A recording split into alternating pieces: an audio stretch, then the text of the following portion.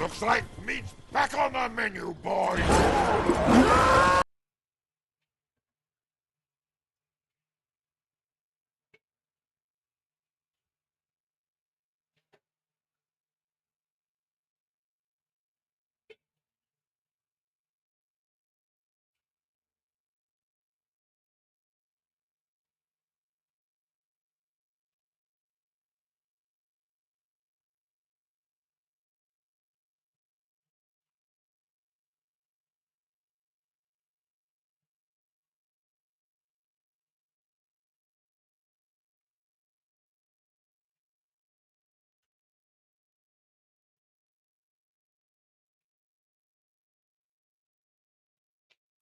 Good morning, Mark.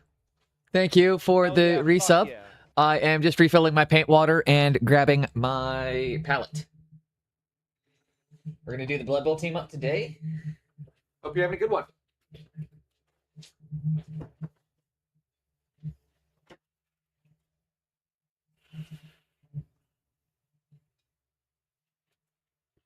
But thank you very, very much for the resub. It's super duper appreciated.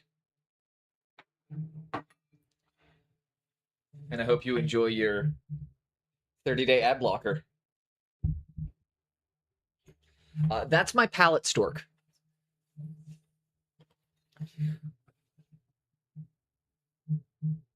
I guess we're having wet paper towel for breakfast.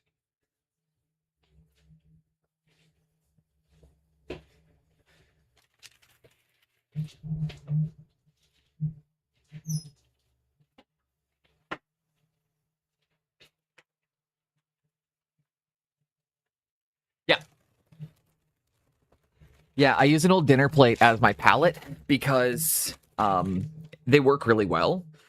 And because it's technically like a porcelain glass, they wash really easily. So it makes like it's just a really good size for a reusable palette. Just one second. My hairline's catching funky here. Gotta fix my lighting. Backlight better. Kill that one.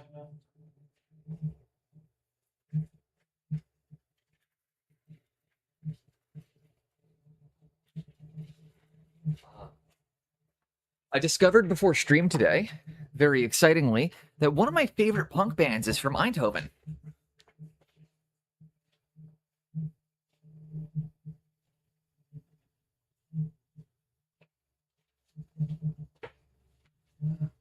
What am I looking for? What's the last thing? There it is. That's the last thing I was looking for. Yeah, got to discovered before stream today that like one of my favorite punk bands was from Eindhoven. Unfortunately, I don't think I'm going to get to see them while I'm there. Mostly because they stopped touring and stopped performing in 2009. Anybody in here is from the area and is familiar with the Eindhoven punk scene, there's only one band that really stopped in 2009 for prominent reasons. So you can probably guess what band it is. If you are... If you're a Dutch punk rocker, you'll probably know what band it is.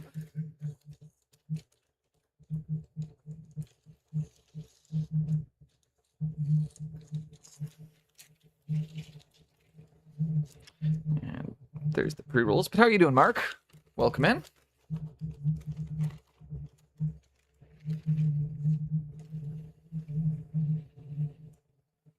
And the reason, I'm just going to say, the reason I'm always away from the camera is because I do not have a waiting room. We just go directly into streaming every single time because who needs a waiting room? Who needs be right back screens when you guys can look at my chair?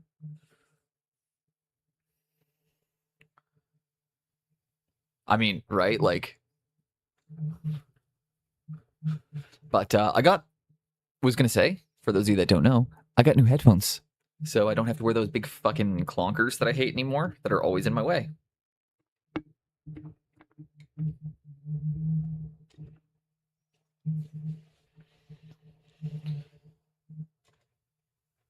Also, again, so fun news.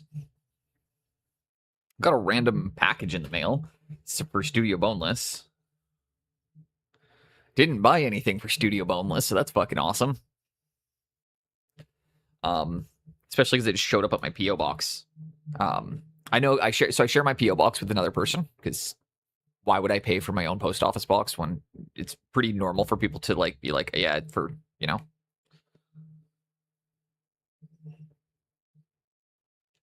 So all my business stuff gets sent to a PO. And yeah, I guess my buddy just texted me yesterday being like, so a package for Studio Boneless just showed up. And I was like, hell yeah. No idea who that's from. No idea what it is. If any of you are planning on Kaczynskiing me, I'm going to be very disappointed.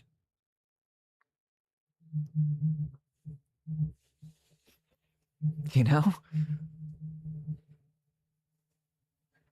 A rock and roll band. Fly at night, in the morning we land. Fly at night till we're satisfied. See the morning from the other side.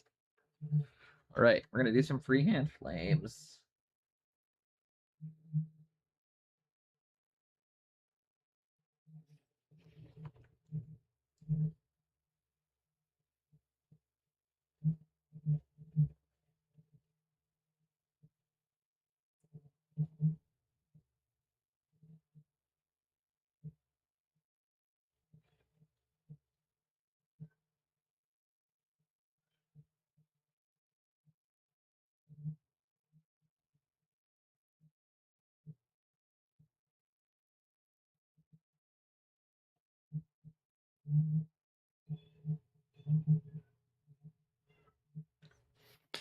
All right, let's just start working pink flames up.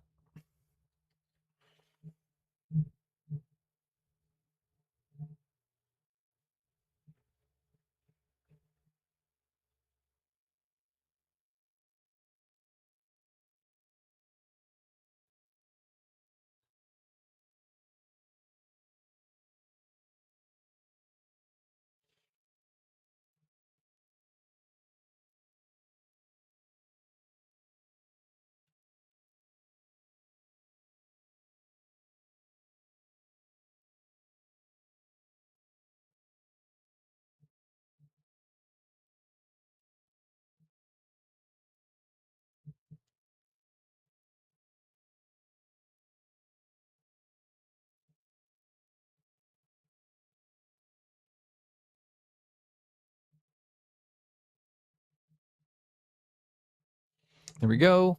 First round of flames. Next step is going to be painting them at second time so that gets nice and bright.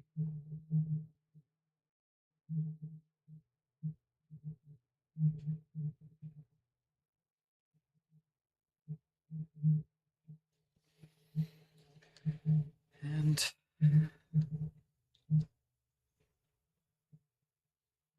like such, we'll just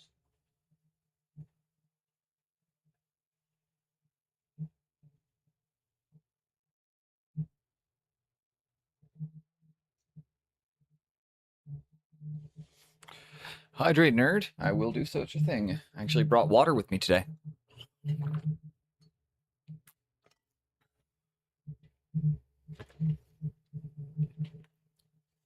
For once, I actually have water. Welcome in, Helgrad. Hope you're having a great day so far. I'll throw you a shout out once we've been on for about an hour. We'll get some people in. Try to wait until we get the initial trickle through. You are not being forgotten. You'll be first up on my list.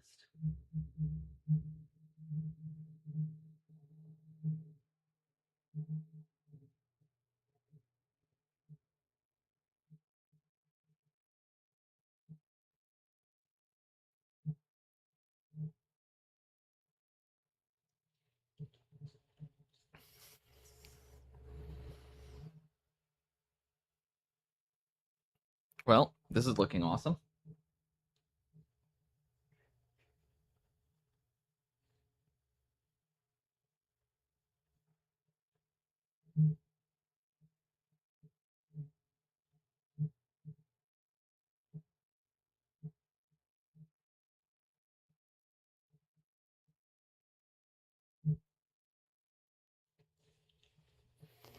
Spilled a whole bottle of Skill 75 Brown on my model and my mouse mat. Oh no! Doesn't sound like a good time at all.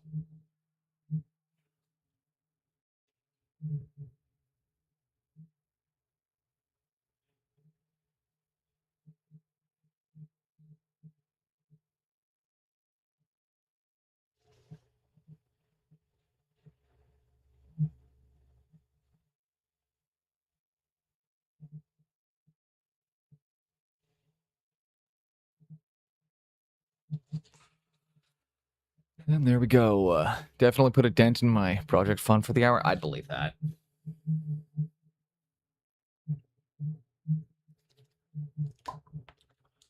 Take a little bit of Volupus Pink while it's still here. Or I'm going to take a little bit of Volupus Pink contrast in my brush while I've still got that pink paint in there.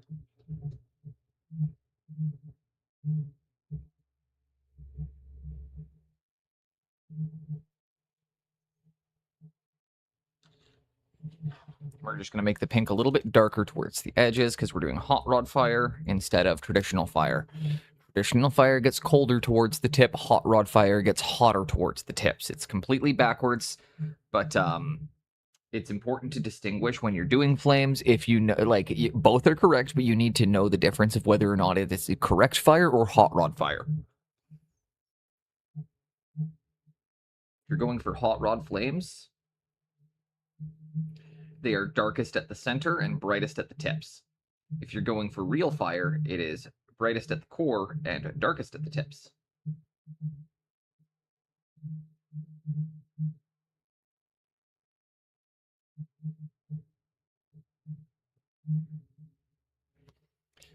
Lurking here. No worries, man. It is super duper cool. I appreciate you even popping in for that.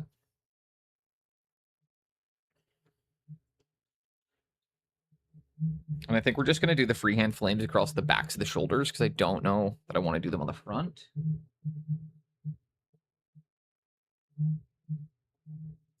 However, I am going to quickly, while I've got them out,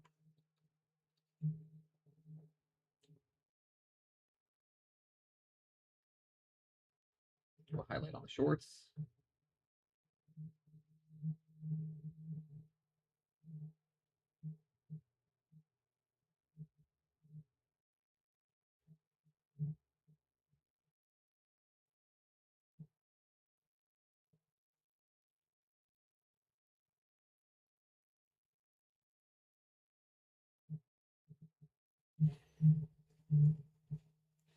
There we go. We start folding that pink colors back in.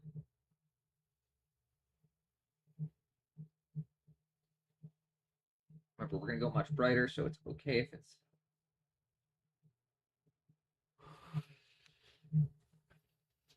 But appreciate you popping in. Appreciate the lurk, and I hope you have yourself a good sleep. Hope you're able to get some rest.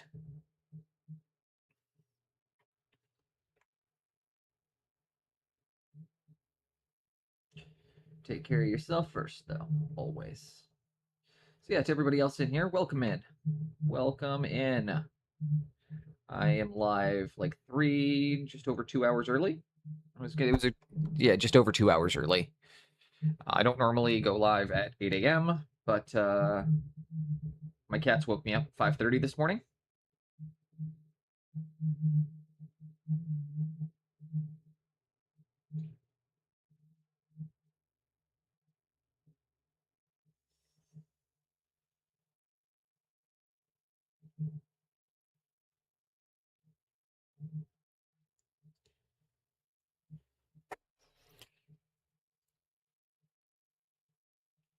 Let me get the pants, starting to highlight.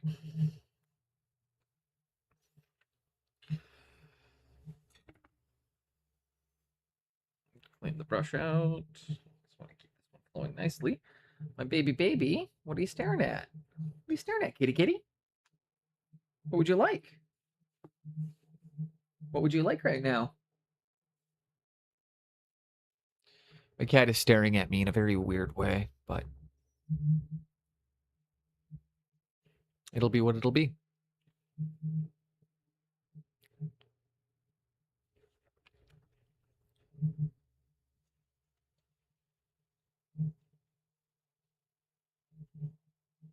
Okay, got the next one.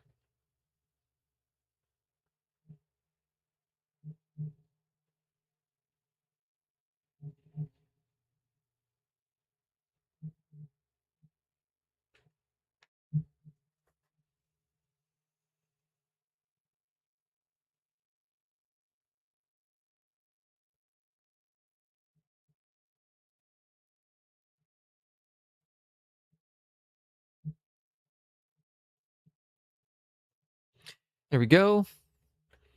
Again, just a quick little sketch, get it in.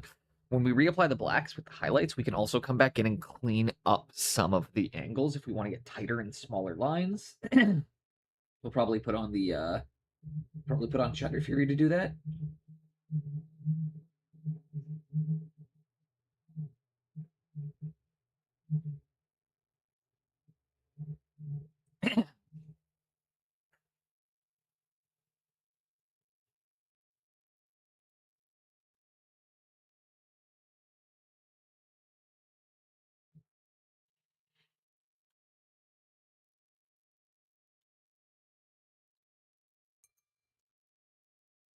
There we go. There's one.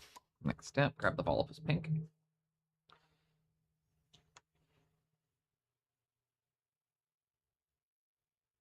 Start sketching it in at the bottom.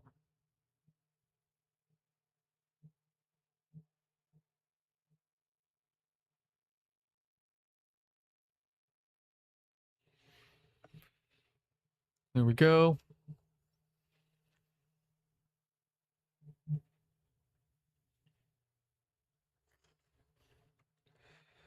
I should probably go through and do the trunks on him too. TV and computer, so you don't care.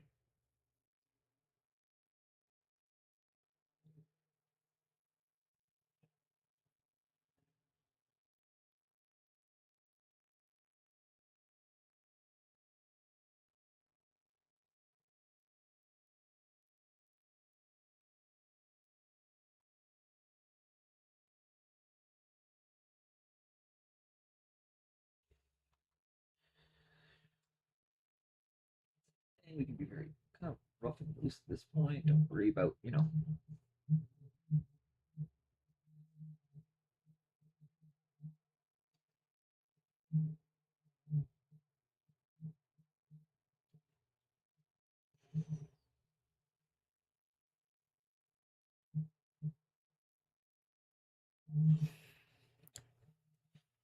just comfortably numb. Hello? Is anybody out there? I think these guys are going to be awesome.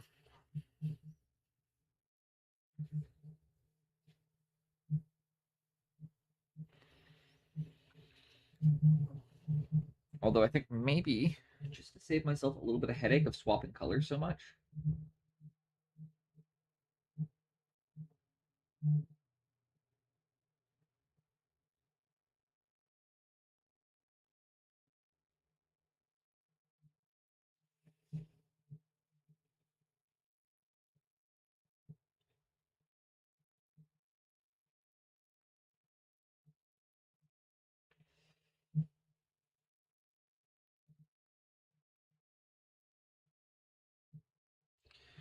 If you missed the pants on any of them, like you did on this guy, just knock them in.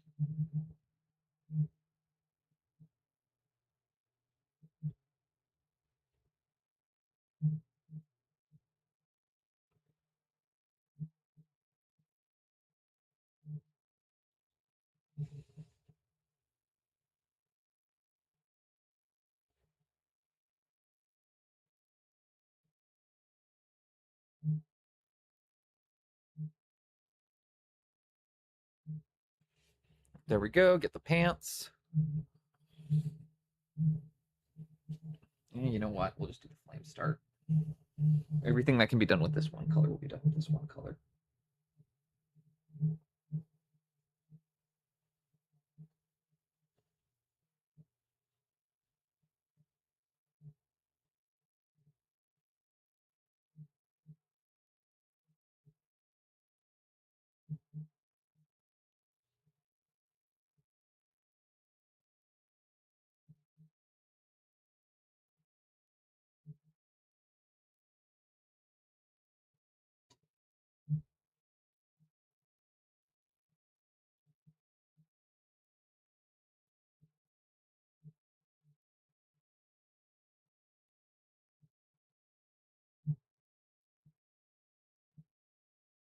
And there we go. Let's start filling the pink in. But I hope everybody in here is having an excellent day so far.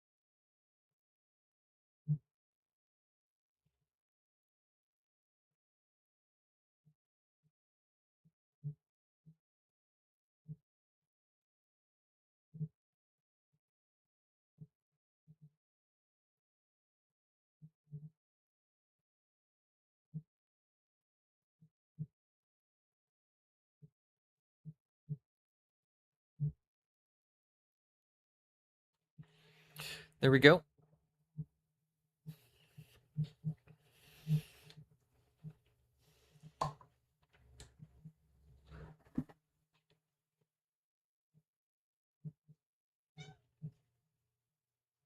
Can't you scream? Hi, baby, what would you like? You'd never believe that we just finished playing minutes ago, and he was done and did not want to play anymore.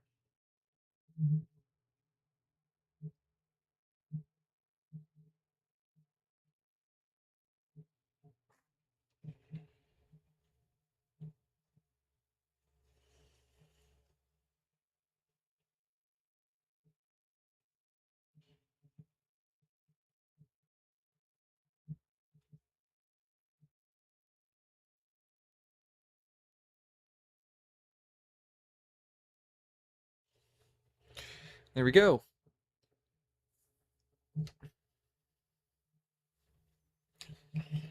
Excuse me. A little stretch on my desk.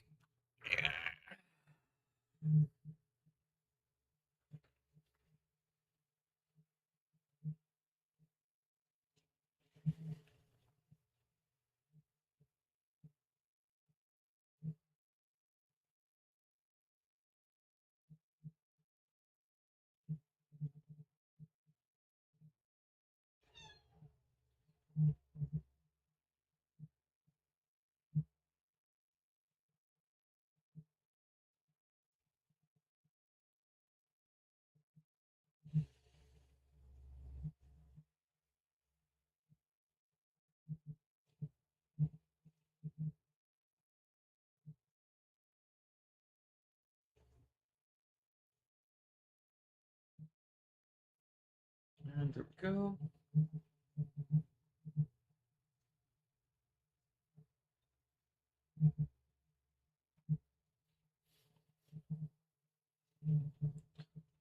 There we go.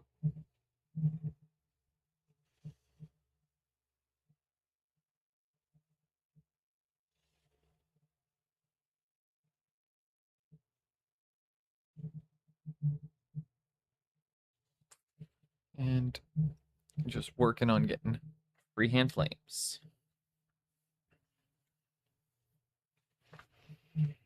No static, got an automatic.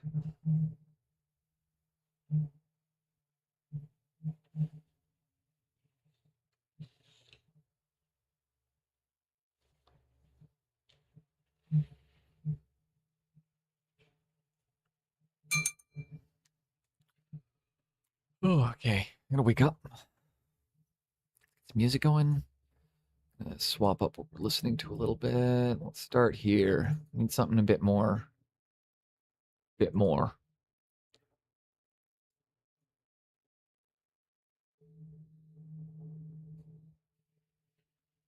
Yeah, I think that's more what we're looking for.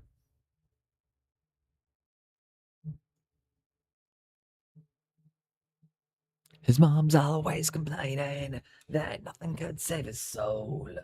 He doesn't give a fuck about anything, just football, drinking, and rock and roll. He ain't nothing special. He's just like the rest of his mates, fighting for his cause and getting in trouble from time to time. A guest of the state, 'cause it's hooligans. Whoa. Heaven. Hooligans, whoa. Heaven. Heaven. Hooligans, whoa.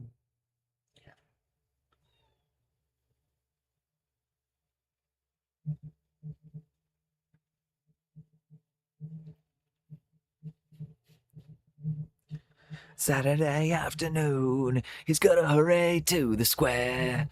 Just a few hours to go. All the lads are already there. Walking towards the station. Oh, the boys are ready to go. Soon the train will be coming in. We're gonna have a fucking go. 'Cause it's hooligans, whoa. Heaven.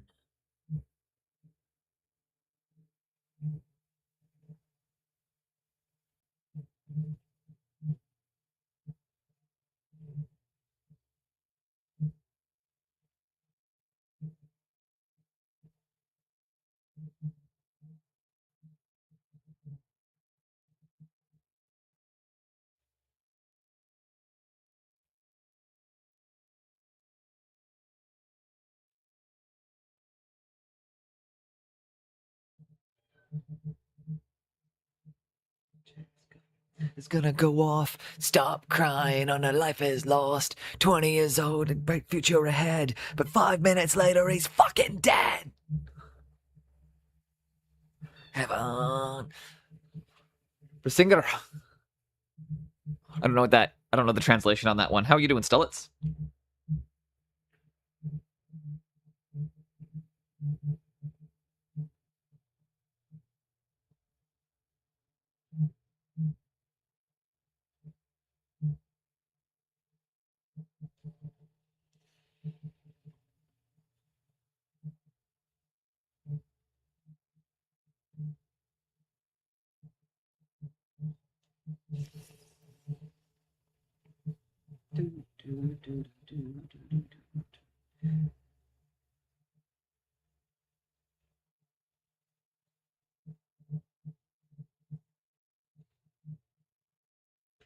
Go.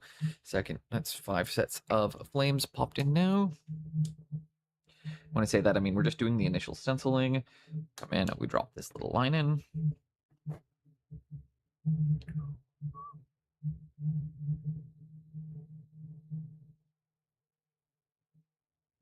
A great song. We got the English singing about being Scots.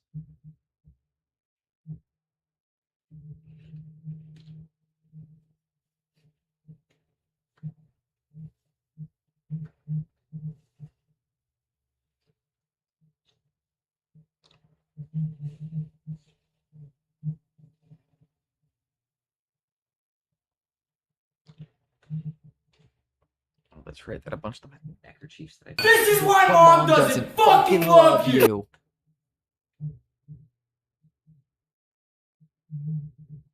How are you doing, Marquis? Welcome, welcome.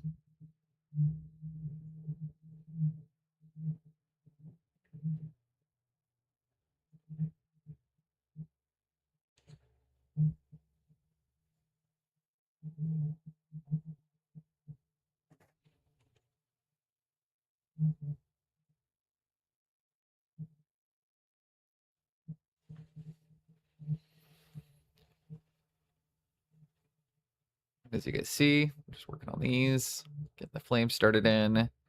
I did the bases off stream. I hope you guys like them. I think they're pretty neato.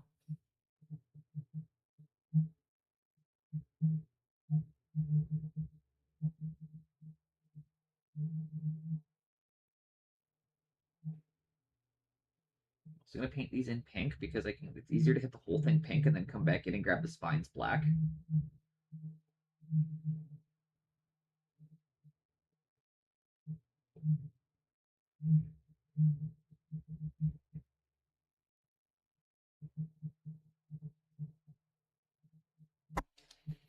Sound Alert played super delayed that day.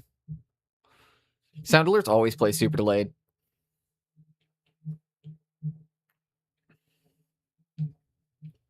I find there's usually like a 15-20 second delay on Sound Alerts. Thank you for the lurk. Appreciate it.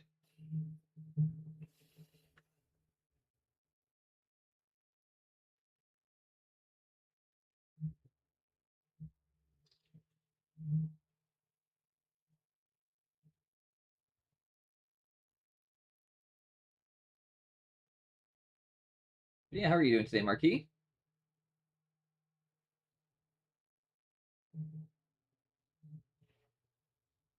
Been up since about 5:30 myself. So we booted up stream a little early because didn't really have much else going on.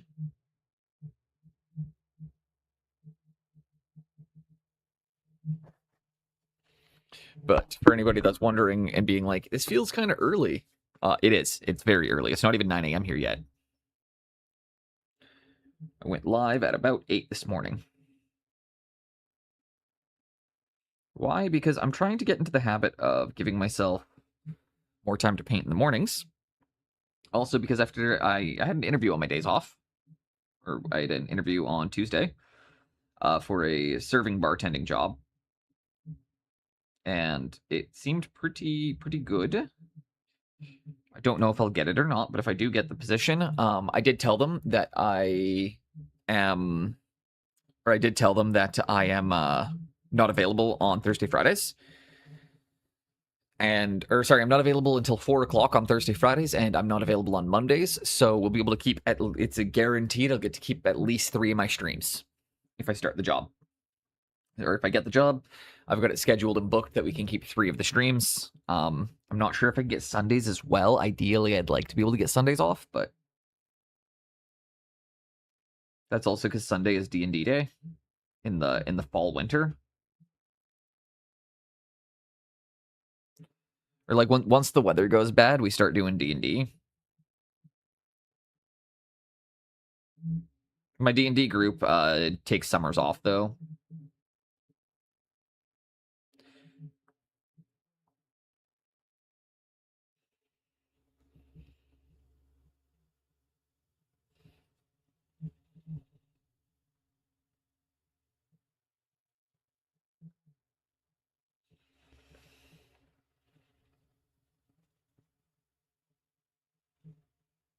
I don't know if everybody's does or if that's like a normal thing, but like, yeah, we don't do summer sessions because we all got like lives and we all like doing outdoorsy shit. Like most of my gaming group is super outdoorsy as well. So as soon as the sun hits, we're all like, fuck it, let's go camping, let's go hiking. Believe it or not, Boneless is also super outdoorsy. I just don't do it very much anymore. But I fucking love hiking, love camping, love outdoorsy shit.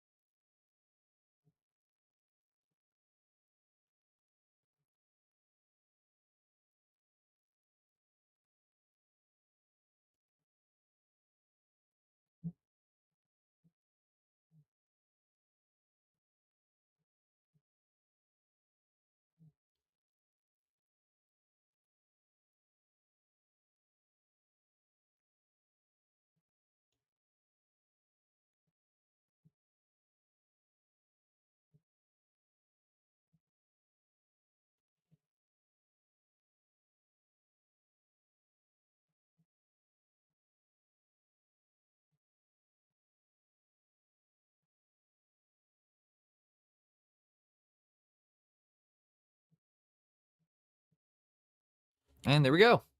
Morning, Mr. Pigments. You're up early today.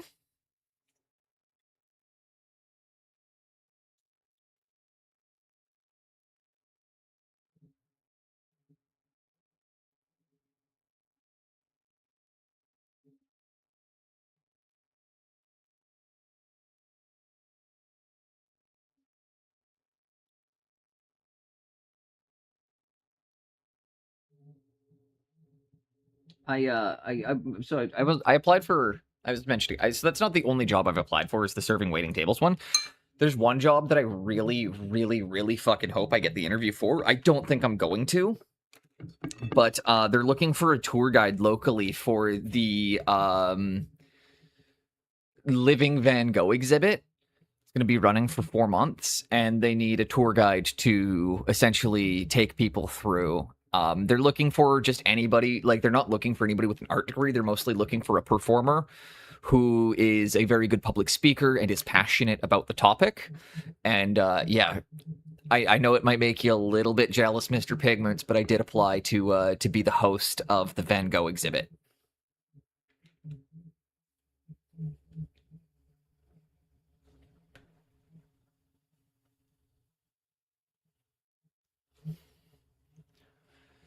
It's the one where they blow all of his paintings. That doesn't make me jealous. Oh, that's good to know.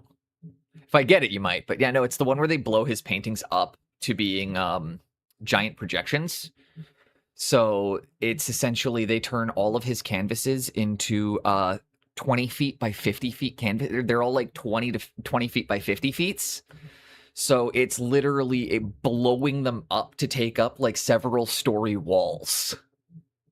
Bosch? Yeah, that would be really great too.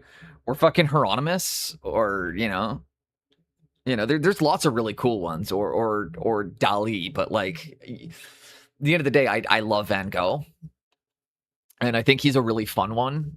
Plus, I mean, if I get it, I'll get you to come up with all the stories that they won't give me on script. We'll talk about him beating up his paint. We'll talk about him, beating people up, just being a right asshole.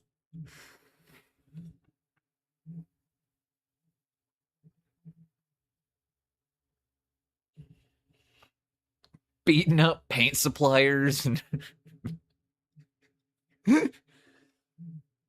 giving himself cadmium poisoning because he can't stop licking his brushes.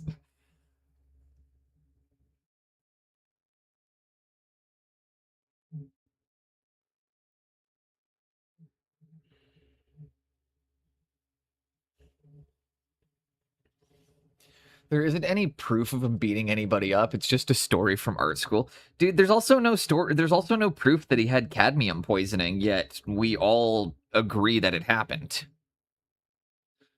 Like there's no actual proof that Van Gogh had cadmium poisoning, yet it's accepted widely through the art community that that's actually why he fucking cut his ear off and went crazy. Like it's just we don't have proof that he died from heavy metal poisoning. Oh, he had lead poisoning. Okay. So we were taught CAD poisoning, which is pretty much the same thing, but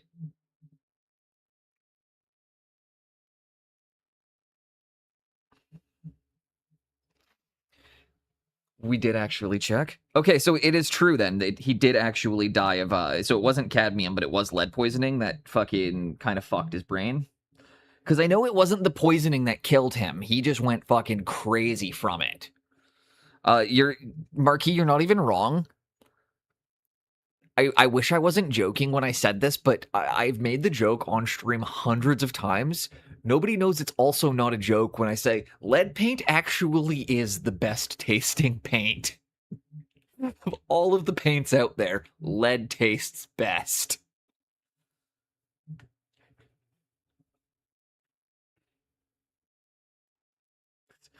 I know I say it as a joke, but unfortunately, there's a level of truth to that joke as well. It actually, like, lead paint actually does taste way better than most paint does.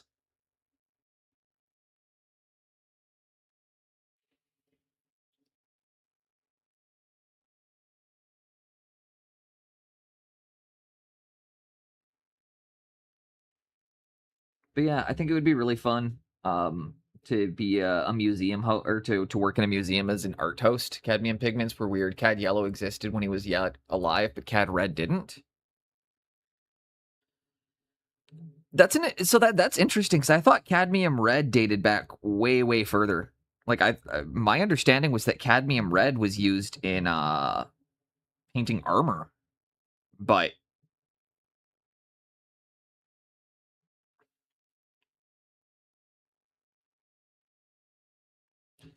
Cad yellows were 1892.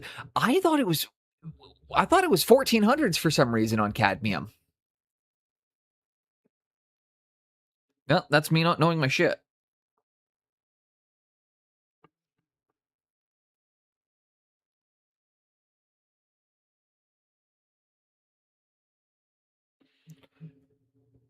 They're a very new pigment. Interesting.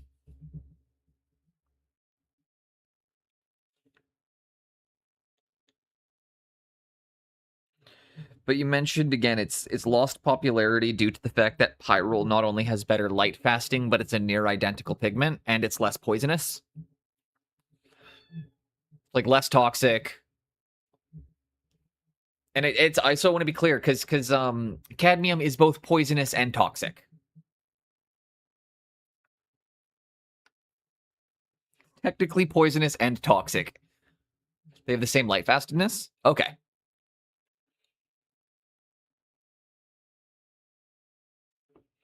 I do know that the difference is like one you don't even want on your fucking skin. Poison needs to be ingested. But it would be both poisonous and toxic because it can be absorbed both orally and transdermally.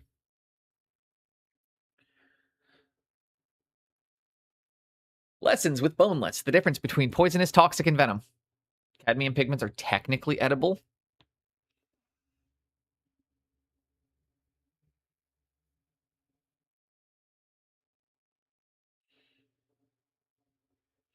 Yeah, that's I'm gonna say, Mr. Pigments, that's also assuming that the modern diet doesn't mean that the majority of people have ulcers. You know, if you are if you were the healthiest man alive and you have no oral damage whatsoever, you've never nicked your gums, your tongue has no little cuts or spice burns on it, you've got no ulcers in your throat, you've never burnt your throat from smoking before, like it's a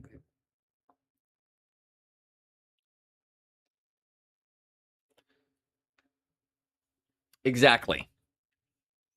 This is why again I'm acknowledging what you're saying here. As long as you don't have any open wounds in the entire digestive tract, you'll be fine technically, but that's not the case for most humans. Most most humans will have damage somewhere between your mouth and your butthole.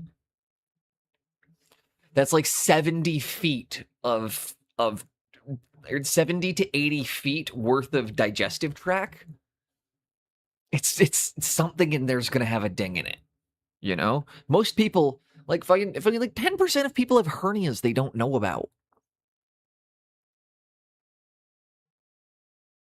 Like there are a large percentage of people that just walk around with hernias that they don't even know they have them.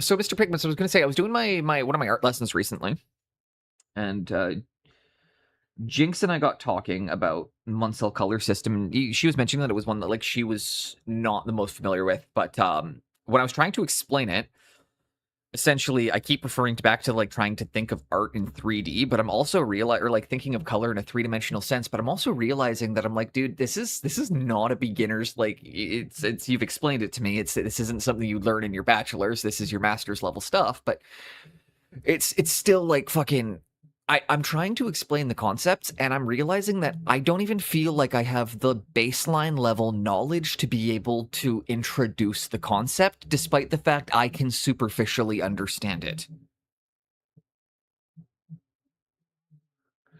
And I know that that's the difference. Munsell is technically easier than Itten, weirdly enough. But how do you... but explaining Munsell is where I'm, like, hitting that, like... And Itten is what mini painters teach? What is Itten?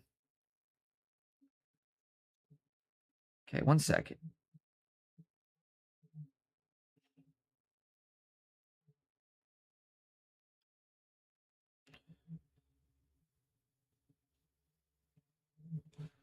Bauhaus theory. Okay, I'm gonna just... We've talked about Bauhaus theory once.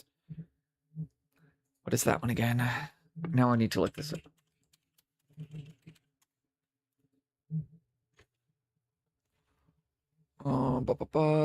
Foundational modern philosophy, art, craft, mass production.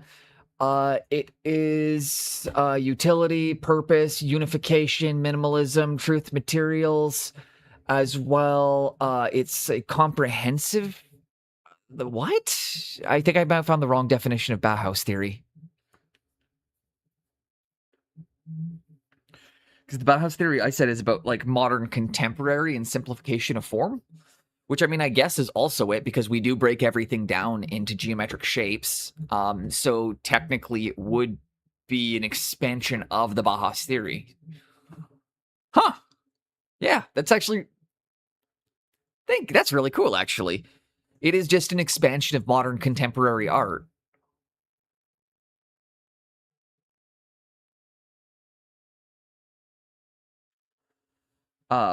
In fact, if you watch that, you phrasing it that way,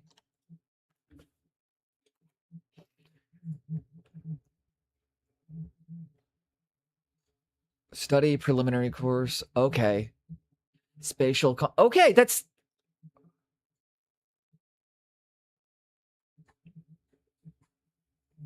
okay. I see where it's bringing the Munsell into it. Combines elements of both with geometric shape and opacity. Okay, yeah, that's literally... That's taking... that's just building upon and then adding in didn't bring any science into it. No, but some of the images used were the same ones that you would find when they're doing them with the spheres or with the color spheres. Sorry, that's not me saying bringing science into it. It's actually trying to point out that it's a simplification of the sphere because it's explaining it in a non-scientific way. That's... sorry, that's just a quick skim. I'm not able to go in depth and do a full read research right now because I'm live, but I will be reading all of that after stream, and I'll try and touch up on Bauhaus theory. However, once I get a good amount, or once I have done a good session of research on that one,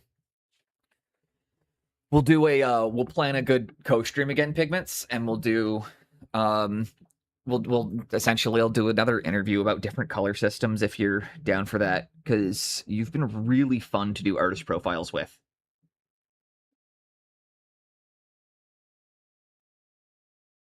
And I've gotten a few DMs saying that we have really good chemistry on camera.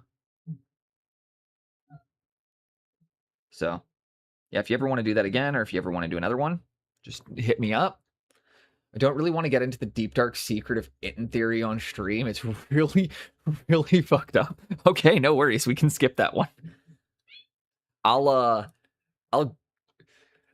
DM me something so I can read up on what you're saying, and I'll decide if I want to teach it. How's that sound? And again, that's one of me saying without you, but making sure that, again, like if I do something like that, I'll write an essay ahead of time and just make sure that my points are correct. Because for those of you that don't know, when we're doing the actual like teaching streams and I'm doing the stuff where I have other artists on, I will typically write full essays. I'll write out pages of questions. I like to do my research. I like to be able to talk to them. I like to have notes ready because we're asking people of, master's, doctoral level knowledge to come on stream and share their wealth of information with us. So the least I can do is prepare myself to host the best possible interview that I can.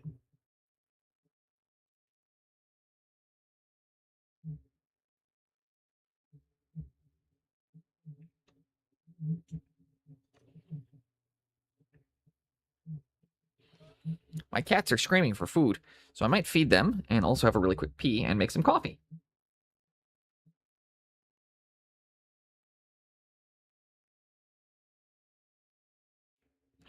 Yeah, I totally get that one. It's the same thing as trying to go. I get what you were saying about trying to go into the.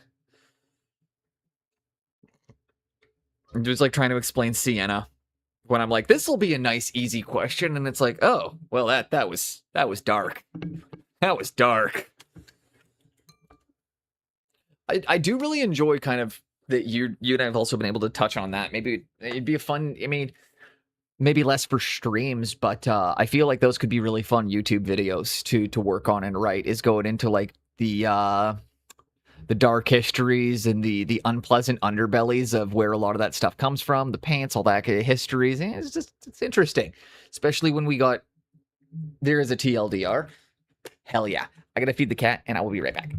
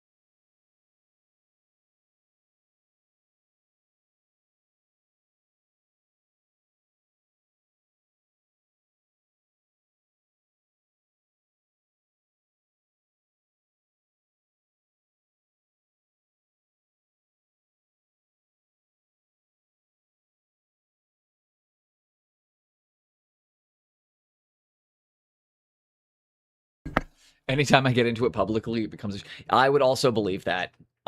Dude. The amount of things I thought would just be not contentious statements that have caused shitstorms. It's actually.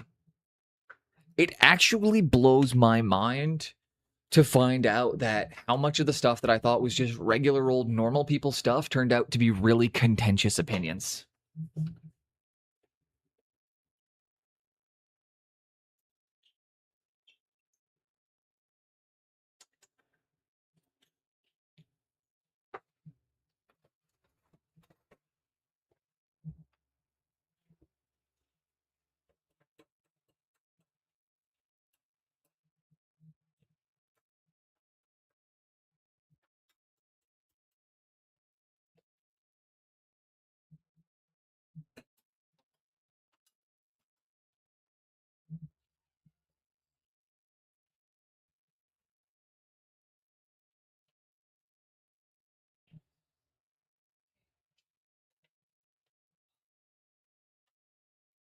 Yeah, I've just been noticing lately that like I didn't think I was such a divisive person until I started streaming.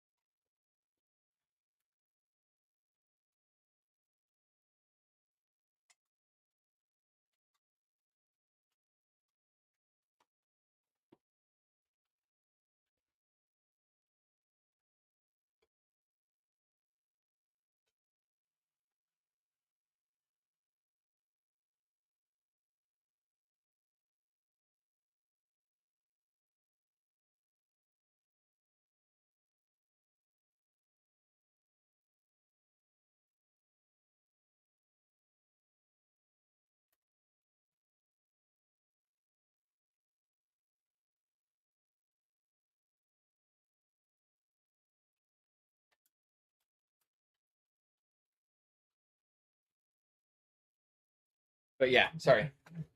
And just stole everything he taught. And Field returns that Itten was a masterpiece of shit and just stole everything he taught and mixed and matched random things. Oh, that's what I do.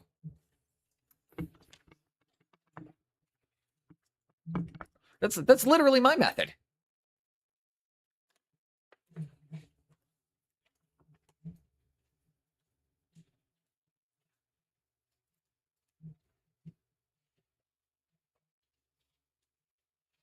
What, dude? I've never been to art school. You think any of this is my fucking original stuff? No, I just repeat what I read on the internet. The YouTuber you linked is great. Excellent. I will make sure I check them out. Feeding the cats is still feeding the cats. Hammer, stay away from your brother's food.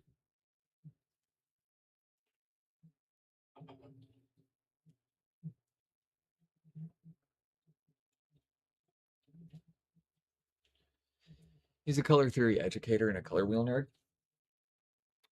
Well, I do like color theory educators. Like, honestly, I tend to really... he has some rare books that... Ooh! The mustache man tried to burn his books?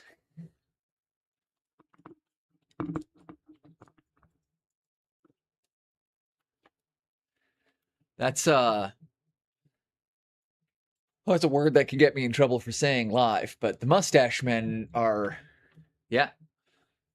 Crazy.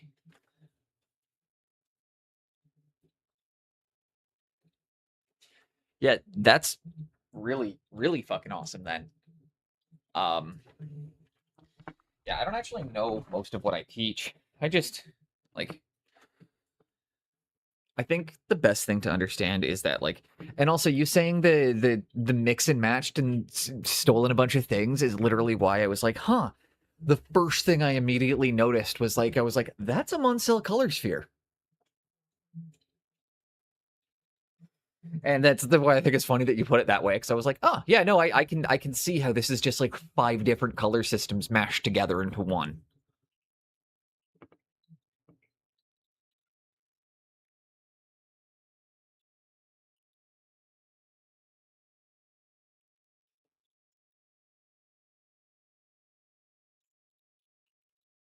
I don't know. I like color sphere best. I know you like color tree. Yeah, this is what mini painters teach, so it makes little to no sense.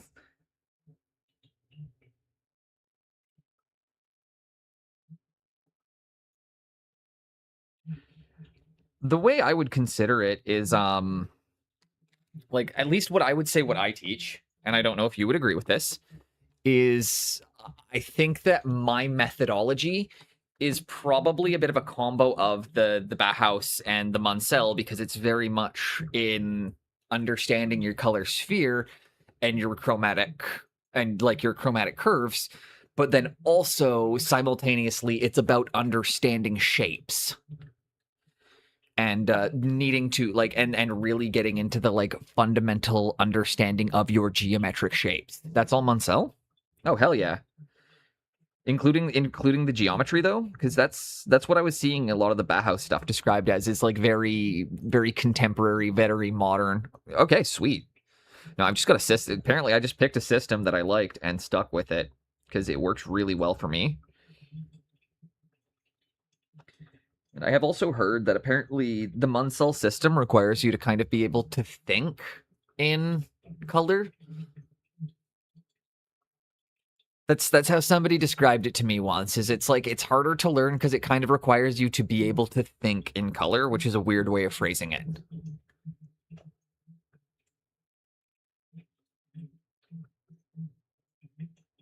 I always try to explain it as like whenever I try to explain it to people, I was like try to explain it as like imagine if the color wheel was 3D with black at the very bottom and white at the very top. And imagine it's a 3D sphere instead of a circle. It's like you got all your colors, you got white at the top and black at the bottom, and then you can pull a line all the way through it. It requires you to think in abstract concepts and colors.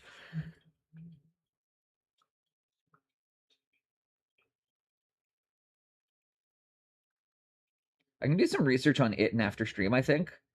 Mostly just because I want to see the impact, influence, and what it's like, how it impacts.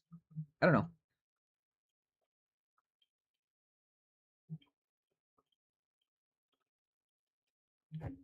I have an idea, Mr. Pigments. And just let me know what you think of this, because you're an art school guy. Because it was just like, this isn't honestly like an interesting idea for a thesis paper. Would be on modern miniature painting and the recreation of traditional color systems.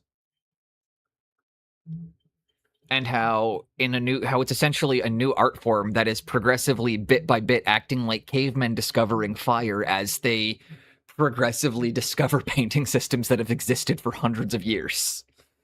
Because it's essentially an art form that exists outside of academia, and almost exclusively outside of academics.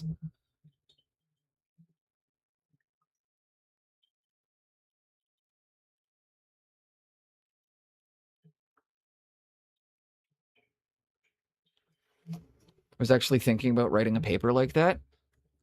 I would read that paper.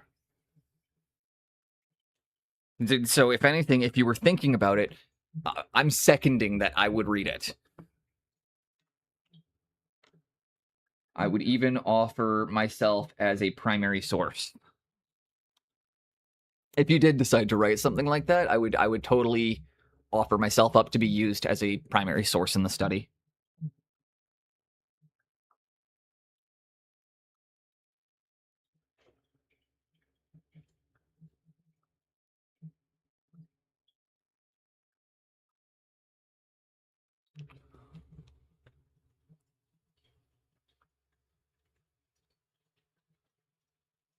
I think it's really interesting. Like, fine arts and miniature painting are so contrasting to each other, and yet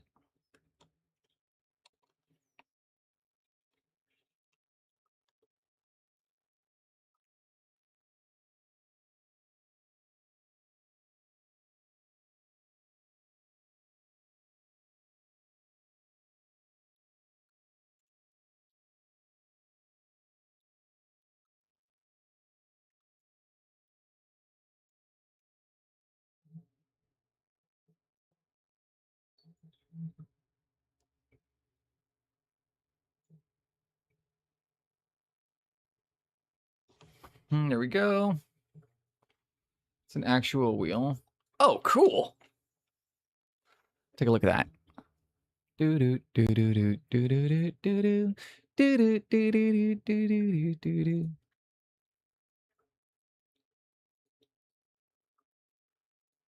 Wow.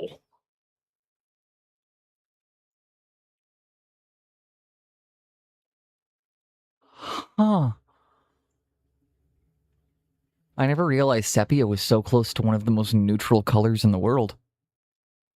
But apparently, the most neutral single pigment is BK9 bone black.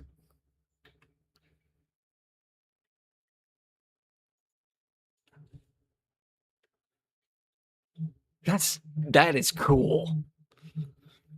I might print that out. Like, I might print that one out. That would be a really nice addition to my wall.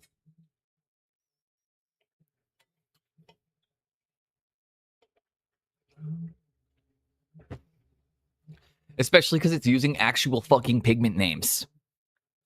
Like, I've never seen a color wheel that has the actual listed names of the pigments like that before, which makes it so much easier for me to then look at what paints I have and go, okay. Bruce McAvoy might be a nutcase, but he's an actual... Mr. Pigments, nobody reaches this level in art theory without being completely off their fucking rockers. Like, everything I've read about all of the doctors of color theory, all of them are kind of dicks, and all of them are a little bit crazy.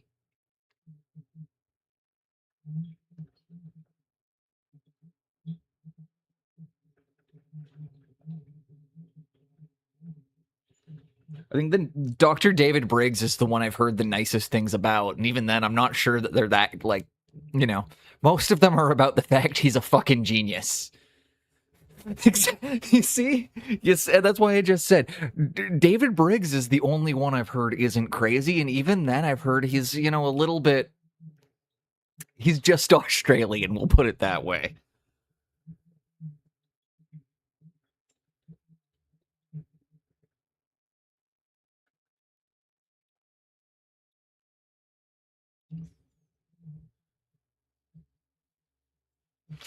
You can't really reach that level though in any field without being a little bit not right in the head.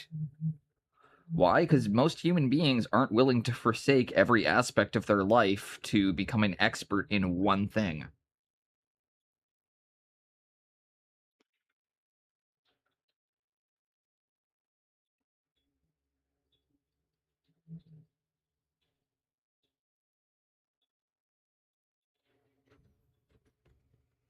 I paint Wardell. Exactly. I paint toys, dude.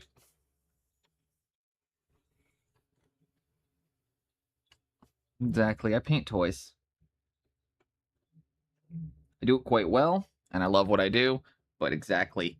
If we take it any more seriously than we paint toys at the end of the day,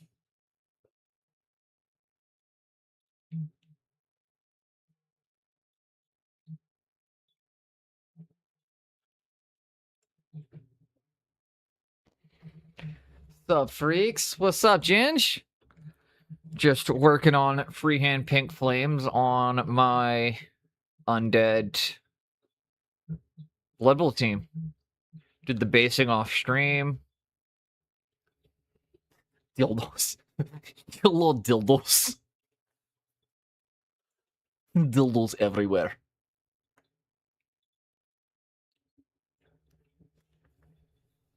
How you doing, Tick?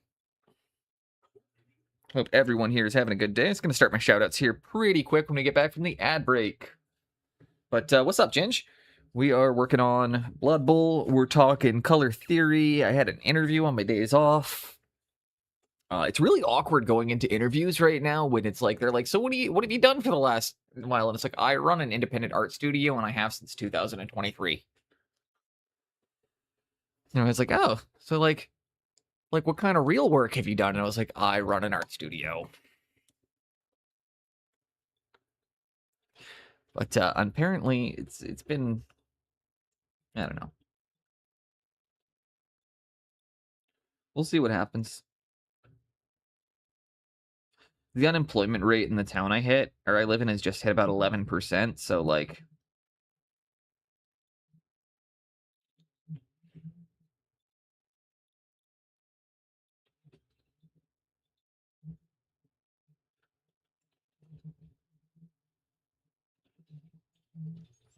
Paint toys? No. I paint serious pieces of arts that are to be co-aided the highest possible. Anyone who doesn't see our works, and it's a massive moral psychological trauma piece, especially when they missed out when I'm super famous.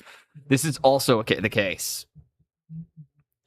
We were getting into the fact, Ginge, actually, I think you just missed, you got here just a little bit late, but we were talking about how it's quite interesting how miniature painters are essentially repeatedly discovering 100-year-old, 200, 500-year-old color systems and acting like they're the first people to have ever discovered it.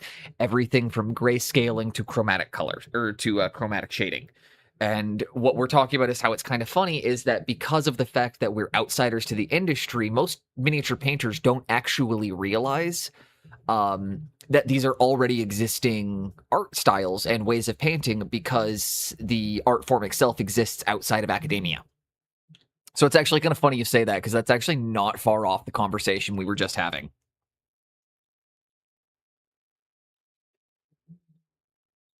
However, again, I always remind myself that I paint toys at the end of it, because if I tail myself any more than that, a bunch of real bloody weirdos. Yeah.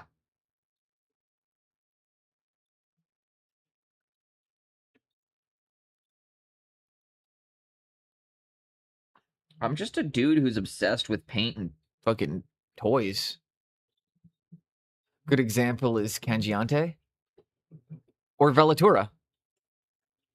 Again, that's I would say probably the number one that you and I've talked about is one of the most common techniques used in miniature painting.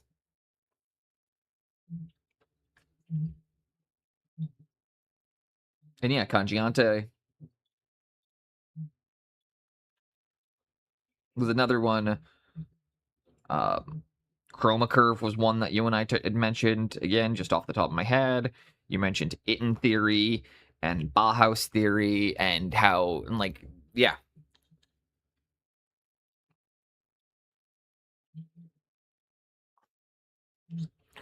Man, Pigments, I'd like to take a moment and just really appreciate you and say thank you. There is no way 12 months ago I could have had any of these conversations, let alone asked these questions. I wouldn't be able to lead the conversation here, let alone even ask the questions 12 months ago. And I really do want to say that comes from watching your stream, having you in the community, and engaging with you over the last year. So thank you very much for the continued support.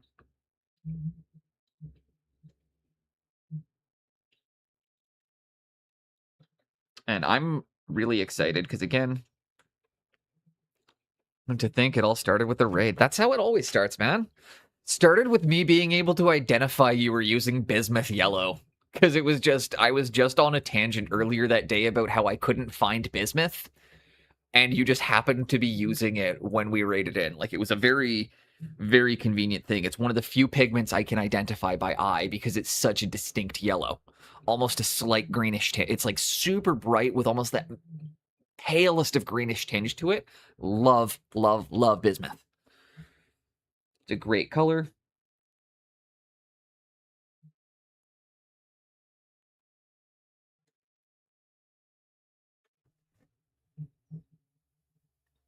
And with that, I'm going to start my shoutouts for the day. First one was Hellograt, then we'll do Mr. Pigments after that.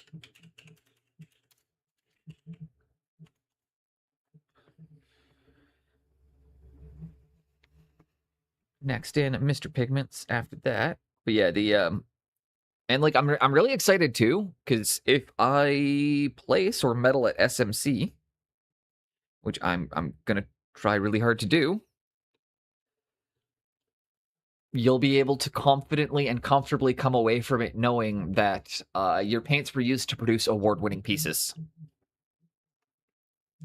That's my goal out of all of this too, is to be able to come back from Eindhoven saying that these are now award-winning paints.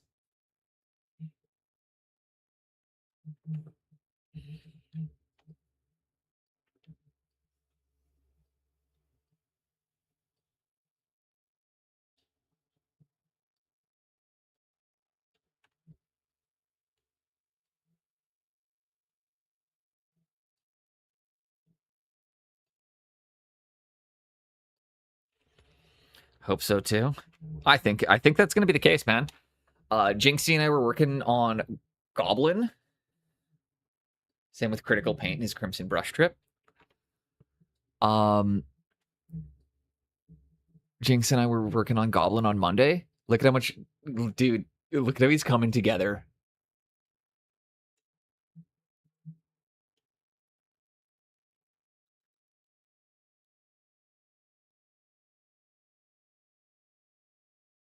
Like, he's coming together beautifully. We got the lighting correct now on the shoulder. He's lit correct. We did a bunch of tests on him with like lighting and actually shining. The lighting is now correct. Because it's always very confusing to have two competing sources of light coming diagonally into each other. But we got it worked out.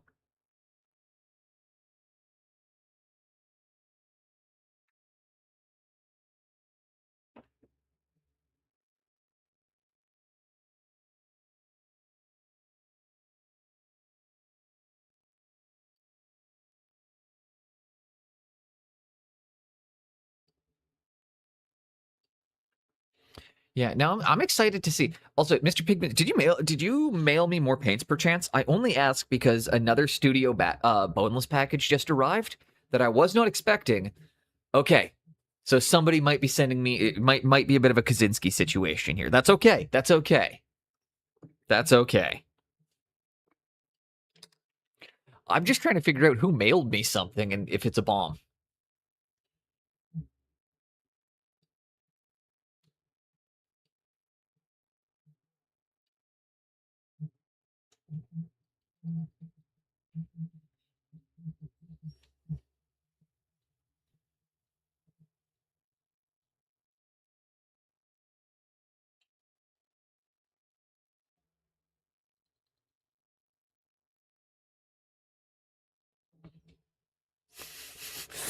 Might be crack. You're a bohab. You know what? If somebody wants to mail me some crack, that wouldn't be the worst thing I ever received in the mail. I missed the flames on one of them. I just straight up forgot to do the flames on one of them.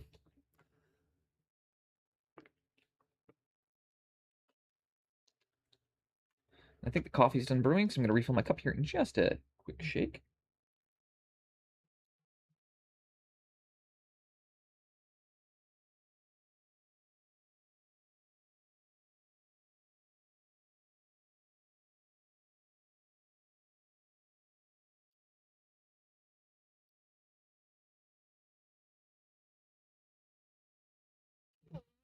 Oh, my soul will have to wait till I get back. Find a highlight of my own. I've always wanted to go to the Richmond Dairy. On that note, have you ever been?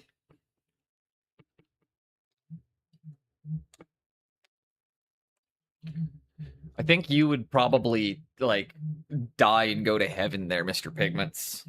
Do you know about the Richmond Dairy? It's also nicknamed Slave Pit Inc. It's the old dairy building in downtown Richmond, Virginia, got bought out by art students, and now it's been a collective for the last 30 years. The Richmond Dairy. Yeah, it's the Slave Pit is actually out of the Richmond Dairy, and it's just a bunch of like art spaces, studio spaces, and everything now.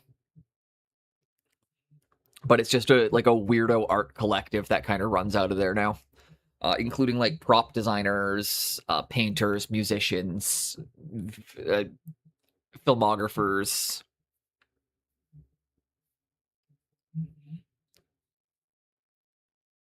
I'm actually moving close to... Dude, hell yeah. Richmond is a really affordable city from my understanding. Like that's the appeal of it, is that it's culturally very different from the rest of Virginia, but also like culturally you'd fit in there in a way that you might not in the rest of Virginia, but also then on top of that, it's like a really affordable, really awesome place. I've heard really good things about Richmond.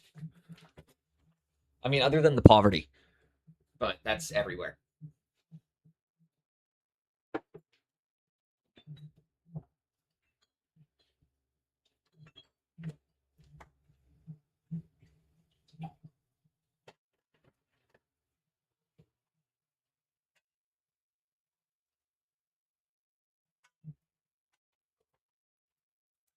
I follow one artist out of there.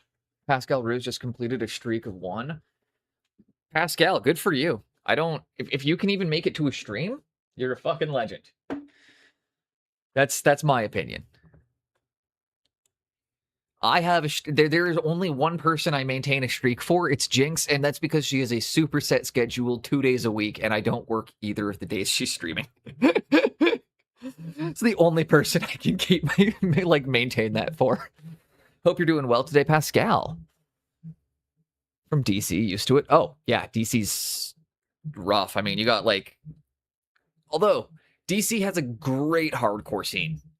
One of the best hardcore scenes in the US, other than maybe Boston. But yeah, we're having a great day so far. Hope you're doing well. And next up for the shoutouts was Mr. Pigments. Got back from school. Trip to an amusement park. Burning Heap. It's so much fun. That sounds like an awesome time, but also managing a bunch of children at an amusement park sounds like it would be like, A, really fun. B, really exhausting. C, really stressful at the same time. Oh yeah, new Vortex mixer and a pina colada. This is the life. That's the good life.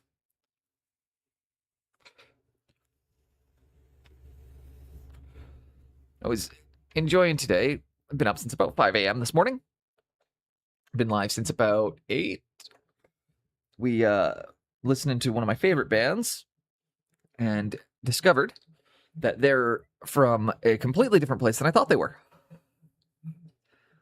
Because I always thought they were from Copenhagen, but it turns out that Eindhoven has some pretty good punk.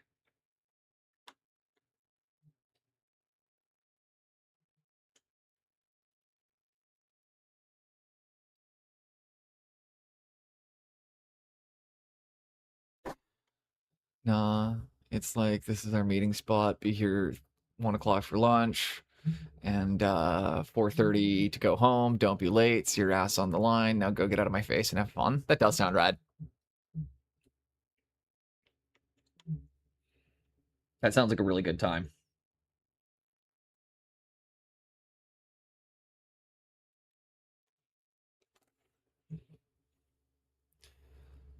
But yeah, didn't know the Dutch did punk music.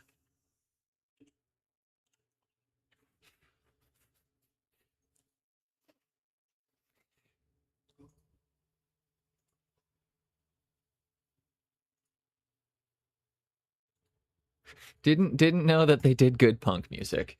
Of course, you have to do it right. Yeah, that's standard. I mean, some of the kids are too short. Grow some height.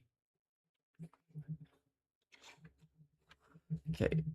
And we're gonna take in a bit of I'm gonna use basic skin tone because it's got a nice bit of yellow in there, so it causes the pink to just go. What the fuck's going on with my face cam? My day's going great. I've been awake for about 4 hours now. It's 9:30. Painting miniatures. Had an interview on my days off. Been listening to Discipline. Played with my cats. I love this band. I know it's like they're one that like I really enjoy them. I know that what happened with the singer was kind of fucked up. But they were one of my brother's favorite bands, so they always make me think of them. So very, very warm memories of them.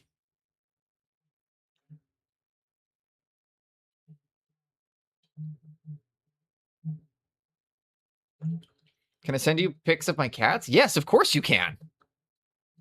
Please do. Cat pictures are always acceptable.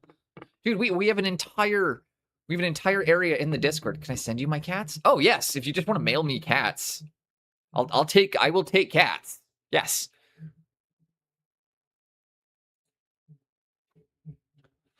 Pet the shit out of that cat right now, you dildosaurus. Police try to stop us and they never will. Welcome in, White Wolf. Hope you're having a great day too.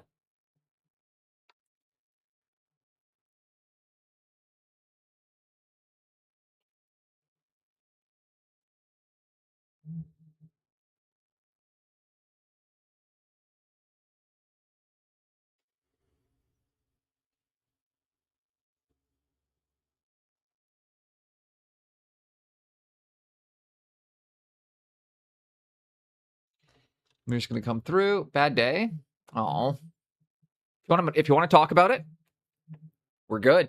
I'm here, man. If you Oh fuck. I'm sorry. That's always a tough one.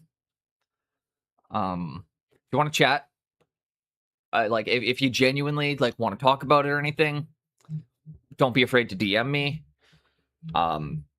That's a tough one, and I've been there. It's fucking rough.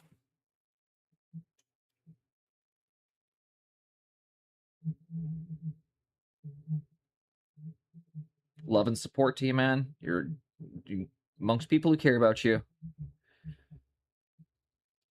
Give your balls a tug, you tit fucker.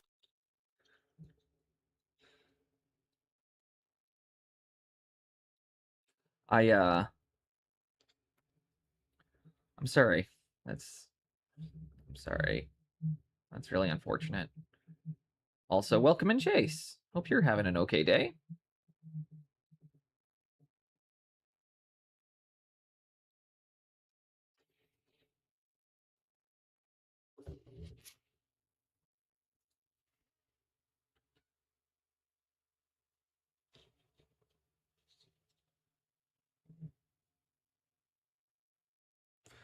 take a little bit of the fleshy tone now really quickly, and I'm just going to bring a bit of that into the tippy tops.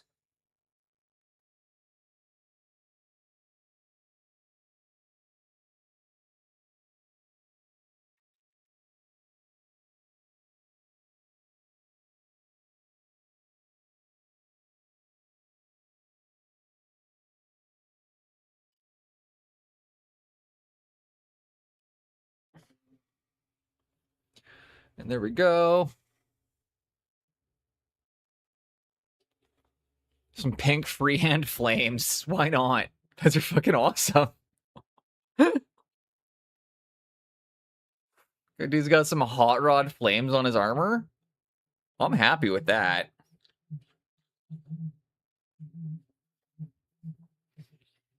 Whoever decided we should do pink flames instead of regular flames is a fucking legend.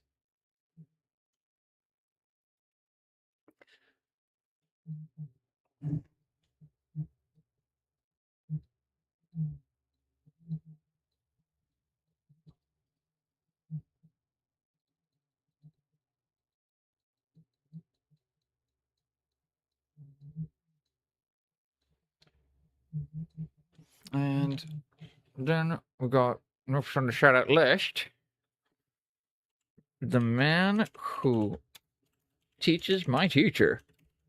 So you know he's fucking good. Pascal Roos.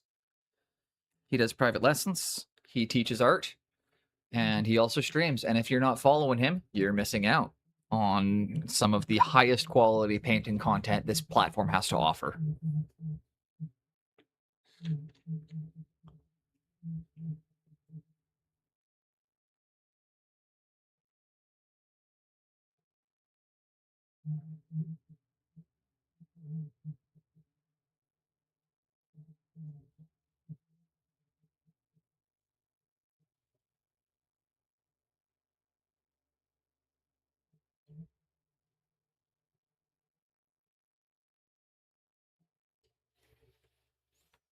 Whoever suggested pink, back off my jam, man.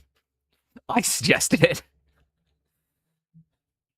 Also, White Wolf, we have like you and I both just like, I will say, love painting pink models. I know you do. I know you do too, and you do. I mean, you do incredible work with the color.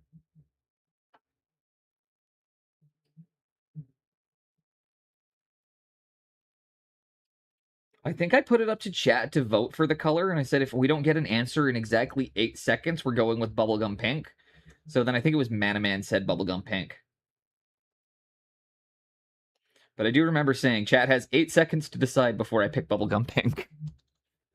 Did some relaxing NMM stuff last night. Really happy with this. All focused on one part rather than the whole model. I was watching a stream last night.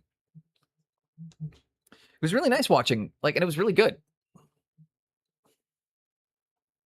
Didn't have the volume on, but I was popping by periodically and like looking at what you were doing. Had you open?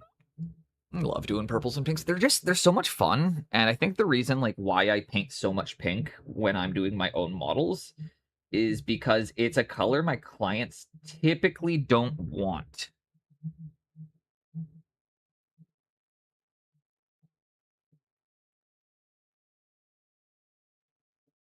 So I don't get to paint a lot of it.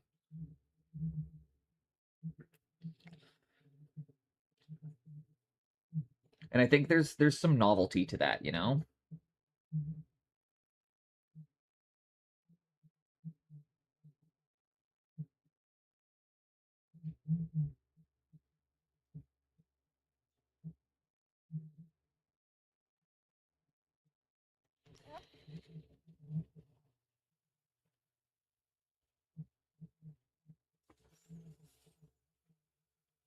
Thank you. It's smoother than... Dude, your usual efforts are insanely smooth.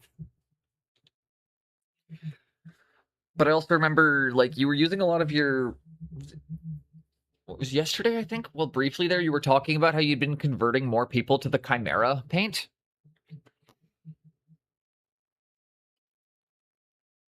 If I remember correctly, or was that Tuesday? Was that the Tuesday stream?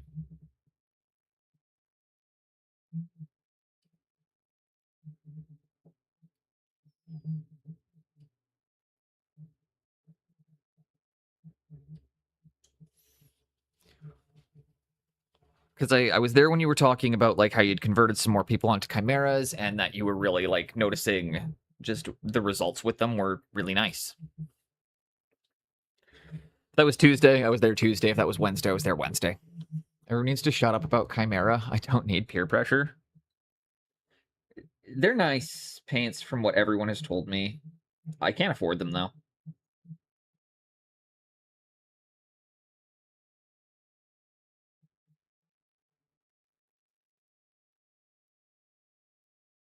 If I'm being completely honest, like I'd probably, if I'm going to be forking out for a bunch of heavy bodies, I'm probably just going to buy golden.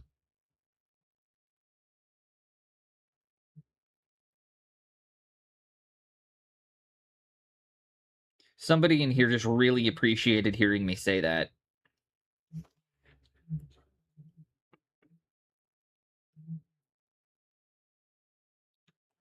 He just popped up when I said that. I was like, honestly, at this point, if I'm gonna buy a bunch of heavy bodies, I'm gonna go with golden. And yeah, that's definitely like White Wolf. Like they blend really nicely. They're nice heavy bodies, and it's exactly that. Is as a first dip into single pigments, they're a really good option. I have had a bit more of a dip into single pigments than a lot of people in the hobby have. I've been working with them for, about 6 months. 8 months. Because I was using some single pigment stuff before I got the set to test out, which again, Mr. Pigments, your single pigment set was wonderful.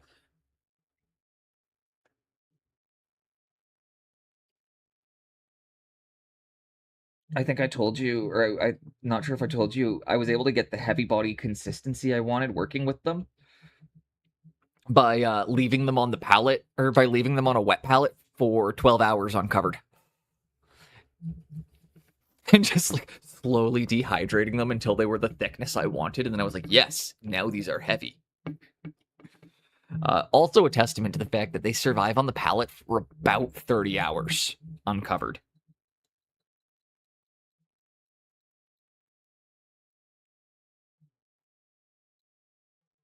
Which is about 10 hours longer than it takes for my palette to dry out. So a fugitive paint, Mr. Pigments, is something that has a very weak pigment, or that is not light fasted. So light fasting is the resilience to UV, is its resilience to UV lighting. Good example of a fugitive pigment is like here really good fugitive paint is the Vallejo Fluo line.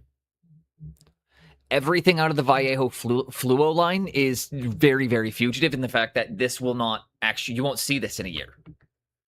Maybe 6 months. But the term fugitive, or when somebody refers to a fugitive pigment, it is a pigment that is not light fasted, that is extremely susceptible to UV damage and fading. And as well, the issue is that if you mix with fugitive colors, it can then cause your blends to look odd when the one color fades out and the other one doesn't.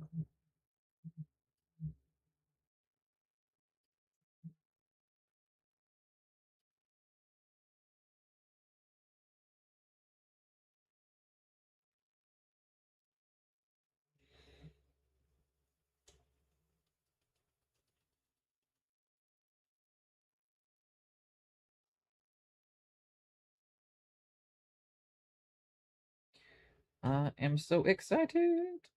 I was working on my goblin with Jinx on Monday, and we fixed the lighting on the shoulder, and it looks so much better. We played around with something that I should have been doing the whole time, but she took me through essentially like actually casting directional lights on the model to be like, why don't you just like shine the light from this? She's like, we had to find the exact spot, and we're like, okay, so we were able to find, we've got it lit in 100% correctly now, or lighted 100% correctly. Man on the streak. Also, White Wolf next up on my shout out list. And I think everybody in here knows who White Wolf is, but if you don't, he's an amazing painter, an amazing guy, huge supporter of like the miniature painting hobby and the Twitch. All around good person.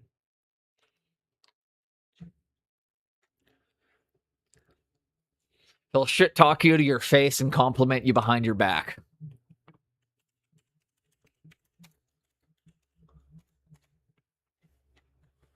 But hope you're having a good day. Or hope your day gets a bit better, White Wolf. Or at least hope we can put a smile on your face, maybe a couple hours of distraction. You know?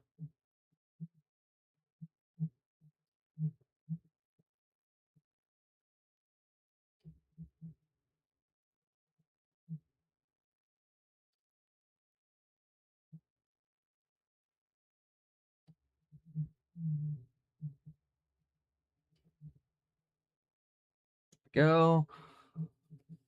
Also a gobshite asshole. Yeah, that. Exactly. He'll shit talk you when it's how you know he's a good person. He'll shit talk you to your face and compliment you behind your back.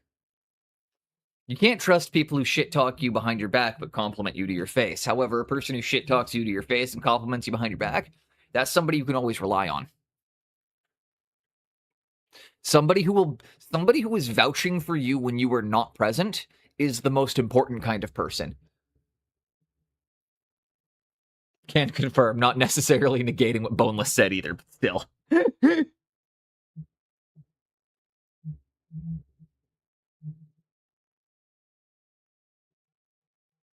And then Jace, you're up next. Appreciate you being in here too. Hope you're having a good day.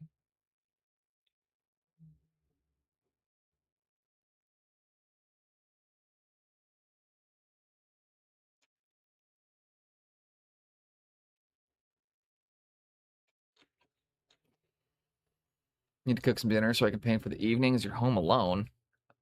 When's the last time you had the house to yourself?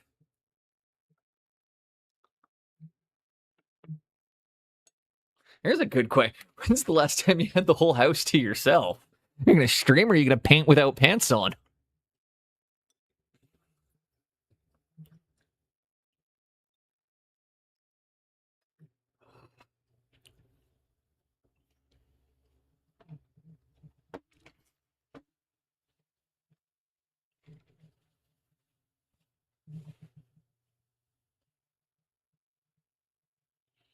Okay, I'm gonna come into just a pure bit. But been looking after Dad all day. Got home, did some shopping. Now it's time to cook.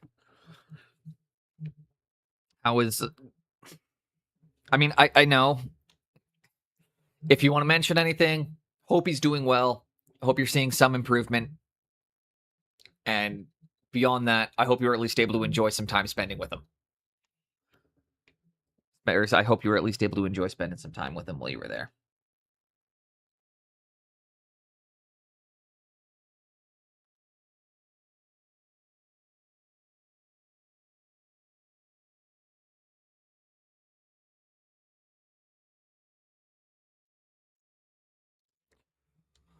Note the very tips.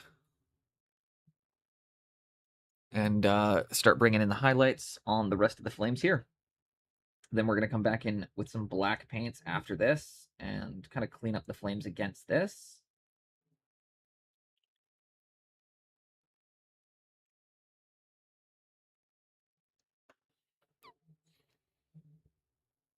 We got a good start for the hot rod flames. Now all we got to do is work the darks back in to kind of clean the shapes up.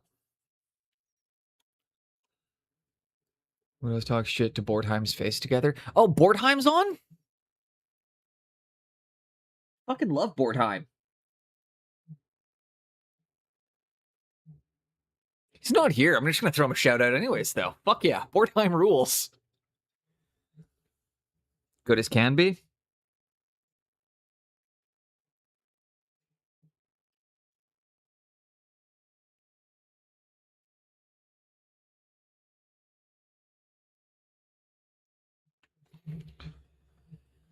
And again, so I want to be clear about something in case anybody's watching me doing this going like, Boneless, that's not how fire works. I'm aware. We're painting with intent right now. These are hot rod flames. And anybody who's ever looked at a hot rod will know that on hot rods, the fire starts at its darkest color and it gets brightest towards the tips. Now, in real life, that is not how fire works. Fire will be brightest at the center and coldest at the end, meaning it will actually start at a bright white and finish towards black. But if you were painting hot rod fire, these are hot pink flames. We're doing hot rod fire, which means you light it in reverse. But you need to be conscious of that, because if you're painting an actual torch, you cannot get away with this. You need to understand how fire actually works. So if you're watching me doing this being like, oh shit, so this is how you paint fire? No, it's not. This is how you paint hot rod fire.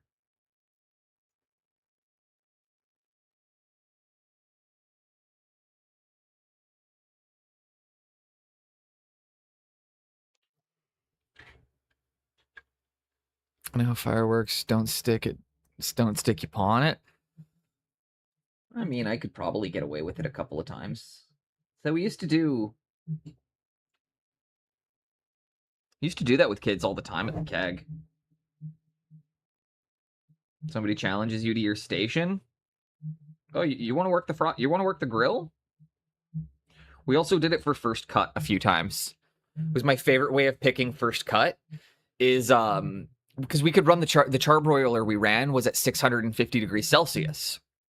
If anybody knows how hot 650 degrees Celsius is, it's fucking hot. There's a reason it could cook a 20-ounce steak in 8 minutes. And the trick we used to play back in the day was, for first cut, everybody would walk in, hand over the charbroiler, 6 inches above the grill. Everybody, hands out. Whoever can keep their hand there the longest gets to go home first.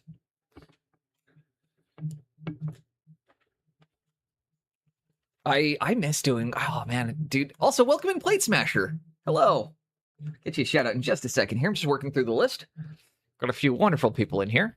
That's unfair. I'd always win. And then Vito, too. Welcome, welcome.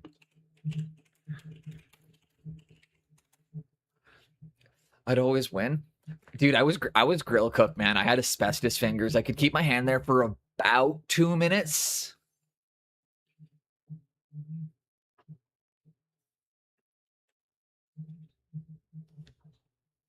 I've got all the cool people in here right now.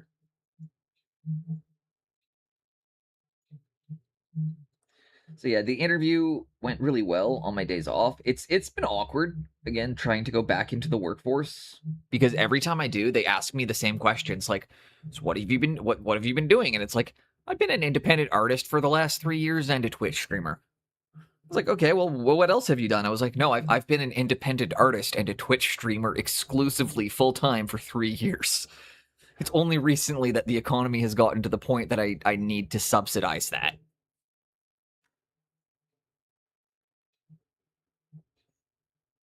Because unfortunately, people just are not buying art this year the way that they were the last 2 years. Every time cost of living goes up, the amount people spend on art goes down. So, not for long, meeting work, being assessed for the princess royal training. Your boy might be getting to go to the palace again in December. You were mentioning that you'd won the award once, your studio had won it a second time, and that it was for, if I remember correctly, it was for your guys' involvement in training and teaching as well as broadcast. If I'm just trying to remember correctly. But, yeah, okay. So yeah, I applied for the serving job, and that one went pretty well. I went and had the interview. I don't think I'm going to get it, personally. I hope I do, but, like, I didn't get the signs or the vibes that they were going to go with me while I was there. It's all good.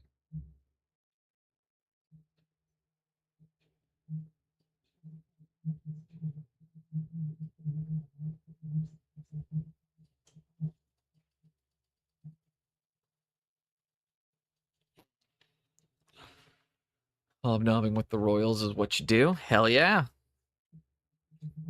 Hell yeah. I think it'll be fun. I think it'll be a great time. Funny story, I did burn my face off as a kid being curious.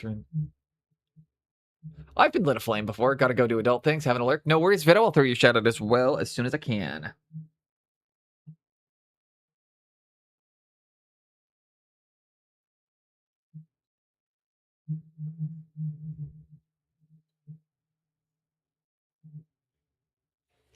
That looks good. But yeah, I'm just so happy right now. I'm not sure if you guys have seen. We got the goblin light correct.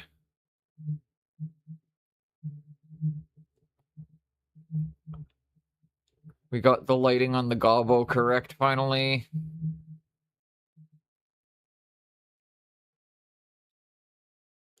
Right? You can think that was what we worked on the lesson right now. Is I had the shoulder in, or is essentially we had the shoulder and this part of the shield wrong, so we fixed that up. And the next step is going to be refining on all of this because again, that's my entry. That's the one that is my guaranteed entry. Although I did find I don't know if SMC is the same as I should have checked this one part out actually beforehand. So Pascal, because you're Pascal or Jace, either of you, it's my French mind goblin. How many entries are you? Is it like Golden Demon where you can only do one entry per category, or am I allowed to put multiple entries into the bust category?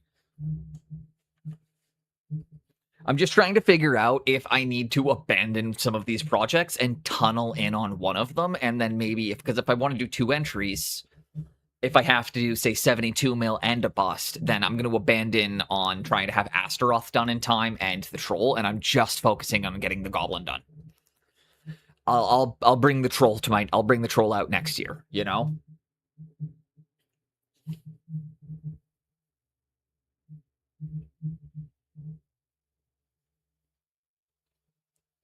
I believe multi, but I didn't look so hard at the rules last time.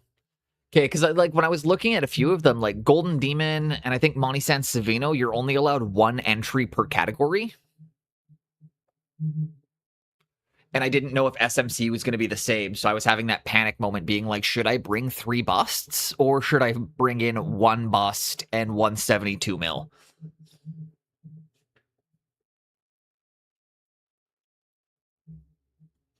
You can do multiples per category, but the judges may pick either your best work and judge that, or decide which is usually a bit lower than your best. So you're telling me bring 1 bust. I appreciate that. Let me rephrase. You're not telling me to, but you're highly suggesting that I do, because if one of my busts shows up at lower quality, I run the risk of being judged at my worst work instead of my best work. Or them kind of judging it as an overall, being like, this is, But yeah. No, it will not be that harsh. Okay, no, but sorry, I'm just trying to say what I'm taking away from that is it's not that it would be a bad thing. It's that, again, it would be kind of, they would take the average scoring of all of the pieces. But yeah, it would. So what you're telling, what I'm taking from what you're saying is it would be better to focus in on trying to produce 1 piece of my best work per category instead of 3 pieces that I think are worth bringing, because I'm still only going to be able to place 1. Have an awesome display piece and roll with the punches? Hell yeah.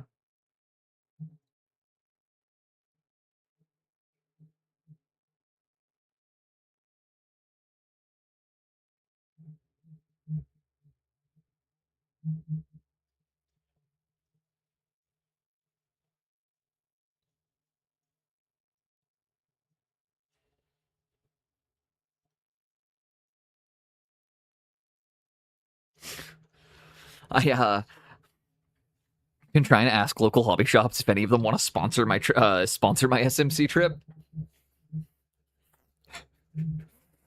Will shill for money. But one of the best ways to fund these kinds of trips, start reaching out to businesses involved with it, being like, "Hey, will you give me money to compete?" And I will wear your branding in some way, shape, or form.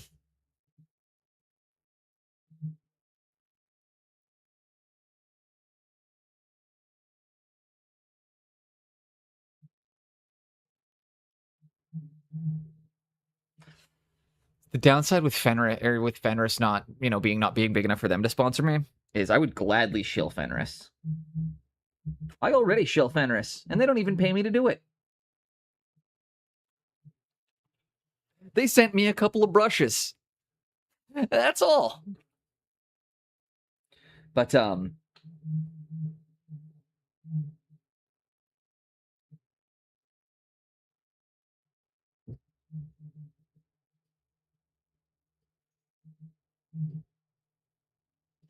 because the other thing there's two pieces I want to do.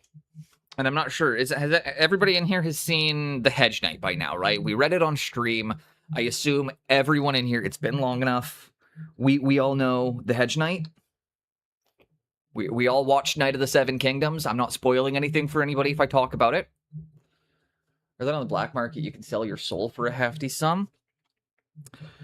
I would believe it, but, I don't know that mine's worth all that much.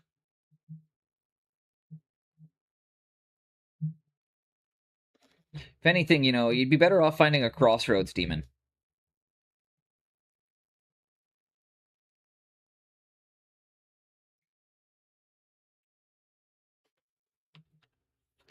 Exactly. Provided you have one to spare.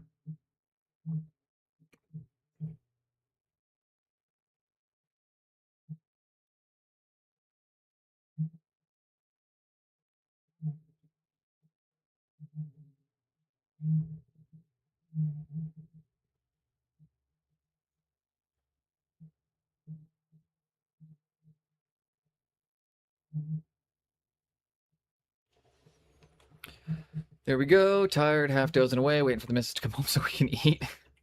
But yeah, I was gonna say, so if anybody hasn't seen Knight of the Seven Kingdoms, I am pretty excited to show off the I'll show you guys the other piece that I'm gonna do. I've not I don't know that I've actually shown everybody this one.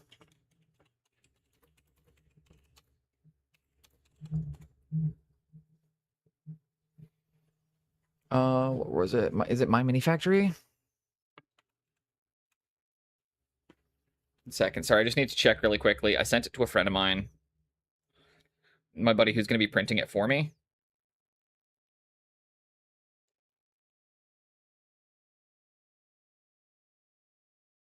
One called 3DK.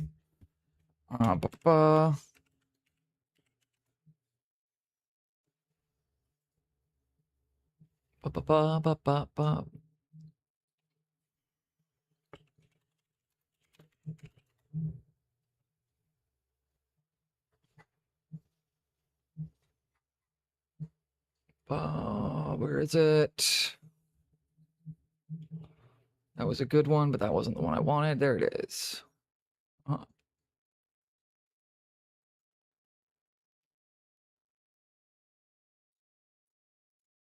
For anybody that wants to know what I'm going to paint for my 72 mil.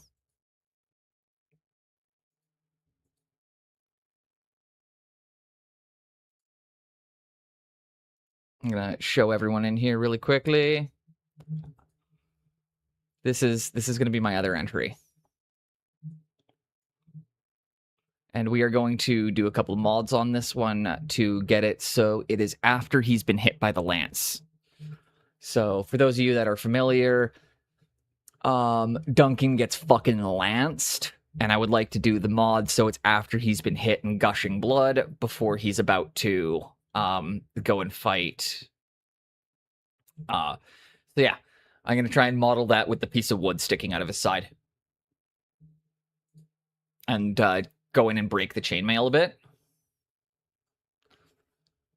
You have yourself a good one, Pascal. It was nice having you in here. Jace, I threw your shout out already, right? I don't know if I did. One second. I'm going through a list.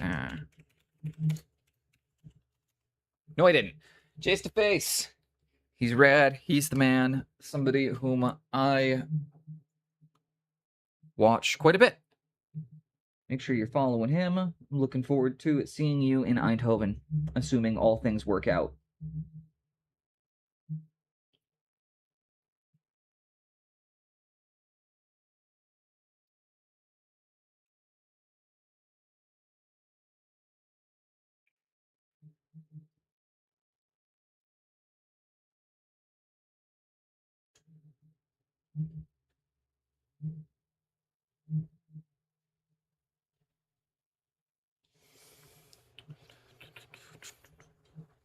Pardon me, I'm only bleeding.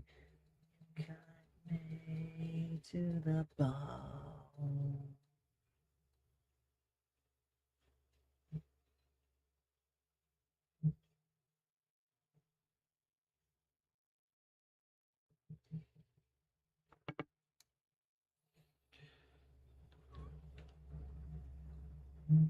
These guys are getting ridiculous.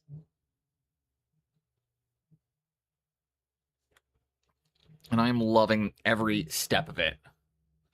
These freehand pink flames are incredible.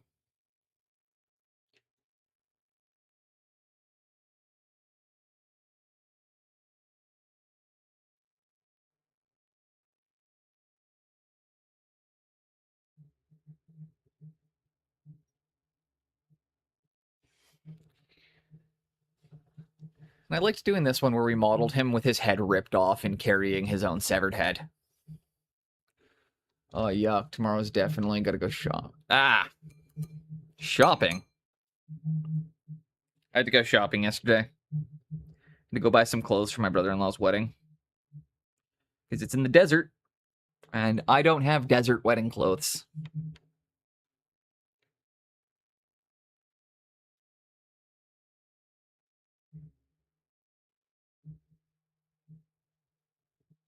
I am Canadian. My clothes are not designed for the Mojave.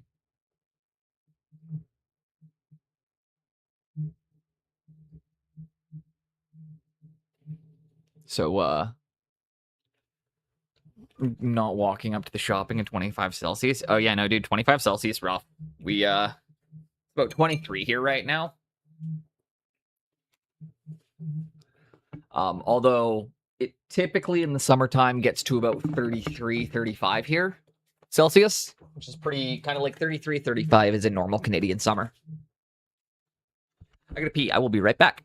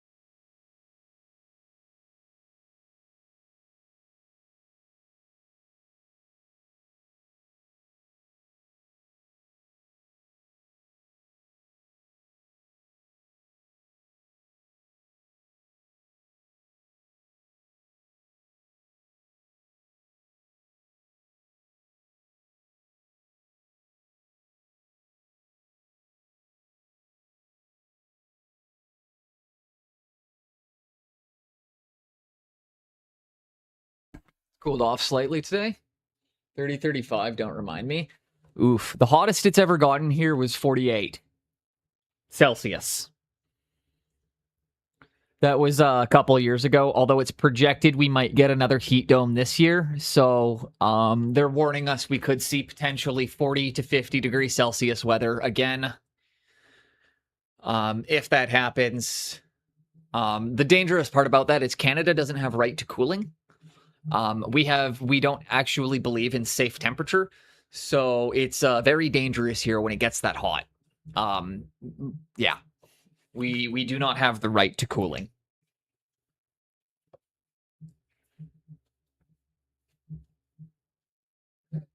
My pen. Just looking for one thing.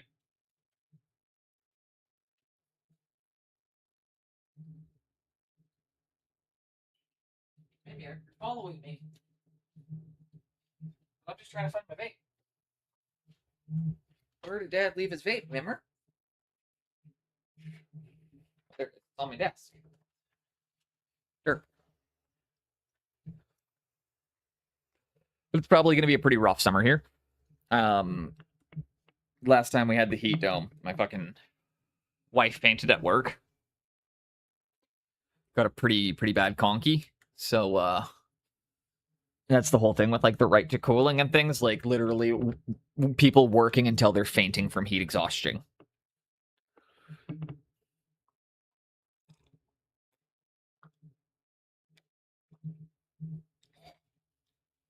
Fun fact, you can technically be written up for it, too. Because we don't have the right to cooling,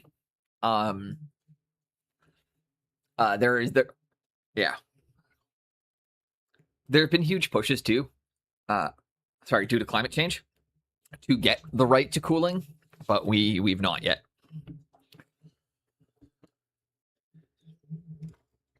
I know it sounds very foreign to hear. I know it probably sounds strange to hear people talking about that, but for anybody who's not aware that these are things.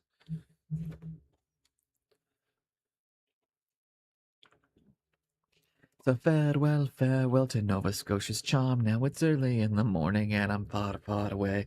Farewell to Nova Scotia, the sea-bound coast. Let the mountains dark and dreary be.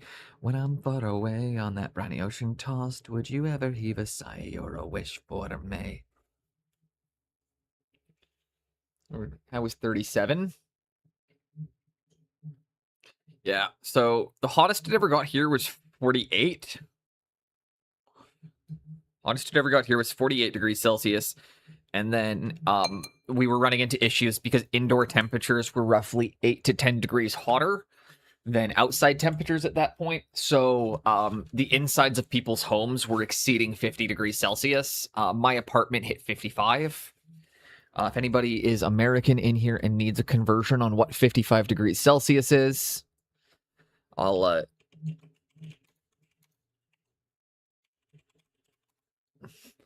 just anybody needs that conversion. It got to 131 degrees in my house.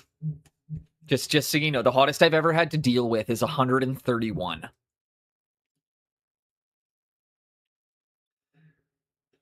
But yeah, it hit over 50 degrees Celsius in my house. It blew out a 14,000 BTU air conditioner that I had for a bachelor's. I bought an AC that was designed for a 1,200 square foot house, and it blew up trying to keep my 400 square foot unit cold. Just nothing was able to keep up. We were seeing, like, infrastructure overloads. A lot of people died. It's weird to talk about again, but, like, the last time we had a summer like this, it was bad. It was bad here. Which is, again, it might be strange to be hearing somebody saying, but, like, thinking, like, Canada, like,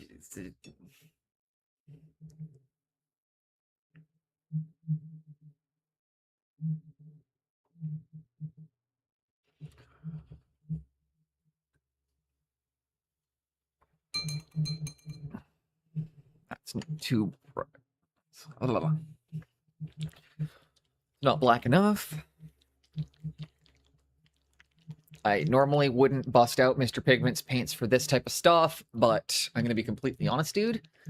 Your transparent Mars Black is a really good mixing black, so we're going to use it because it's going to give me a nice cold gray, and it's going to work really, really nicely against the jade. Mimir, if you fuck my headphones up, I'm going to be very mad at you.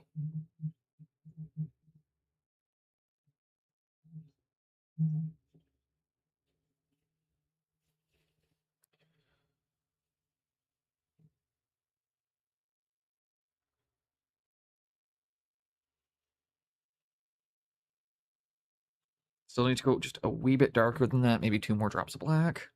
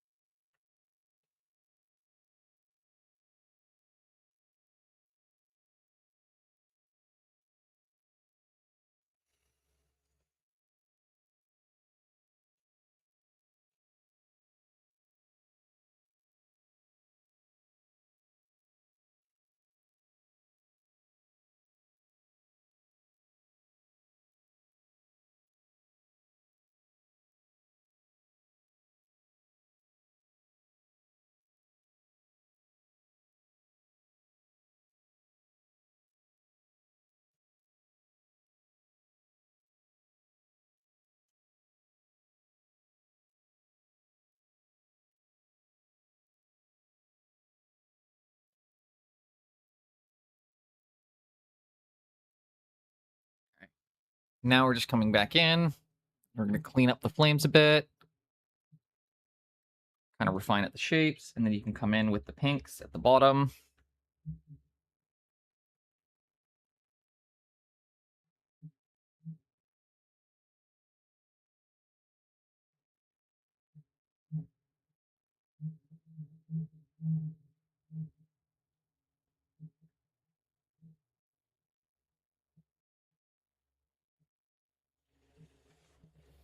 There we go. Flames are done. Finally got some food in your belly. Hell yeah. And we just cleaned up the flames.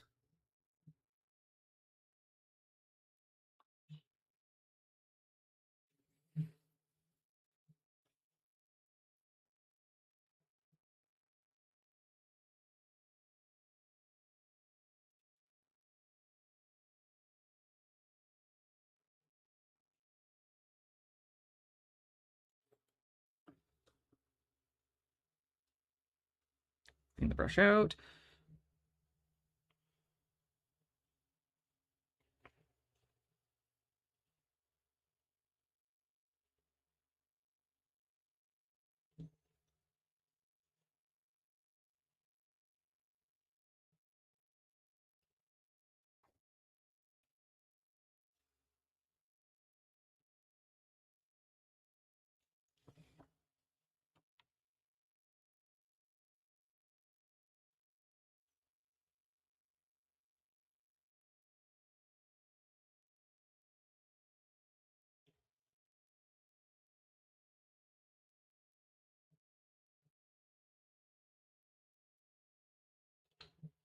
There we go. I'm happy with that.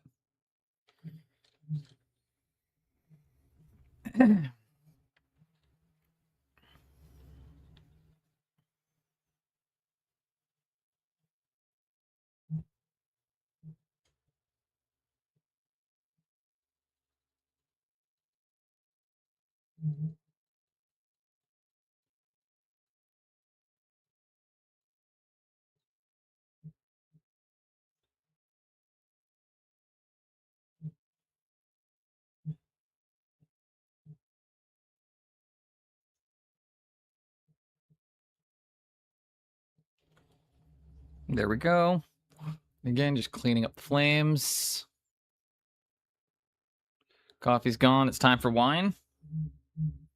Gonna be completely honest. I've been having that Been missing liquor lately in a way that I hadn't in a long time, and like, it's weird.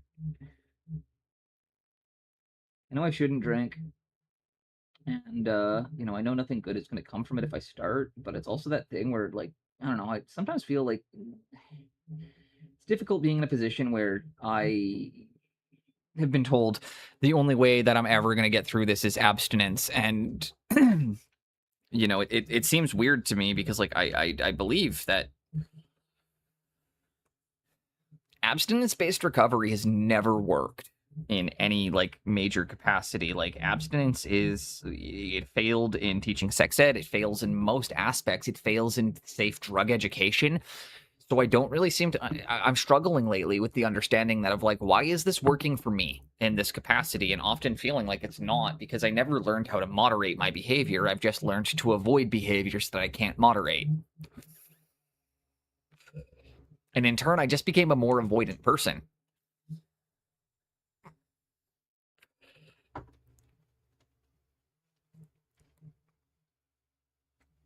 And it's been like it's been more than 5 years for me now, right? I mean, this October it'll be 6 years since my last drink, but I don't know.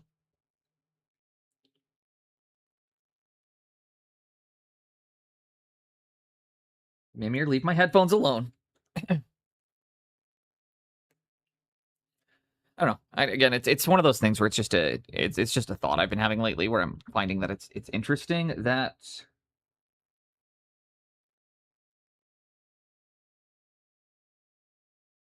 it's interesting to me, and I think that I'm probably gonna stick with this decision because I don't have a reason not to. And that's exactly it, Jace. Is like that's the thing that like there was a moment recently. It's one of the only time I don't care that I can't I go to a concert. I don't care that I can't have a drink. Like I don't care about drinking at concerts. It's not about going to the bar. But there was a moment that like when my dad asked, like my stepdad asked me if I'd have a beer with him, because he wanted to like meet up, or he was like, hey, how about we sit? He just asked me one day. He's like, how'd you like to sit down and have a beer and actually just talk for a few hours? And I was like, I had to tell him no because I don't drink and everything. But at the same time, there's that part of me like that's the only time I've ever been upset that I had to say no to a drink. Is it was like I would have loved the chance to sit down with my stepdad and have a couple of beers and talk to him for 6-10 hours. He's not the kind of he doesn't. It does take a beer or two to get him talking. But like that's one of the only times it's ever really been a thing for me, and that's where it's hard. It's like or like my brother-in-law being like not being able to share a drink with him on his wedding day. He wants to go out and do some stuff with his wedding stuff, and it's like, oh, these are the first occasions I've ever actually felt like, oh man.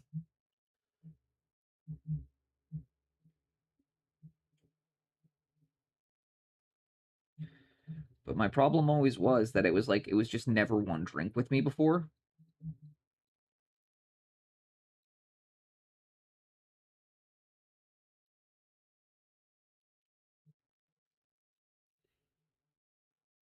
I do. I do drink 0%. I drink them on stream sometimes, if you guys haven't noticed. Oh, and that's the thing. Like, man, I go to the bar probably once every couple months. And that's been for a couple of years. I go to the bar. I just don't drink. It's just if there's a show going on, if my friends are playing, like if my friends' bands are playing or something, or if there's like an event going on that I want to be a part of, I go to the bar. You don't need to that's actually one of the interesting ones was learning that I don't have to drink at the bar.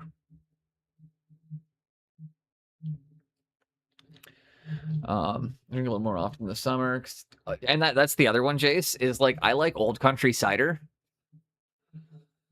That's the other thing too, is that like nobody makes good fucking extra dry cider for us non-alkies.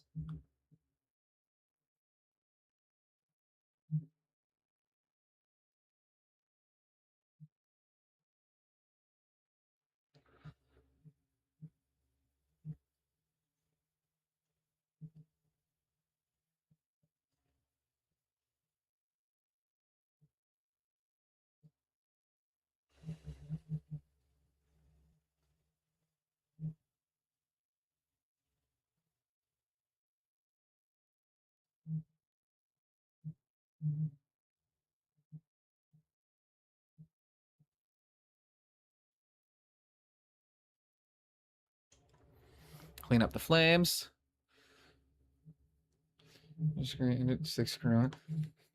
I mean, to be fair, I drink like that's also say Corona makes the best non-alcoholic beer. That's actually my go-to is non-alcoholic Coronas. No one they make the best 0 proof beer.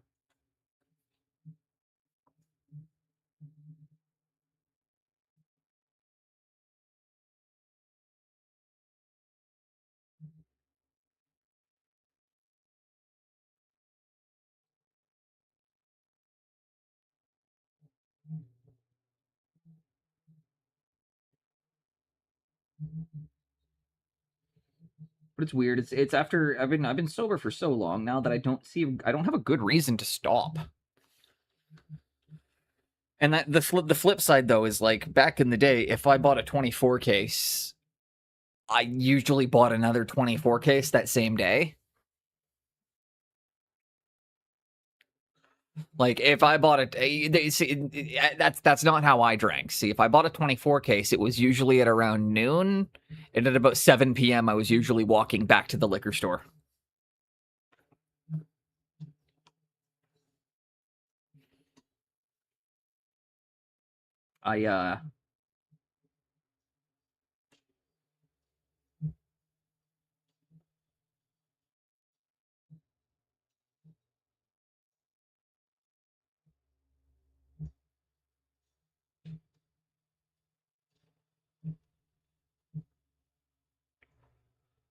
Going through 30 beers in a night, going through 30 plus beers in a night wasn't an uncommon thing for us.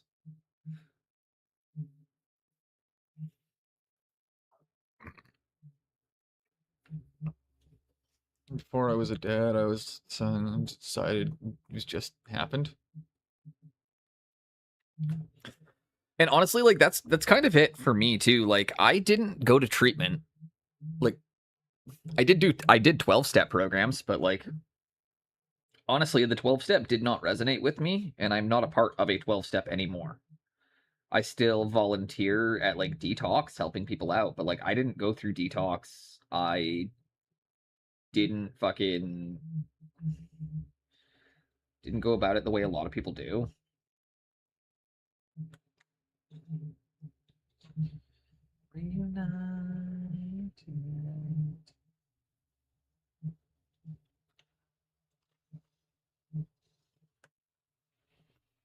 But yeah, it wasn't like I had to go through like AA or anything. I worked in a treatment center.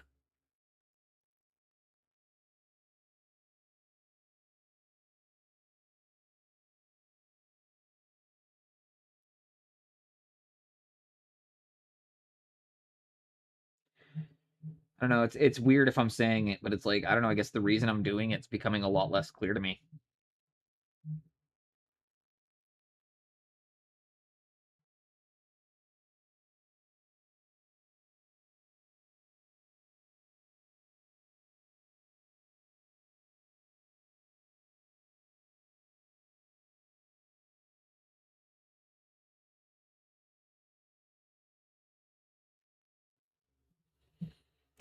I think what it mostly is being a single dad and the only person in the house other than a baby. If something happened, I needed to be able to drive. I get that, dude. Also, like, I mean, that's a really responsible way of being, but like,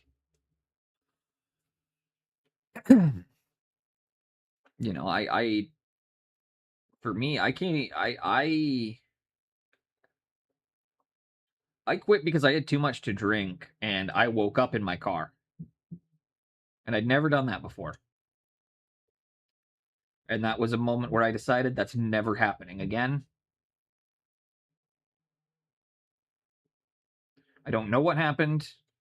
I know I didn't hit anybody. I know I didn't cause an accident or anything.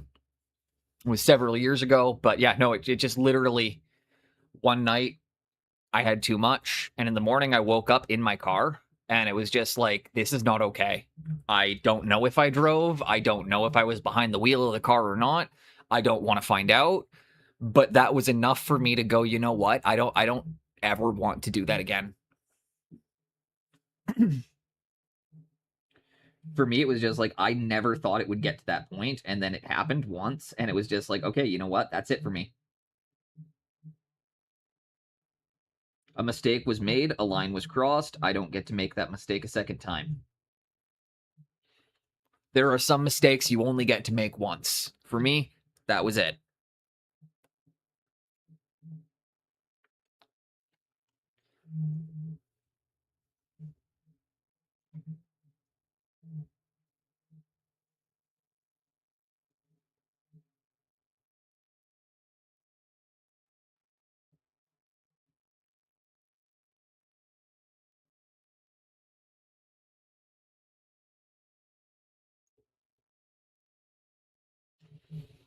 And yeah, you know, sometimes that's just how it has to be. Sometimes you just recognize I fucked up. I gotta change my life. I gotta change the way I live.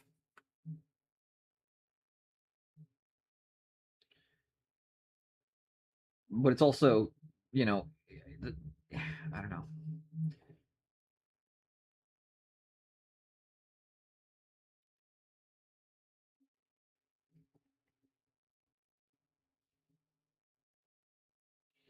Stuff, because like apparently the version of that story I've heard is my one friend was like trying to convince me to make a beer run, and I kept telling him that I wasn't okay to drive, but then he kept trying to convince me that I was, and then I did it and then literally fell asleep before I could get back out of the car. And it's like, you know, it's fucked up. It's about 16, it's taking a sleep, clearly.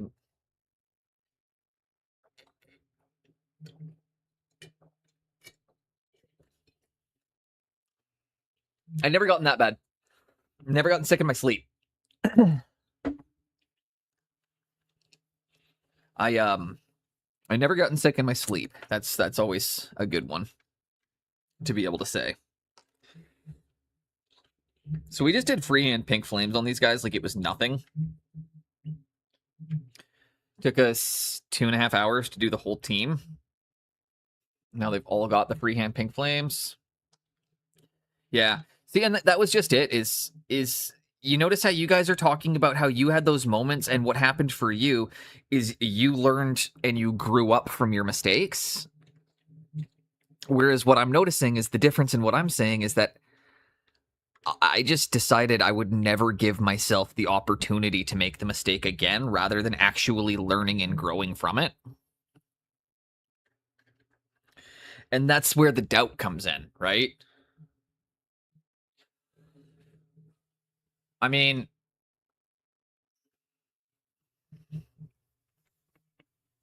see, I wish I had friends like that, except usually what they would do is if you got that drunk, they would just fucking give you a key bump without telling you. Like, anytime I got that drunk, my friends would just put some fucking blow up my nose.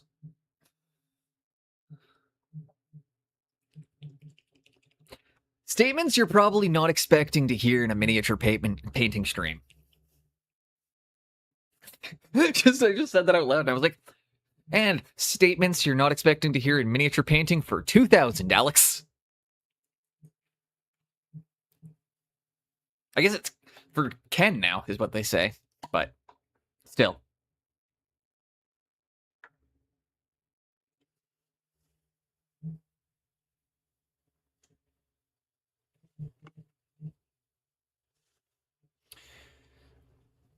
Yeah, I've been in that situation. There's lots of friends that pull shit like that, and at the end of the day, it sucks.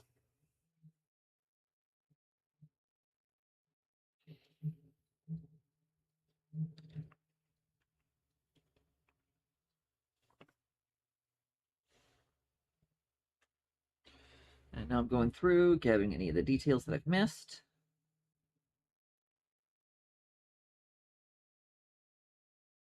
We're going to go in and grab any of the metallic details. Maybe we'll throw a little highlight on the leathers.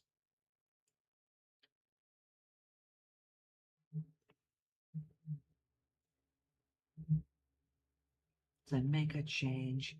It's not gonna change until we drop the prima donna shit. The I'm too good to protest this. You want more arm to throw a brick and destroy this fucking Republican convention till I lose all my intention. And my ADD just kicked in. What the fuck was I thinking? I'll just drink 40 ounces to freedom.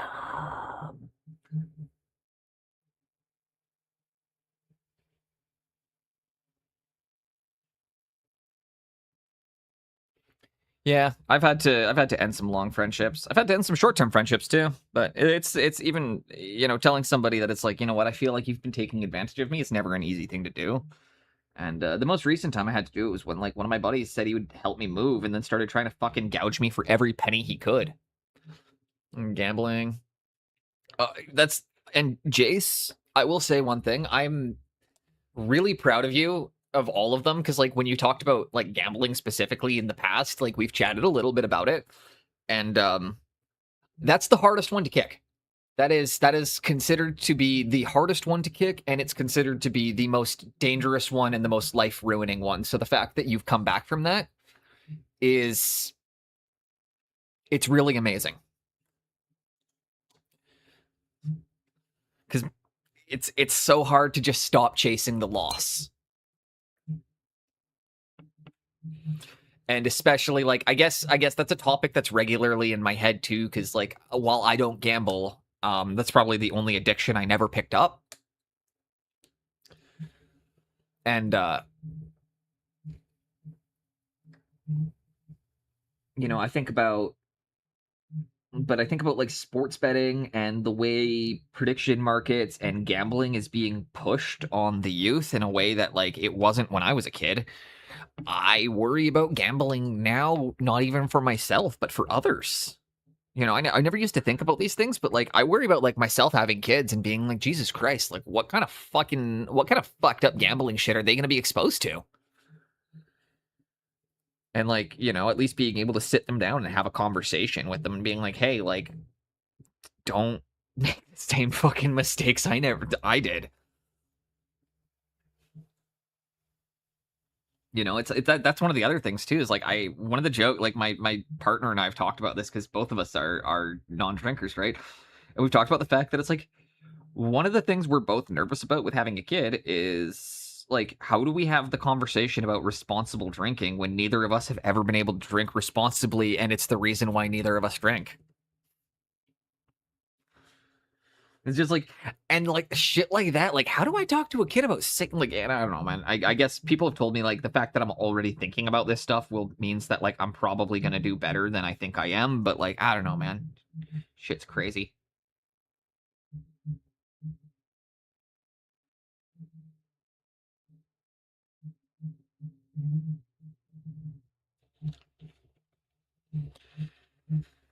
Okay, did I get everything? Did I miss anything? All the bandanas?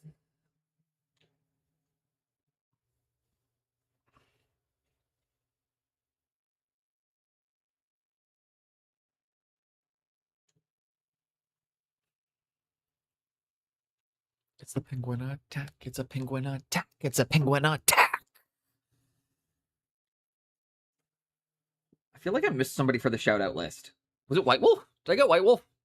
Yes, I did. I got Jace. I got Mr. Pigments. I got Helgrat. Plate's live, so probably not going to throw him one at the moment. But I'll throw him one after. Actually, I'll just mention Plate Smasher's rad. Check him out.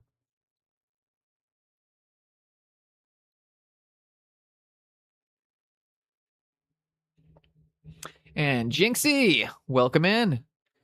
We are working on a bunch of bright pink.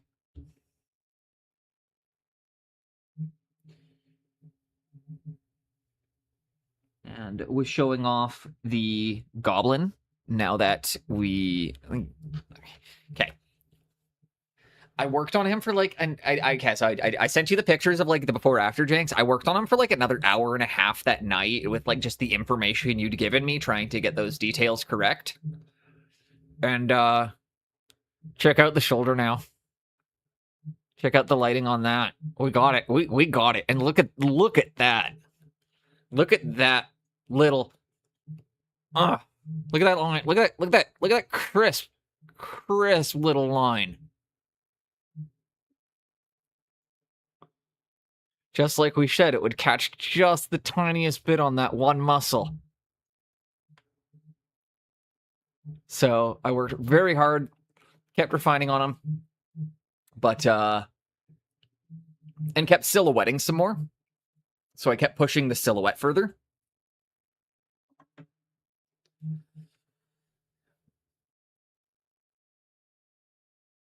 But yeah, I just wanted to say, really, really enjoyed doing our painting session and worked on the goblin some more, seeing major progress, and I think that is going to be my SMC bust. I know I've been going back and forth on whether I'm going to do that one, whether I'm going to bring all three, or whether I'm going to do the troll. I mean, after talking today, I think I'm going to focus in on just getting one of my busts done. And bringing which one that I think is the best, and then also trying to get a 72 mil entry.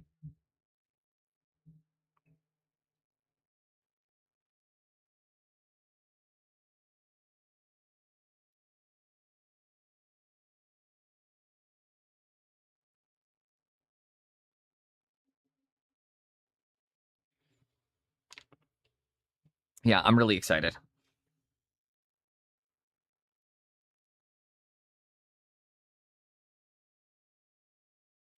I'm very, very excited. We're gonna have a really good time with that one. Took the G to the A, and with the fin, that's a hey. That doesn't relate. And then just a reminder, everybody, next Monday, or this coming Monday, so about 4 days, stream will be starting a little bit late. I have surgery. Following up, the following week, I will be off. So the Thursday through Monday, or next Thursday through Monday, I will not be on stream. I will be in the desert.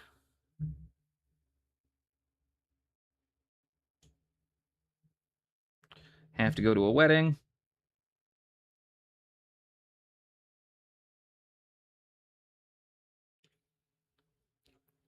Oh, that's who I missed. Fuck. That was the shout out I missed.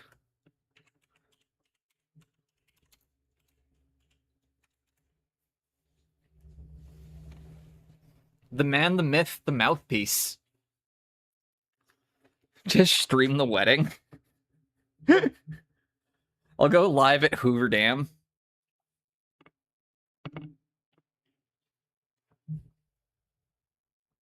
Probably, you know what's funny about that, Jace?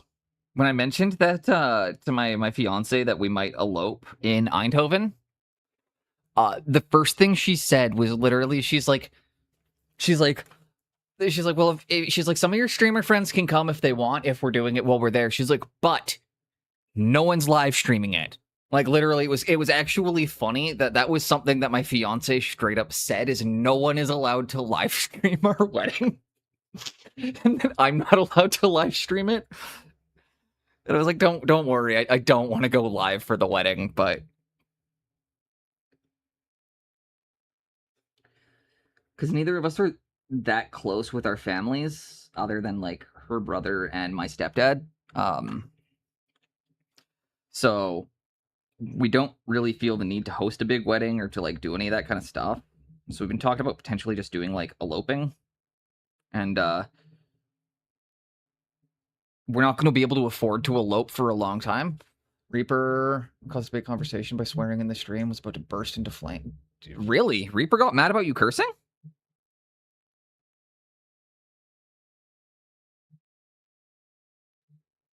I mean, I guess so. It's they're very brand friendly in their content creation.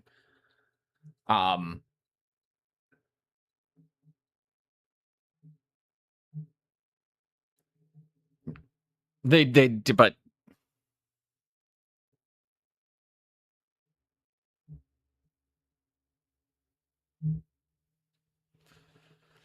not mad. She was never angry.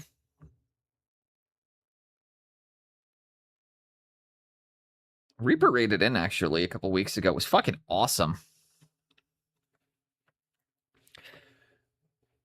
It was really, really rad because it was one of those moments where I was like, yo, Reaper Minis knows who the fuck I am. Your company's rad.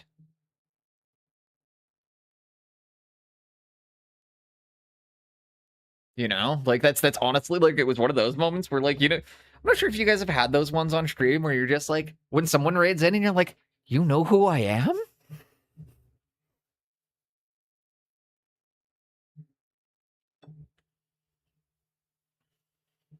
I don't get that starstruck often, but it's happened a couple of times. And then there's like a couple people that I know, I would literally have a meltdown if they showed up.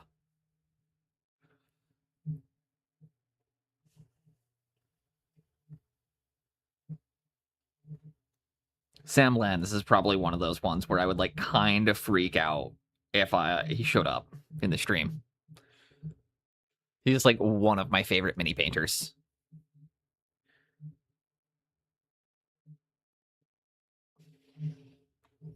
I love Sam's style. I love that it's replicatable. I love that it's a combination of like gorgeously stunning pieces while simultaneously being focused on still being like gaming pieces and being able to create multiple, like I don't know, he's got the perfect mix of he's got the perfect mix of, you know, painting to a high standard and still having them being, you know,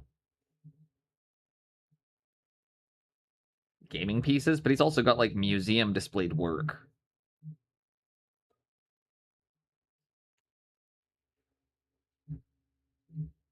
That's the other thing too that I was sad about. Verico's vault isn't opened yet, and I don't know Gary, and I don't know if anybody in here knows him well enough to be able to DM him and ask him if I can come and see the collection. If anybody in here knows him, I'm gonna be in Vegas in like a week. Can you like can somebody make the introduction? If anybody, I wouldn't normally do it, but anybody knows. I really want to see his mini collection. I felt that way when rated into by Brushmaster and Eric Swinson. Dude, Brushmaster's fucking legit.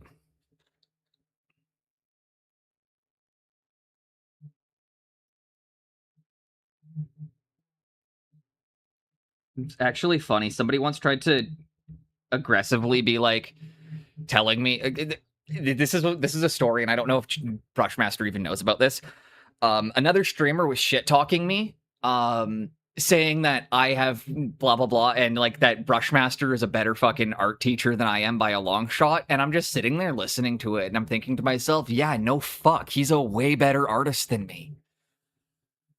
But it was funny that somebody used that to somebody was using Brushmaster as an example to shit talk my teaching on their stream. Not realizing I was in the chat while it was happening.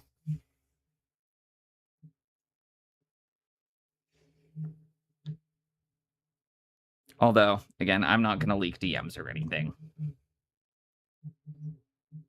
That's a weird way of calling others out. It was kind of funny, like, again, like, for somebody to be on their stream live shit-talking me while comparing me to Brushmaster, it's like, it's weird because, like, we're in different leagues. I shouldn't be getting compared to him in the first place.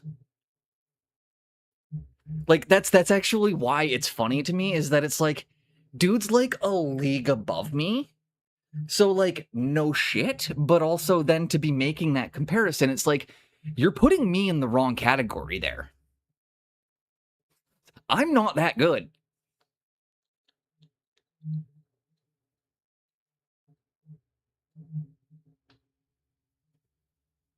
It's also awkward when you go into somebody's stream and you're just actively getting shit talked, though. Like, by name.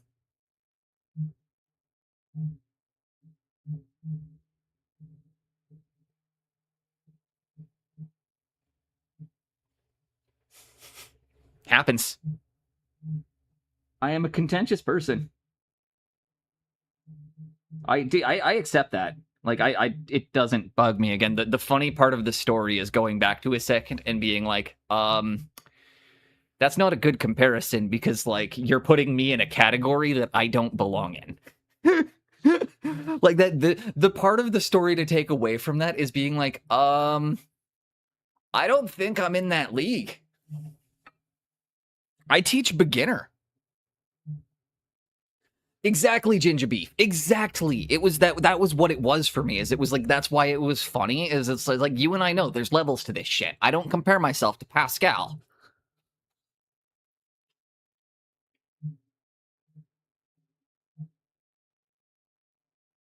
I will make the joke that Pascal and I teach the same methodology, but he teaches it at a significantly higher level than me. I teach the entry-level beginner version of it. He teaches master's level. I've always told everybody, though, I teach beginner painting. I teach beginner and intermediate. I do not teach advanced. I do not teach masters. I'm not capable of teaching masters because I'm not a master. I'm honestly barely advanced. I'm not even really comfortable teaching intermediate, if I'm being completely honest. I don't like teaching intermediate painting even because I'm barely in the advanced category.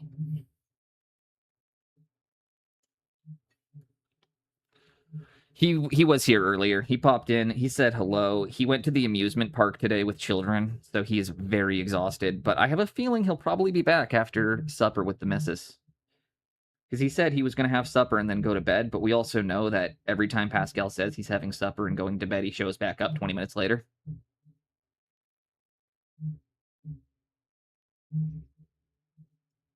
And I'm going to shout it out again. Or I'm going to go next on my shout out list is Jinx Art. She is my art coach. I highly, highly recommend her as an instructor. She also takes commissions and does really really nice display pieces. So you want to get characters done for your armies. You just want something that looks really good. Really nice canvases of skulls. Or if you're looking to accelerate your baseline understanding to get ready for competition, highly recommend hit up Jinx.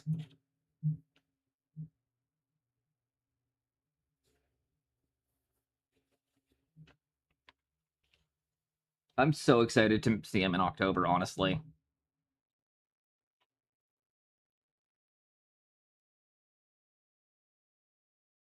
Pascal is one of those guys that, like, we made friends, and I don't know, him and I just kind of hit it off. He's a really easy person to get along with. But, yeah, I think he's great. I really look forward to getting to see him in October and actually getting to, like, meet him. And to see his artwork in person, because I've never gotten to actually physically see his artwork, and it's probably going to make me realize, you know, again, the actual levels to this shit. Because at some point, you know, maybe I should get some help learning mini photography. You know what? That might actually be one of the lessons that we end up doing. Jinx is literally how to take pictures of models. Because I cannot photograph my models to save my life. My photography is really, really bad. And I don't know how to do, like, the blacked out backgrounds that everybody does.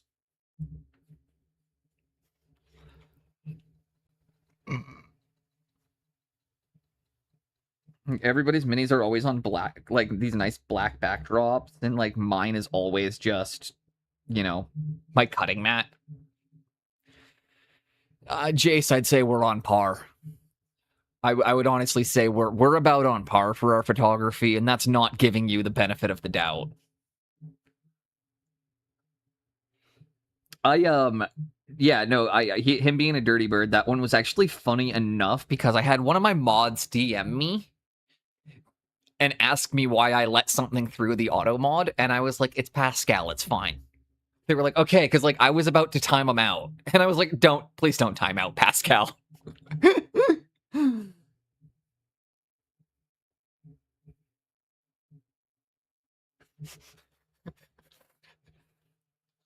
But yeah, I got a DM from one of my mods being like, should I time him out? And I was like, no, please don't. Please don't. He gets a pass. He's very, very well known within the industry. Everyone knows Pascal's reputation. It does not reflect on me. I'm the same way, Jace. It's literally, I post my cell phone pictures on Instagram. Or, like, I quickly take, like, a quick cell phone video, find a song that we were listening to on stream so that way you can't hear the sound of me breathing. And then,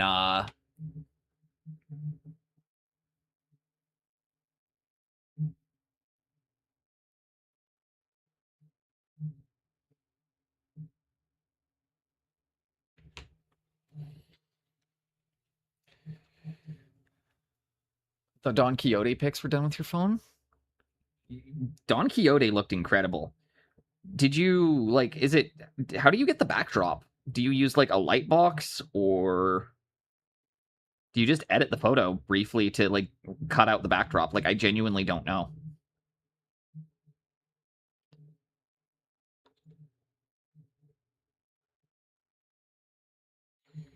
Because I think it would be really cool to post pictures so you guys could see what I can see.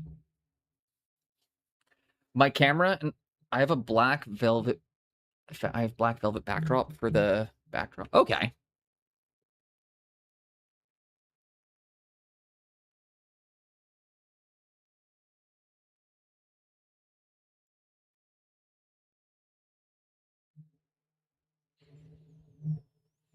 Tried once, was not better. Stop trying. Yeah, I don't. I have been told by many, many people that my portfolio would do significantly better and my art would do significantly better if I didn't suck at photography. So, especially for like client acquisition, I need to get better photos of my work. But I'm also like trying to, I've got the interview waiting tables. I hope I get the interview with the museum. That one would be fucking incredible. I know it's only a seasonal job, but I think I would be an incredible host of the Van Gogh exhibit. I had the interview. They just haven't called back yet, but I keep applying for jobs in the meantime.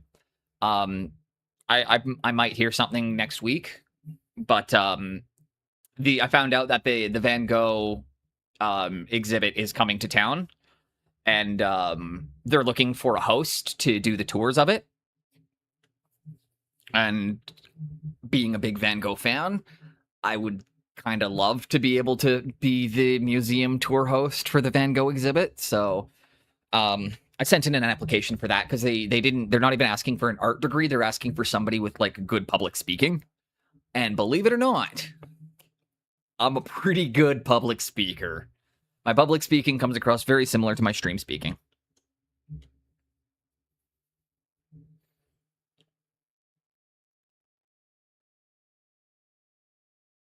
Okay, we're gonna come through into our edge highlights now. But yeah, it would just be a 3-month job. It would just take me until the beginning of October, but I would get to. It's the one where they do the living experience. So they take all of Van Gogh's paintings and blow them up on projectors in 8K. So all of his paintings are like the small ones have been blown up to like 10 feet by 20 feet, and the big ones are like 30 feet by 50 feet. So they're like 8K projections on white walls in dark rooms of all of Van Gogh's art, essentially allowing you to walk through Starry Night.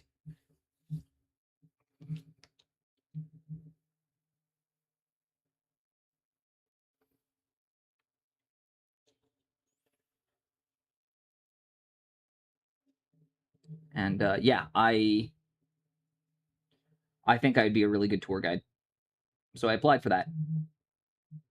If I hear anything back, that would be rad.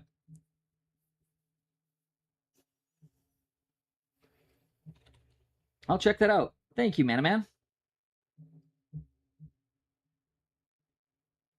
But yeah, the bartending I probably won't hear back about for a week. Although, I'm going to be honest, while the interview felt good, I also, I haven't worked a real job in a few years. So there's always that, like, that awkwardness when they're like, what have you been doing? What kind of job do you have right now? And you tell them it's like, I've been running an art studio. However, I was trying to use my art studio to sell the fact that I have a very, very, very good attention to detail.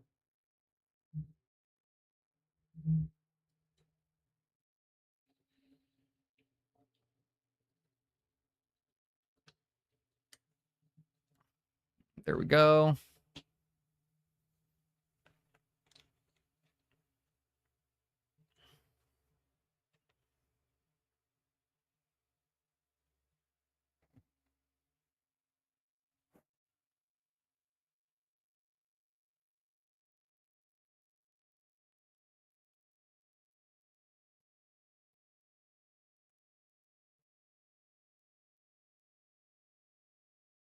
And there we go. All right, Jace, have a great night. Enjoy your driving. Enjoy the racing. I hope you get yourself, I hope you have yourself a good night. I'm gonna hammer out some edge highlights here. What time is it? It's only 11. I've been live for 3 hours. I went live early today. I had nothing going on, so I was just like, fuck it. I'll start streaming at 8. Although it's getting really hot in here today. I might need to set the AC up later.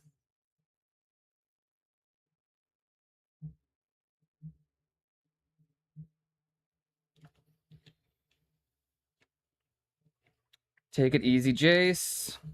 You have a good one. And again, we're just coming along on these guys, grabbing little bits where we might want it to be a little bit brighter.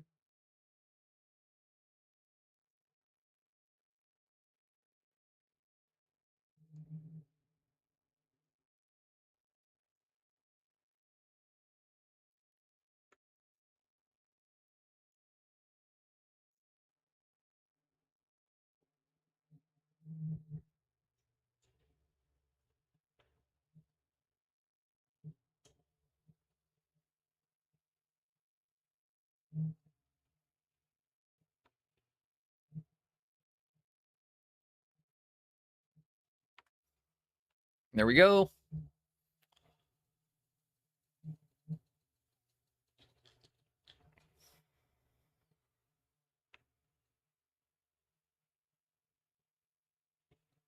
Grab a quick edge highlight, pop that detail out.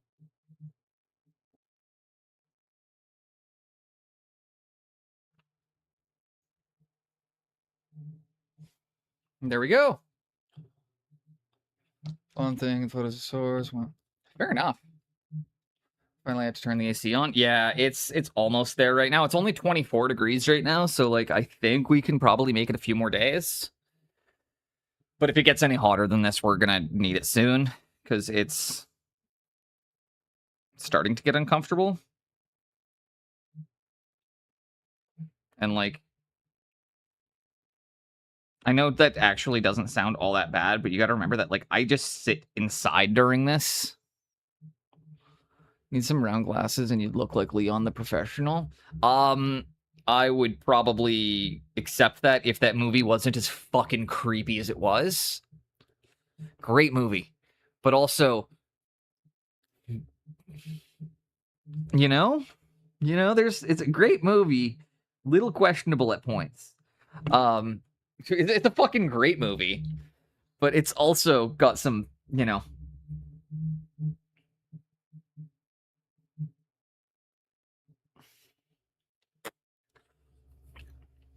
But yeah,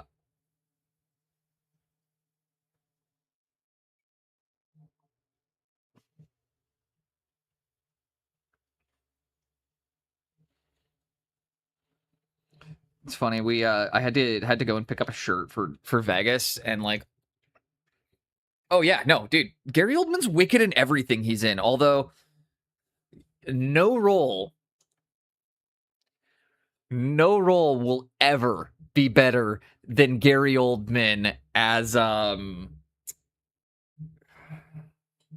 Fuck me. What movie is it? Oh god, he's got the dreadlocks. I can picture him with the grill and the dreadlocks as the drug dealing pimp. Fuck. What movie is this? Ginger, help me out. What movie does Gary Oldman play in the drug dealing pimp with dreadlocks? It's not Natural Born Killers. It's True Romance. True Romance. I believe it's True Romance, if I remember correctly. Haven't seen that one? Okay. If you haven't seen True Romance, you're missing out. That's a fucking amazing movie. Christian Slater, yep. Christian Slater, but Gary Oldman as the fucking Christian Slater as with is the Elvis loving. Was it Val Kilmer as Elvis? That was Tarantino's script. That was one of the early ones that he wrote but did not direct, which is why there are characters referenced in that one that show up in other Tarantino films. Or that's why there are characters referenced from that film in other Tarantino movies. Christian Slater when you were 12. To be fair, that would be acceptable 30 years ago to have a crush on, or like 20 years ago to have a crush on Christian Slater, although knowing kind of the person he is now, it's a little different. But like, I'm going to say, 20 years ago, 25 years ago, having a crush on Christian Slater, totally acceptable. I have no idea how old you are, but I assume it's somewhere between 30 and 40. I assume 30s. I don't know. I have no idea how old people are. I just assume kind of everybody in the category is roughly around the same age.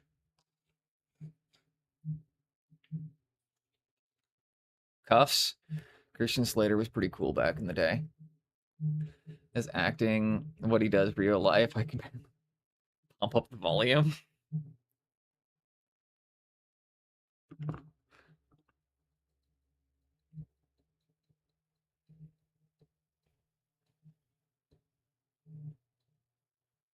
But yeah, I think it's True Romance where you get Gary. Like, I think that's, if I'm not mistaken, that's the one. Although I was gonna say too, what was one of the other ones that is in my head for some reason right now as like just great bits is or like great cameos or like great bit characters in movies. I would say one of my other favorites is Harvey Keitel in Taxi Driver. Yeah, that's fucking one of Gary Oldman's best roles. But I was just, on top of it, like I was just thinking about like good bit roles like that too. I'd say Harvey Keitel as the pimp in Taxi Driver as well is a fucking great one.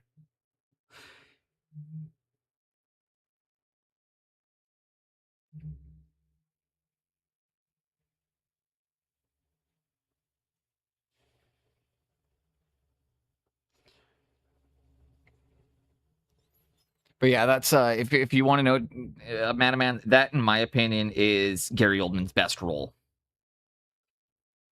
If anybody in here has not seen True Romance, it's so good. It's actually a favorite of mine.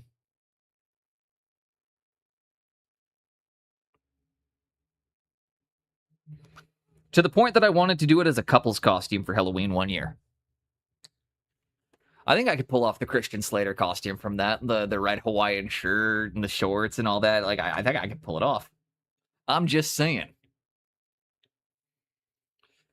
Was gonna say True Romance. Don't you also get Christopher Walken as a mob boss?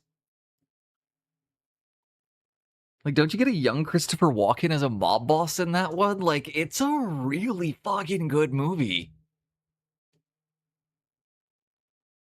Nah, she's already got Pascal. Person only needs one celebrity crush.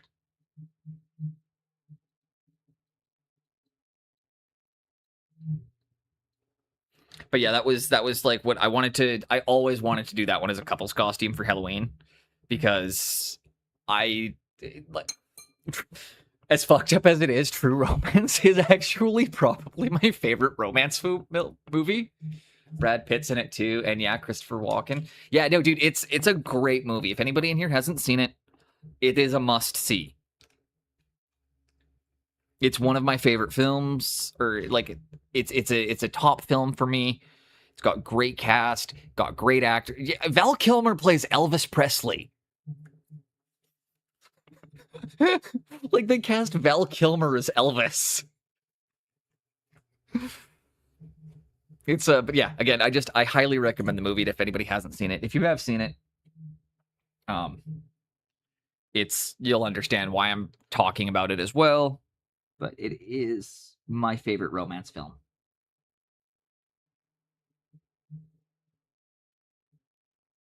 If you're gonna make me watch a romance film, it's True Romance.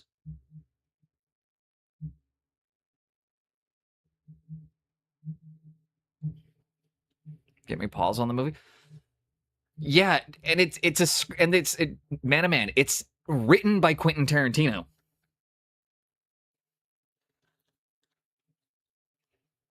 So on top of that, it's written by Tarantino. He didn't direct it, but he did write it. So again, like if you're a fan of Tarantino films, he did the screenplay.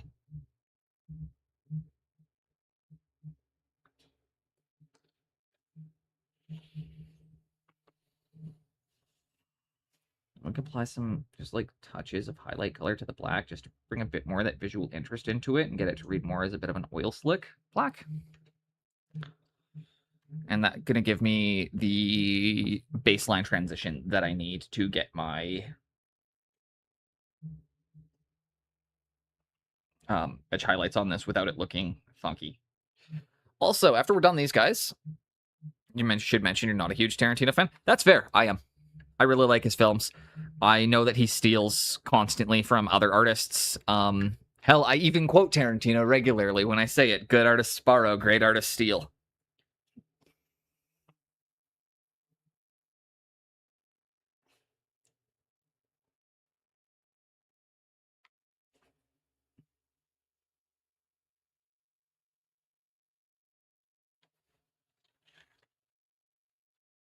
But yeah, I recommend it. It's a film worth watching. And yeah, if you're new in here, my name's Studio Boneless. I paint miniatures on Thursdays, Fridays, Sundays, and Mondays. This upcoming Monday, we will be going late, or we will be going live a bit late because I have to have surgery at 9 a.m. So I should be out of surgery by about 11, so I should be able to be live by about 11:30.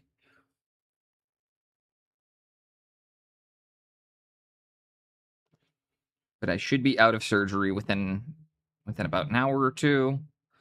So we'll do the surgery, and then we'll get live once we're done. And then, so after the surgery, there will be no stream for 10 days, as I will be off for the following week, the Thursday, the Friday, the Saturday, and the Sunday and the Monday, because I will be out of town. I might do an extra stream on the Wednesday once I'm back or something. However, I do apologize that we're going off schedule. I know it sucks. And I hope that you all find your way back here after my week off. But I get that we all want. Oh yeah, no, dude, I get it. It's gonna be good though. I'm gonna try when we're doing SMC, if I can at least. I might do a couple of mini streams from my phone.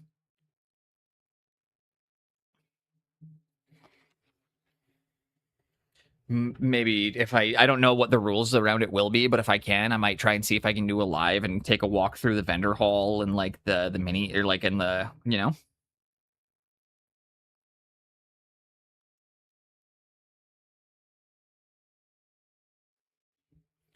SMC mini streams. Exactly. Just have to confirm the rules surrounding it, because I don't want to get kicked out of the convention for filming places I'm not allowed to film. And I know that can happen. So just got to make sure, again, touch base on what the rules surrounding it are before I say I'm going to do it. But if I'm able to, I would like to go live from SMC and let you guys see all of the amazing art pieces that I'm looking at. Exactly why I'm trying to say it's like I'm not committing to anything until I can get confirmation from an official that I'm allowed. I'll probably, at some point in the next couple of weeks, email them about that. Just so that way I know for sure, and then I can figure out if I need to bring any of my mobile equipment, and if I need to pick up any mobile equipment.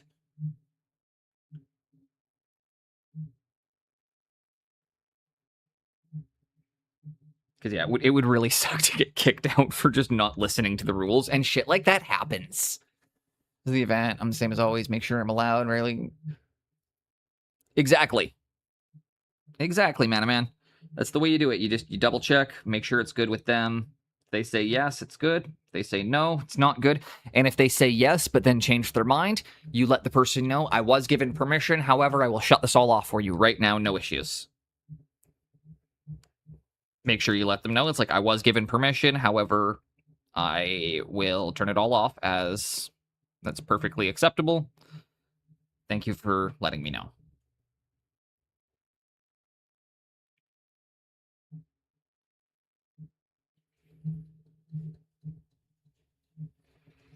You just have to check, mostly. Okay. We've done this really awesome army.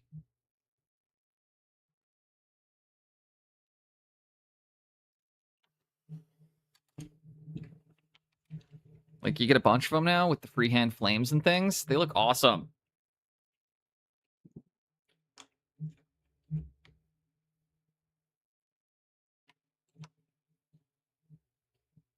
This looks dope.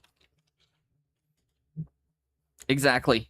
Written permission, and again, even then, even with written permission, always accept it can be taken away at any given moment.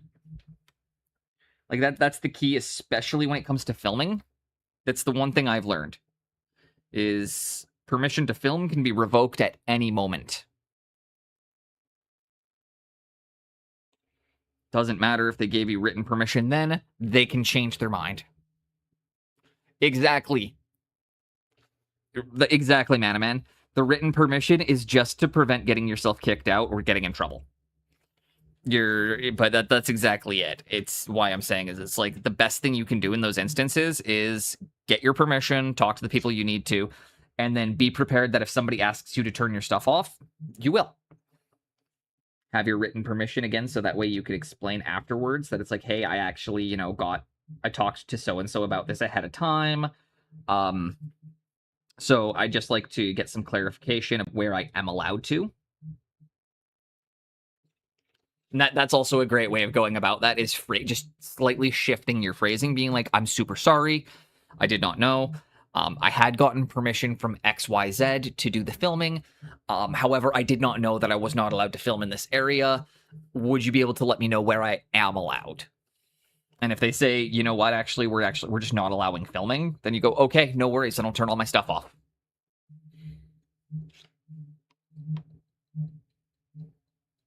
It's almost as if I've done it once or twice. The key is just ask permission. Worst case, they tell you no. In best case, you get to do cool shit like that. And honestly, worst case, they tell you no is my motto to life. The same thing I tell people when they're like, oh, I want to talk to this company about sponsorship, but I don't feel like I'm big enough. And it's like, well, have you asked them? No? Well, let them tell you you're not big enough. Why are you disqualifying yourself? The world is going to try and disqualify you. You need to be the one not disqualifying yourself. The world will try and disqualify you at every fucking turn. Every turn of your life, the world is trying to disqualify you, to tell you you're not good enough, that you can't, that X, Y, Z, So my opinion on that is, let the world do that. Stop doing it to yourself. Take the chances and stop being afraid of being told no. Because as soon as you don't have that fear of being told no, you start hearing yes a lot more. It's the interesting part about it. The more you stop being afraid of hearing no, the more people will tell you yes.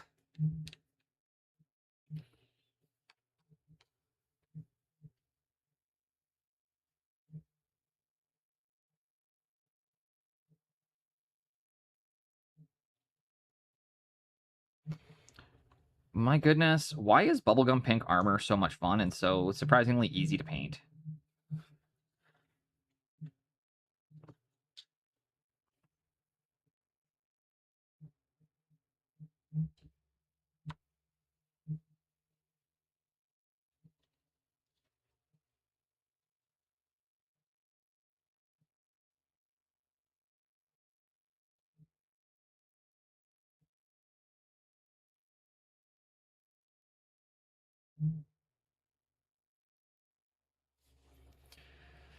Here we go.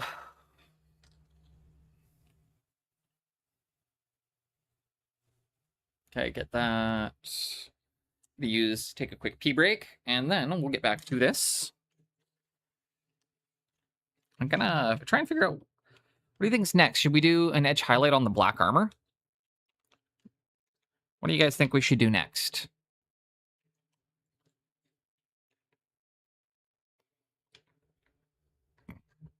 What do you all think would go next? Maybe a black an edge highlight on the black armor?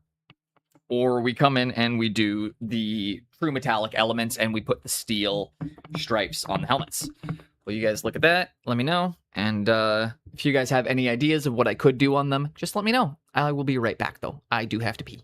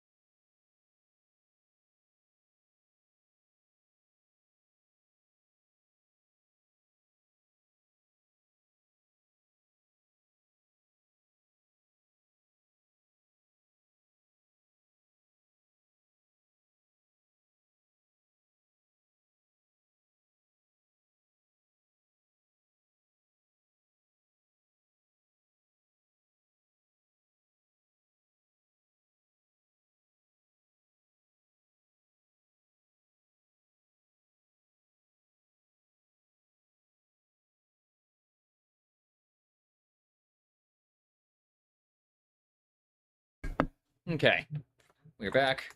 Yeah, I'm trying to decide. What do you guys think? Do we do? I have to refill my coffee. Let's do that. Start with that.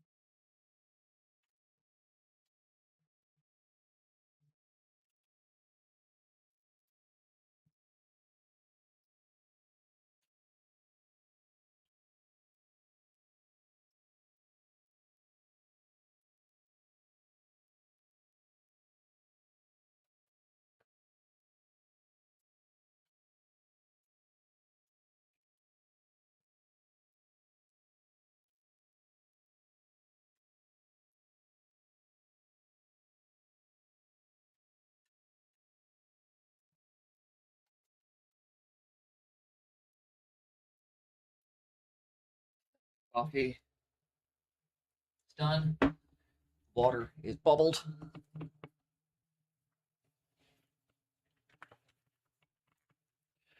Ooh, little Megadeth.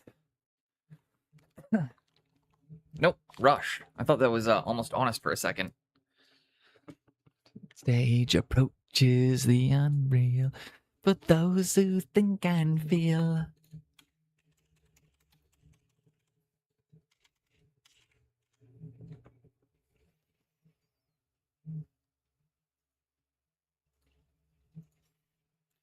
Bugger it. Y'all streaming have coffee, but dude, it's not even noon here yet. It's kind of the, you know. I mean, Gingy and I live in the same time zone now. If you didn't know that, Ginge. Oh, I said it's not even noon here yet. If you didn't know, Ginge and I are in the same time zone.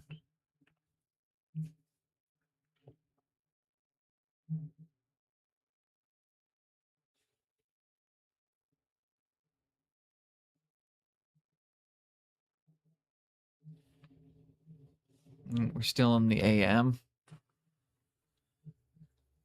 You know what's going to be weird, Jinx, is in the fall when you and I are no longer in the same time zone. It's weird to me to consider that in a few months, or like come wintertime this year, I'm no longer going to be living in Pacific time. It is weird.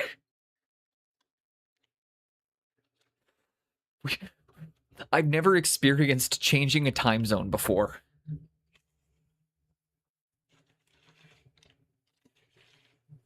But we have decided to change time zones where I live. So we're not going to be aligned with the rest of the West Coast anymore.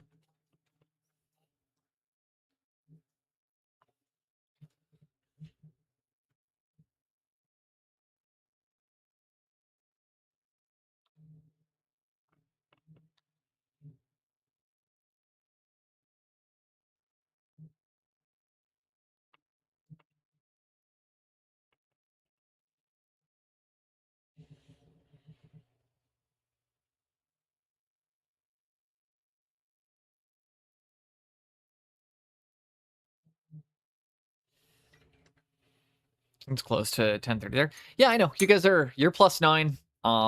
UK's +8. I actually keep track of that.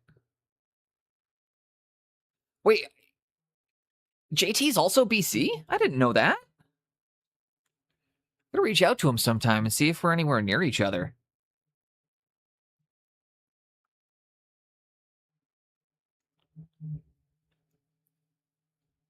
I didn't realize JT and I lived in the same province.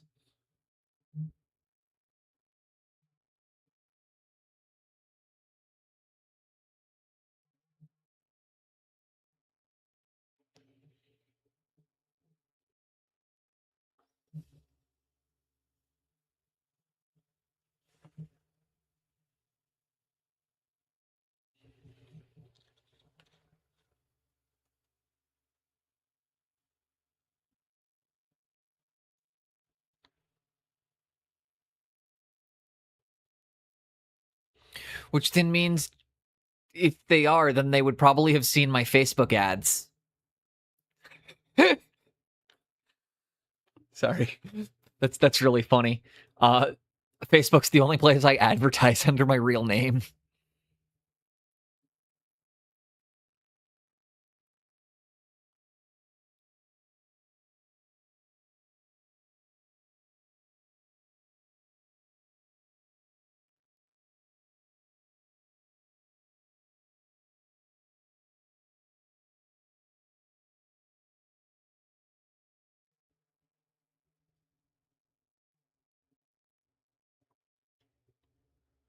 And I'm just dropping an edge highlight on the black areas. Give them a little bit more oomph. I'm gonna give them some visual interest.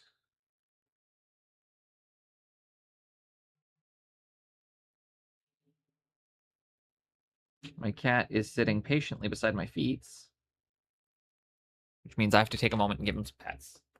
Yeah, Mimir, you're so fucking handsome. Yeah. Tummy. You like having your tummy rubbed? Yeah, you want tummy rubs? Tummy rubs. Tummy rubs. Yeah. Is that the good stuff? Is that the good stuff? Getting tummy rubs? Yeah. You like getting your tummy rubbed? Tummy rubs. My brain lives in CET.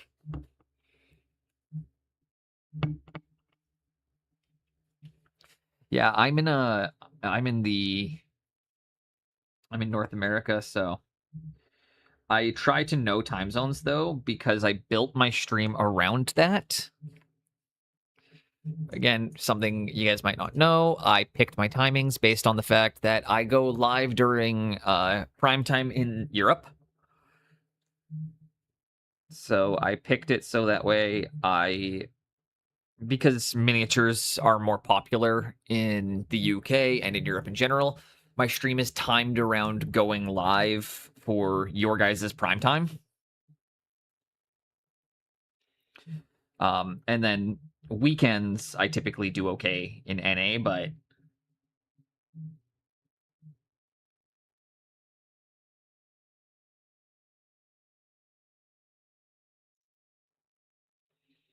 that's why my streams tend to go live around like 7 or 8 o'clock for the Europeans.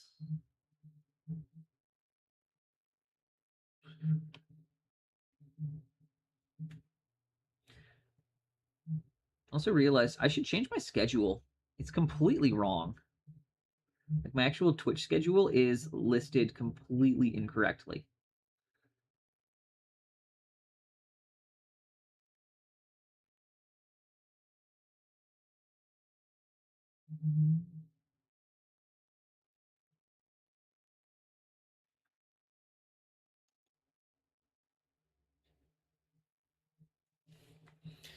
There we go. The edge highlights on the black. Everything just reads better.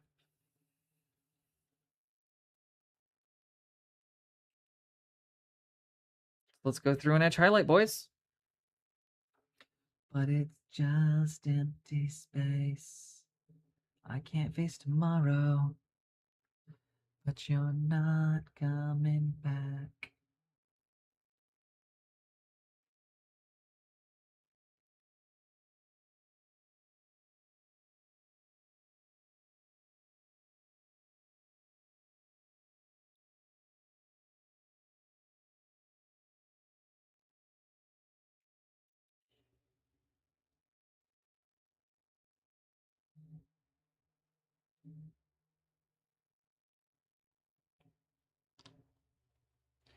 Shoulders.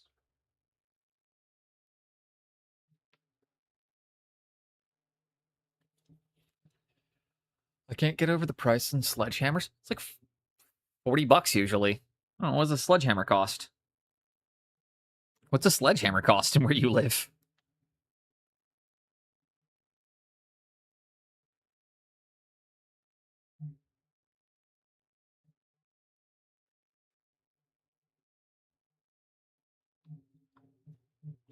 Try 140 for a K5. Fuck that, dude.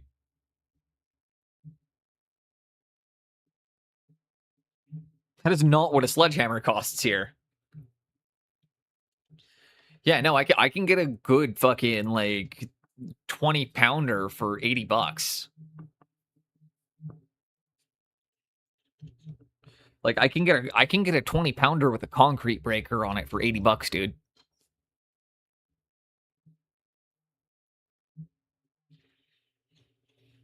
Although I was a little bit surprised to find out pickaxes were a little bit more.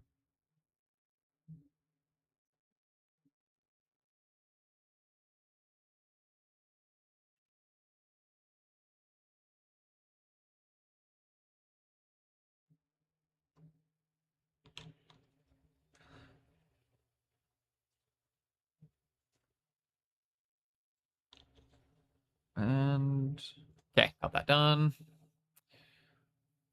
Just getting those edge highlights makes that pop a bit more. I am quite happy with how this team is turning out.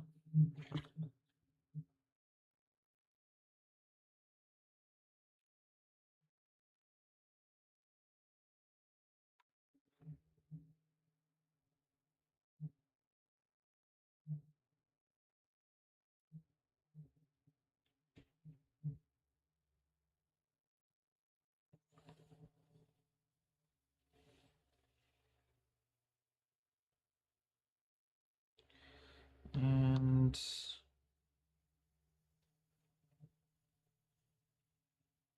I skip this one. I'm not a big fan of this song. However, I will not be skipping this.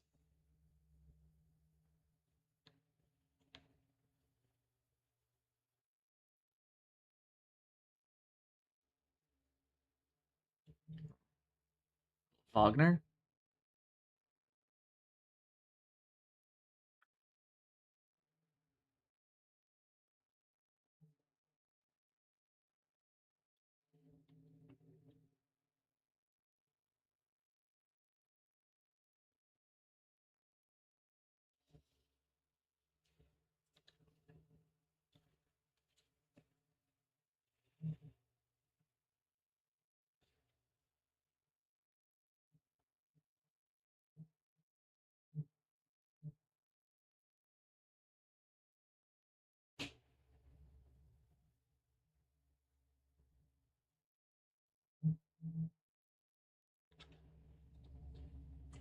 Edge, highlight.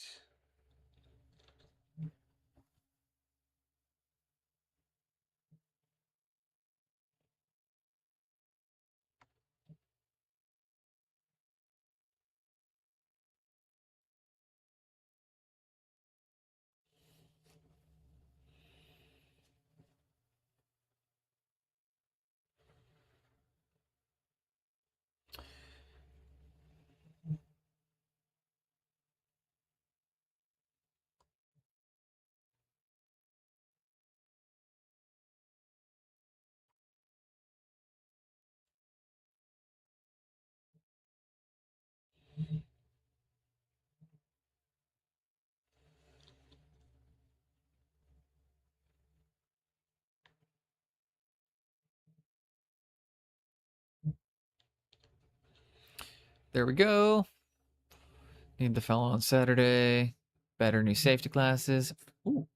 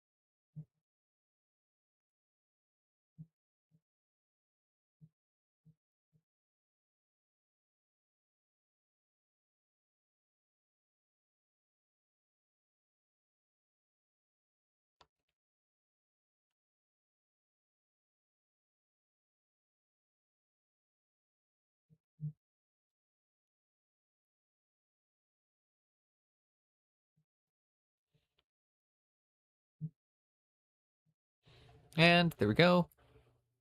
As you guys can see, we're getting all those edge highlights on them. They look fucking awesome. What do you think? What do you all think? What do you think? How would you feel about playing a Blood Bowl against these guys?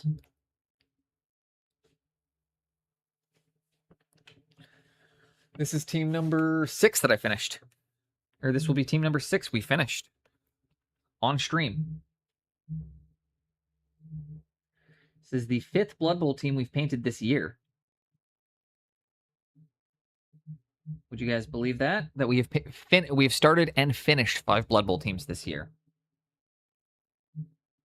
We only did 1 last year.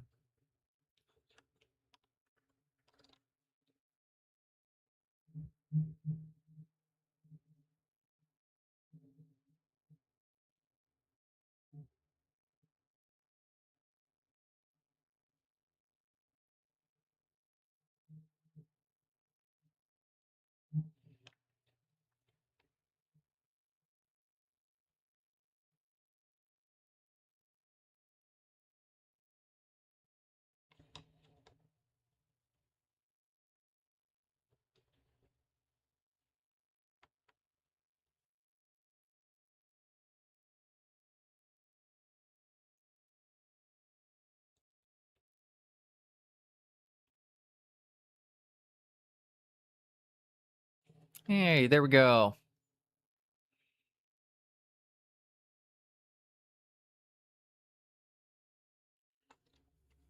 Well, we get to do their numbers, and we get to do their we still have to do transfers, and then we'll come in and maybe we'll do some display painting after this.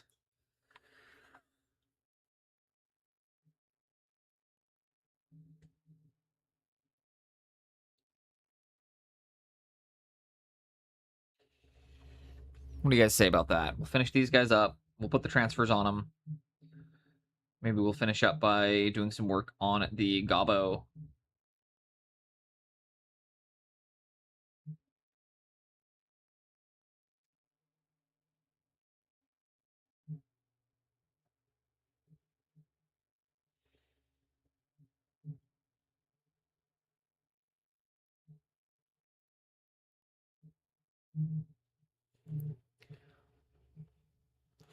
Figure the price on the sledgehammers heavily missed, but the hickory wood handle. Probably.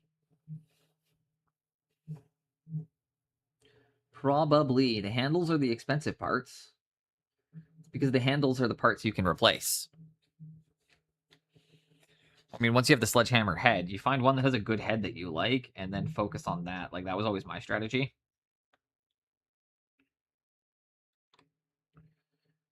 Find one with the head that I like, and then if I want, I'll just get my buddy to make me a handle.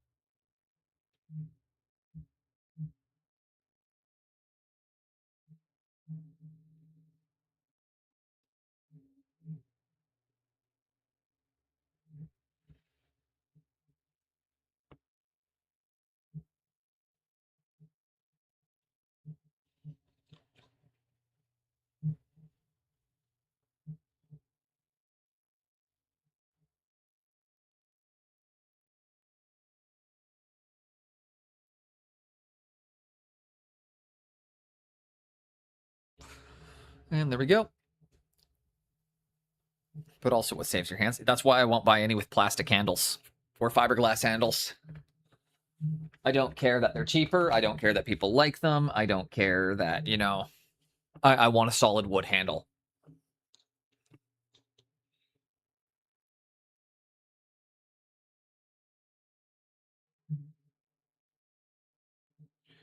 Boneless likes hard wood.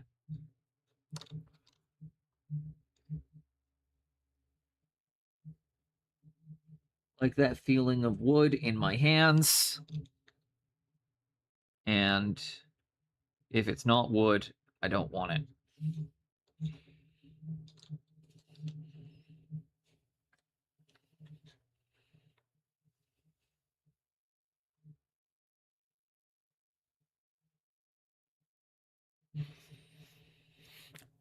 That was intended.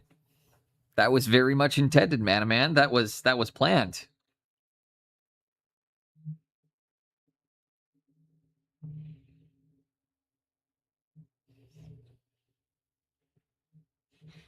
That was there was some intent in that joke.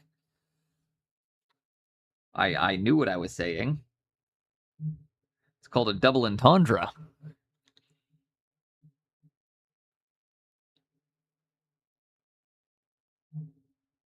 I kid. This place is full of dirty birds. I feel like I'm the most appropriate out of any of them, or out of any of y'all. Like, genuinely. Maybe Spoonhandle. No, maybe Spoonhandle. I'll give Spoonhandle as the most appropriate, but I'm taking second.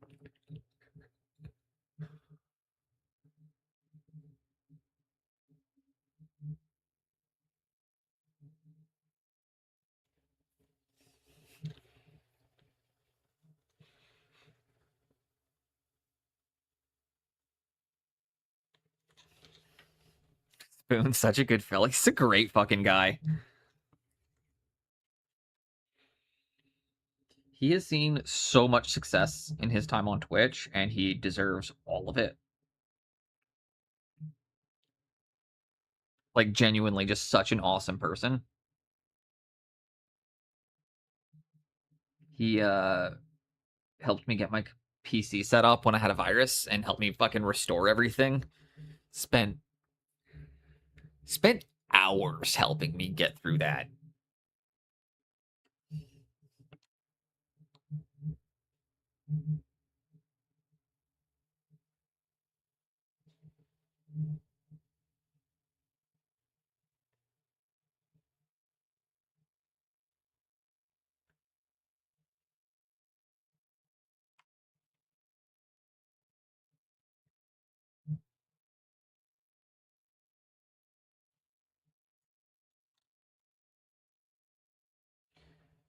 And get that bit on the shoulders.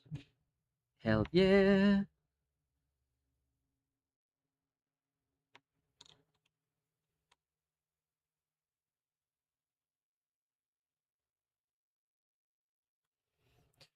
Comet, welcome in.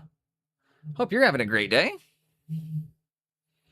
We are just about to, we're getting pretty close to wrapping on this Blood Bowl team. We got one or two more steps before we move into transfers.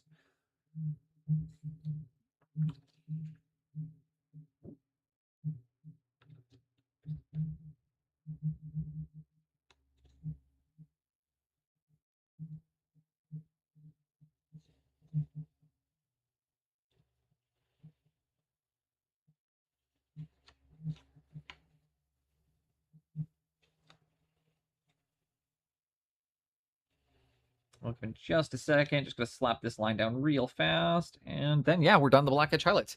Yeah, I hope you're having a great day, Comet. Welcome in. We're kicking ass. I've been awake since 5:30 this morning, so I started streaming at about 8 a.m. My cats. So we're having a great day.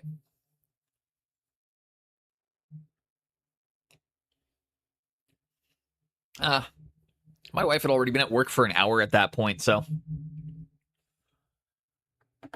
you know, who am I to talk? My day was not the best today. What happened? Been a few people having rough days today, but hopefully I can put a smile on your face, or at least help distract you from it for a little bit. But if you want to talk about it, you can either DM me or you know, as long as it's not too political or too serious. Of you know, actually no, serious is fine as long as it's not political.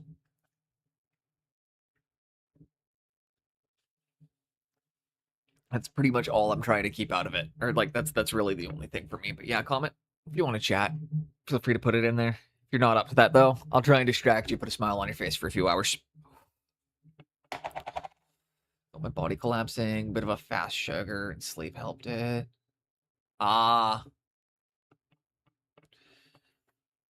That's never a fun feeling. Those like hard crack.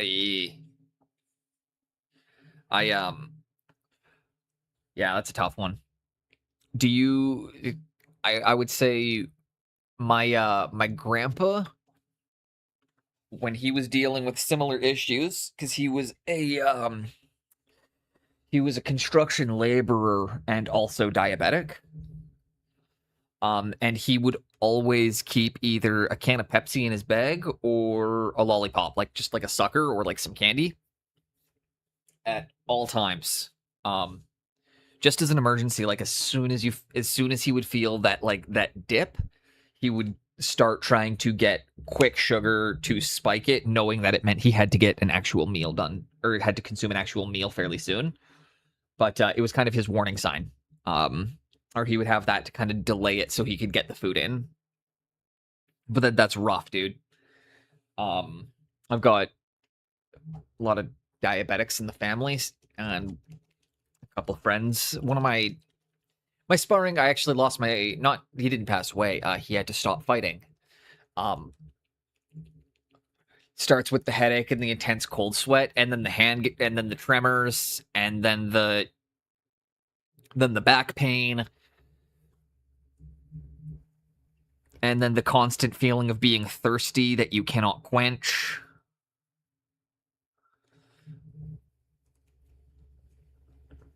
It's brutal. I know the exact cycle that you're talking about there, and that's so fucking hard, man. All I'm gonna say then is the only recommendation I could ever make is just always keep a can of pop or a piece of candy, like even like some Starburst or like a bag of Skittles. My one friend, who my old sparring partner, that was his. He always has a pack of Skittles on him. Like anywhere it's literally. These are his medical Skittles. We made the joke. He's about his prescription Skittles. Because if his blood sugar starts to go, need to get some emergency sugar too now. Get on that and then get a proper meal in you. I would recommend get some sugar in you, but then focus on eating a full proper meal as well and start bringing your levels back up to normal. As well, just make sure that you're keeping on top of your electrolytes and everything. This is not medical advice. I did have a proper meal after. That's good. That's good. That's good, because that was always mine, or my issue. Mine is not from diabetes. Mine's due to my medication. My body doesn't have a hunger cue. So my blood sugar will just fucking tank on me, and I won't realize until I can barely function. It's a bit of a weird one to explain. I don't feel hunger. Yeah, I don't get hungry. So, I eat at specific times and when I feel I'm supposed to, but not actually because I want to or because I feel the need to. I have to be like near collapsing for my body to actually send the hunger signals. So that's the only reason I say it that way is for myself. I have issues where I tank my blood sugar by accident because I have to pick a brush to use here, and I don't know which one I want to use. We'll use the arrow tip, I guess. Wondered why I was exhausted the entire last week. Just that slow decline. Well, that's brutal. I'm glad you're feeling a bit better. And glad that you're taking the steps to correct that, because yeah, like we used to, for myself, I gotta be careful about it, because again, I will forget to eat just because I'm not hungry.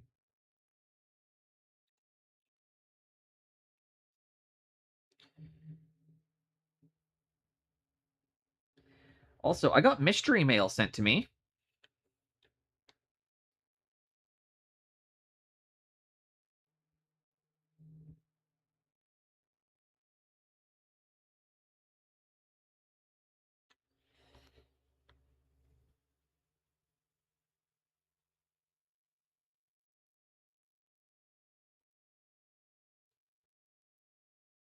Again, I have no idea who sent it to me.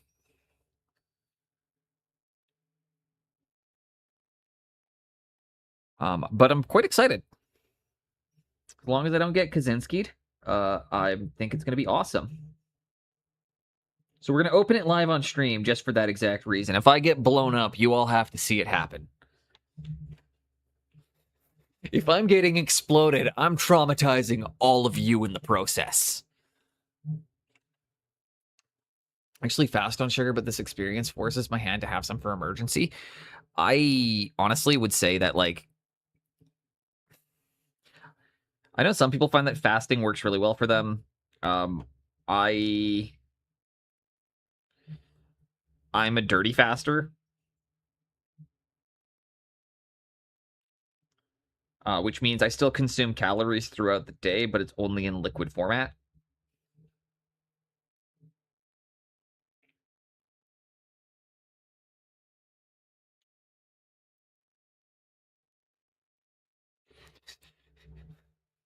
My skin easily irritates from sugar. I don't really have those problems with sugar. I just, like, for me, again, like, for me, sugar is just one that I'm like, I try to avoid it because I don't want to overconsume it.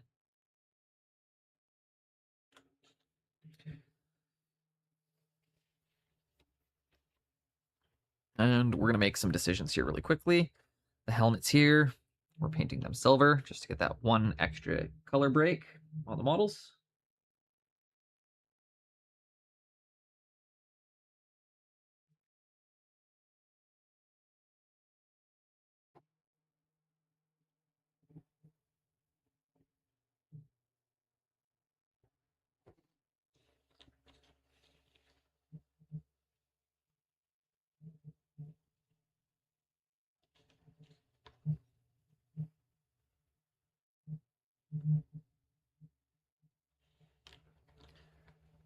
And like such, just at the side of the head.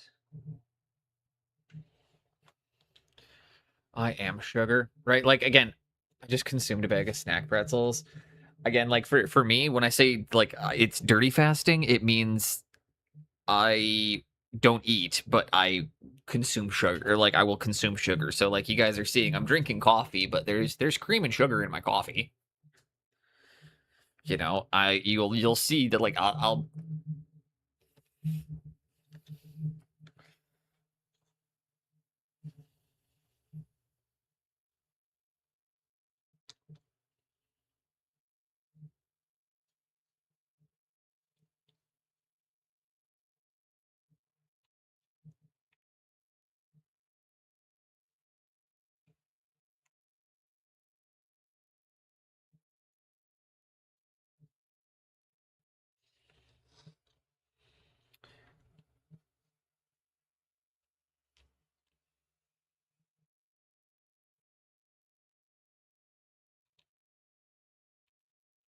and we're just going through, getting some metallic details.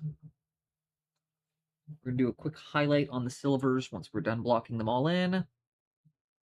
Just one pass highlight because we've got everything highlighted so far. Oh, don't miss these chains here. So very lightly, very careful. It's just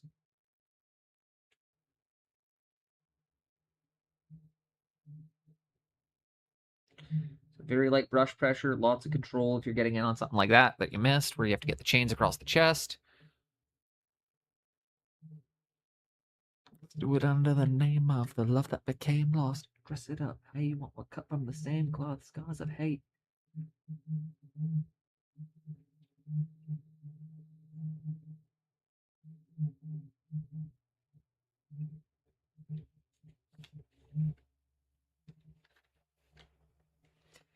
I am, you are, we are one. We're two sides of the same coin and drink from the sun. We be the left hand, right hand. But sometimes it seems like we're speaking in tongues, so let me speak over drums.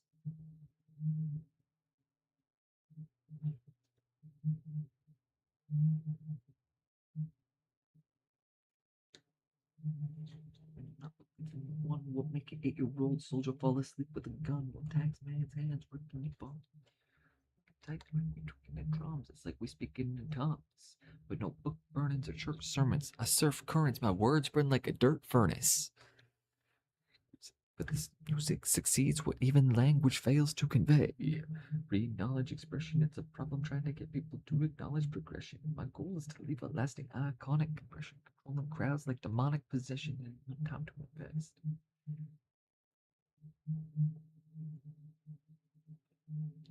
And we're making the change right now.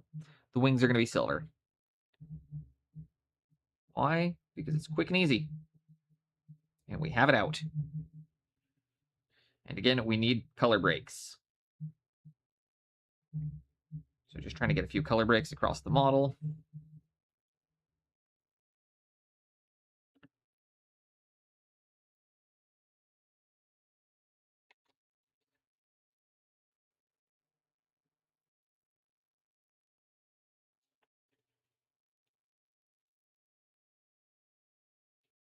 Thinking payday tomorrow. I'll fetch Japanese food for dinner. Ooh, I want to do something for uni, but recovery is more important.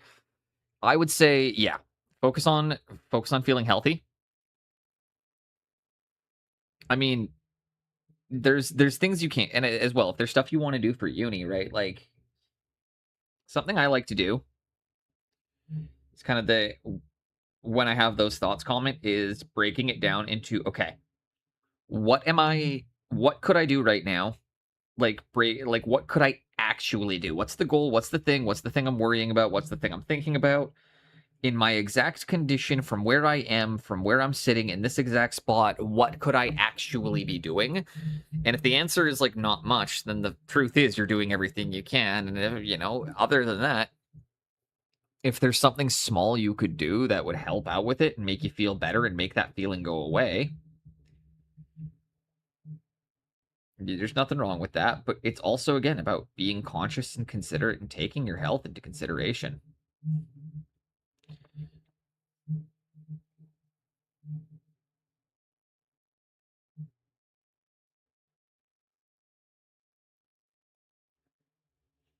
Not qualified to give medical advice, but I am qualified to say take care of yourself. Exactly. Exactly my point.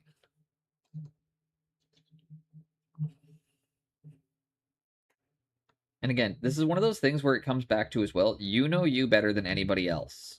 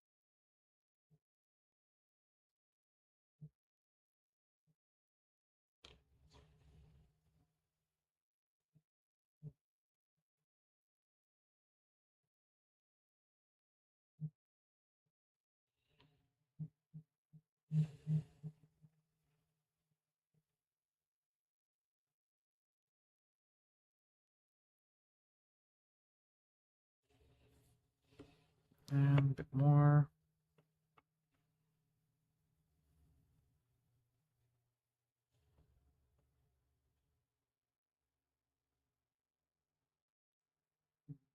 Down here. There we go. I'm realizing I actually missed a bunch of stuff. So I'm going across, realizing I missed the shoes on pretty much everyone.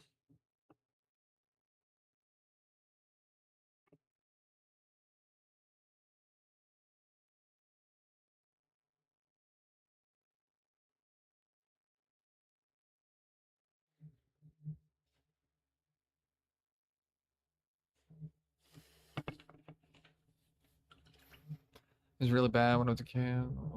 Yeah. Is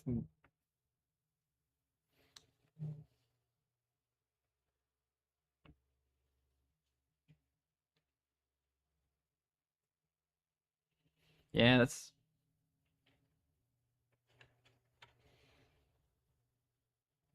again, So we're quickly slapping down some of this metal color around the heels.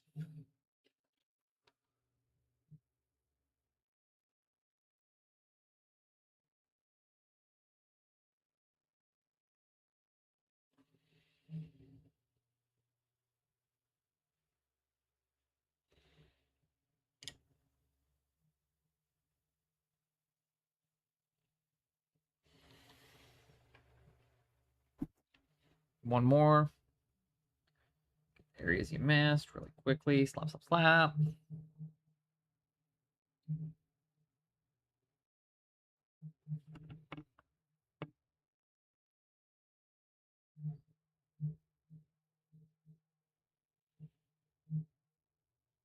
There we go. And then 3 more. These guys have their helmets. That's it.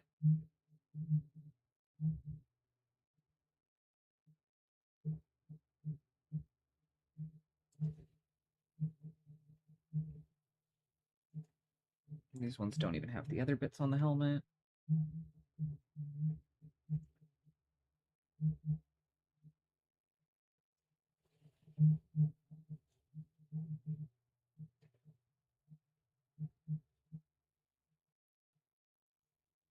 There we go. Bum.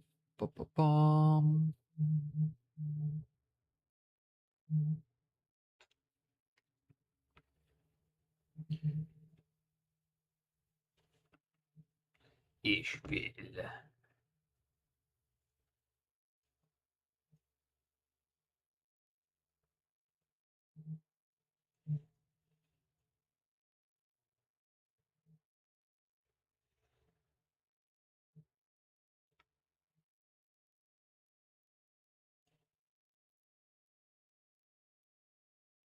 And there we go. That is, everybody has the initial silver done. Come through and do the highlight on them, and then we are gonna do transfers, and I guess maybe some hair and gore. Oh, we can do their we can spruce up their gore a bit, I think. Thank you. I might do a little bit more to them, but I really wanted to get that like horror theme that they're causing the ground to break and corrupt where they're standing.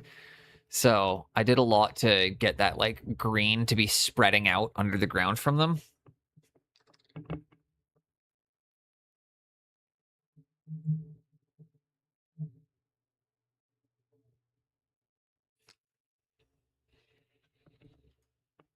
It was fun to do. I did that on a Tuesday morning. I was just playing around with my airbrush off stream and being like, meh, meh, meh, meh, meh. Just trying to like keep myself cool and relaxed going into my interview. So I was like, I'll just do some airbrushing.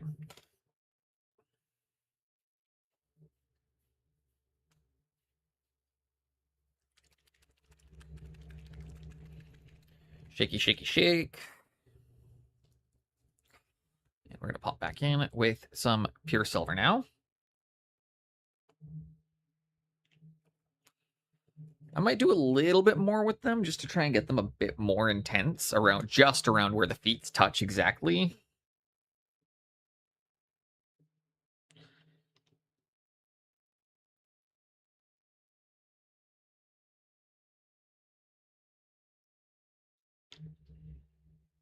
You know what we're doing?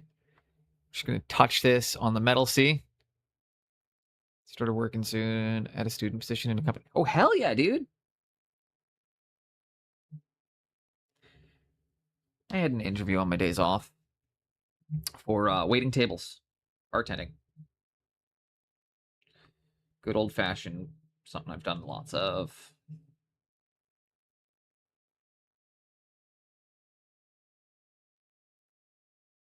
I'm a great bartender. I mean, I'm not a great bartender, but I think I'm a fun bartender.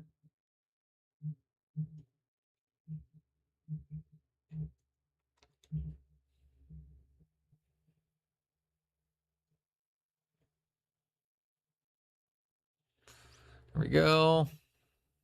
Bypass the interview.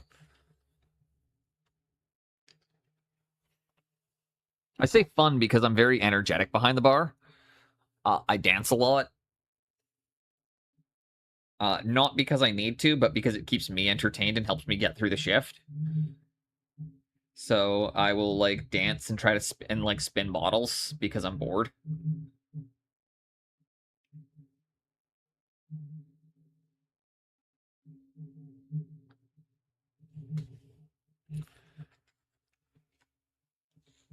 It's your sister's position that frees up. Oh hell yeah!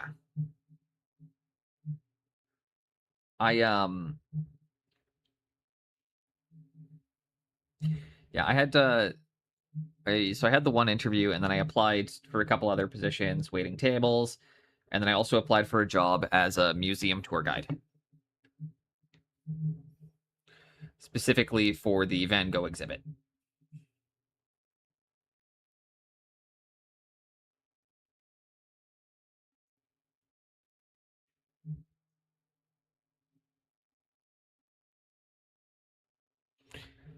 There we go.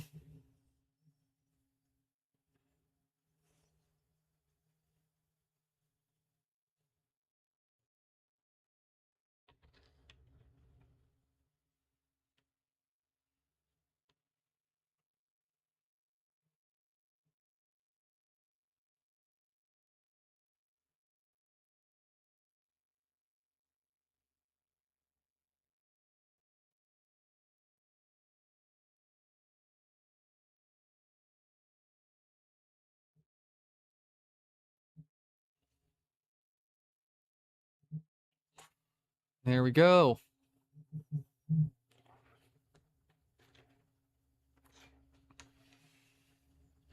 I'm really proud of these guys and how they're turning out, especially considering that it is a 2-day paint job, not including basing.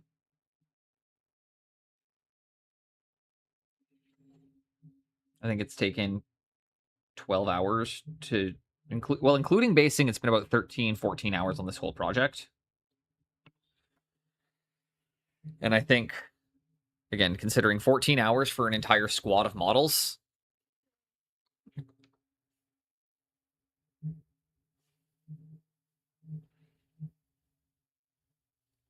I'm proud of how quickly I paint, or like how quickly I can get like my Warhammer stuff looking pretty fucking good.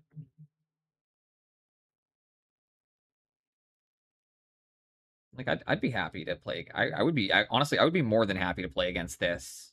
I'd be stoked if fucking somebody busted this out.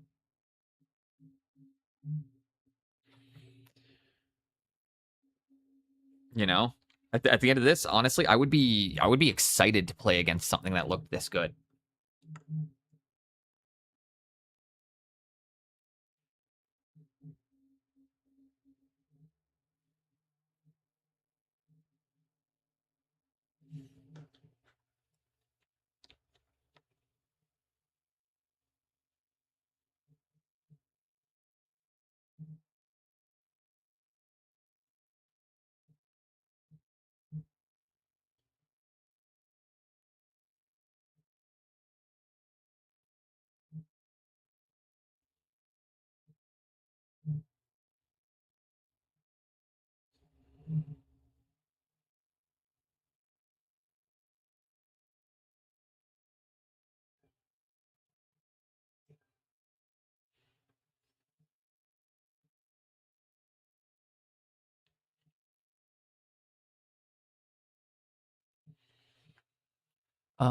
Well, you have to.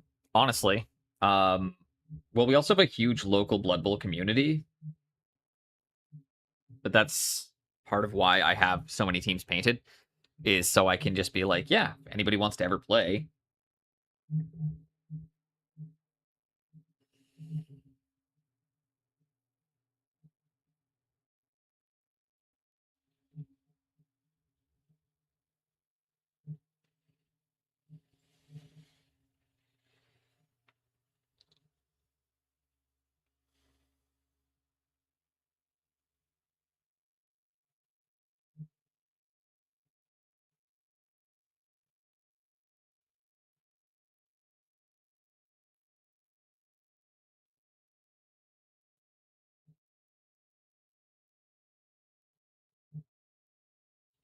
There we go.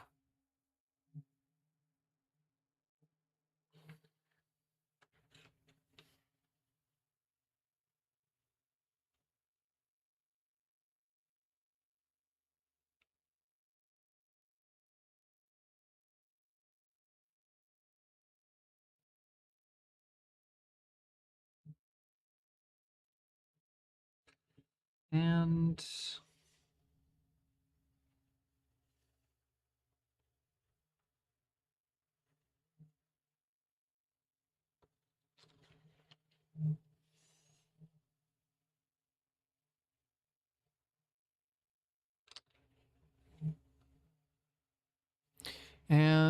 I am finally down to 15 outside. Ooh, that sounds quite comfortable, actually. 15 Celsius, nice, like, that's what, like 68 degrees Fahrenheit? That's like a nice, comfortable day out.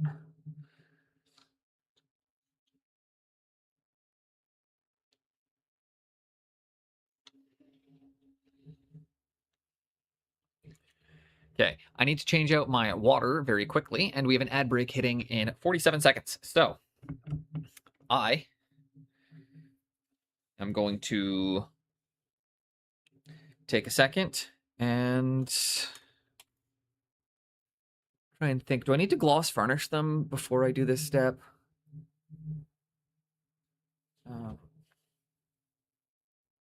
I should, yeah.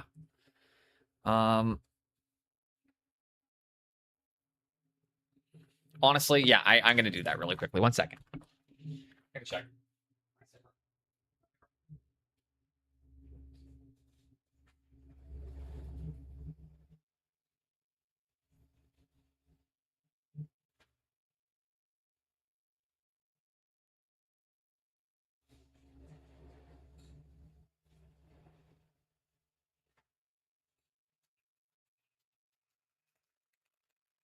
This should be pretty quick to do. I'm just gonna use a rattle can really fast and set up my air brew.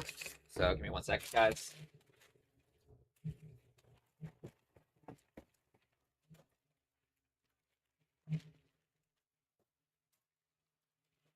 But before we move into the next step, I need to just hit these guys with a super fast gloss varnish.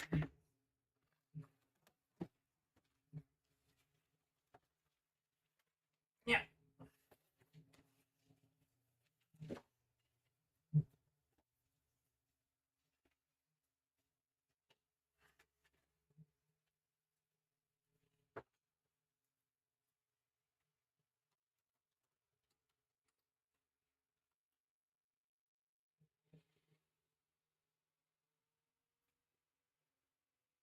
Boneless is AFK. Quick, flip the desk.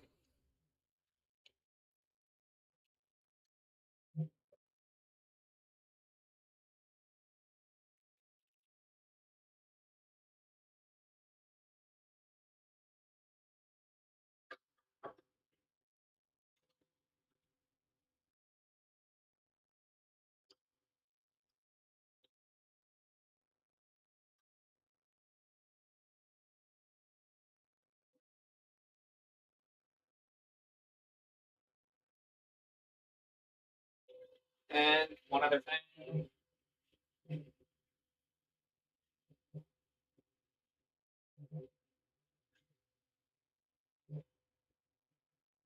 Sorry, just the airflow in here.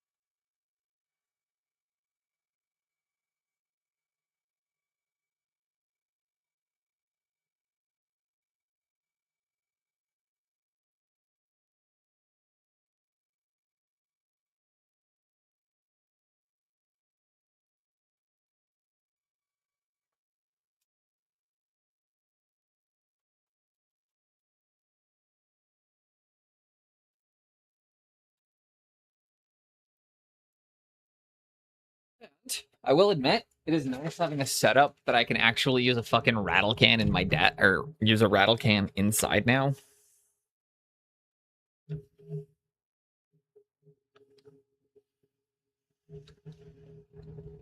These guys are like 75% dry. We need like another couple minutes here, but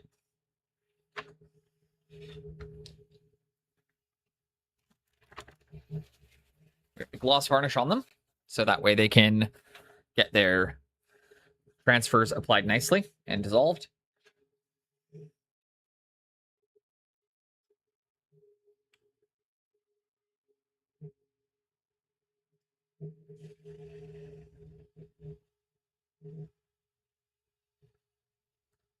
And I'm also going to do a couple of other little things, I think, once they're dried.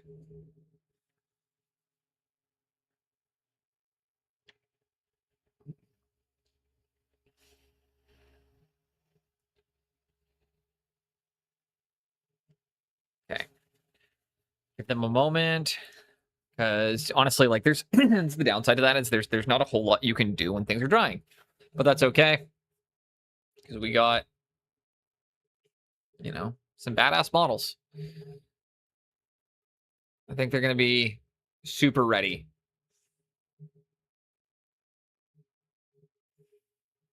And the base is still too tacky to do the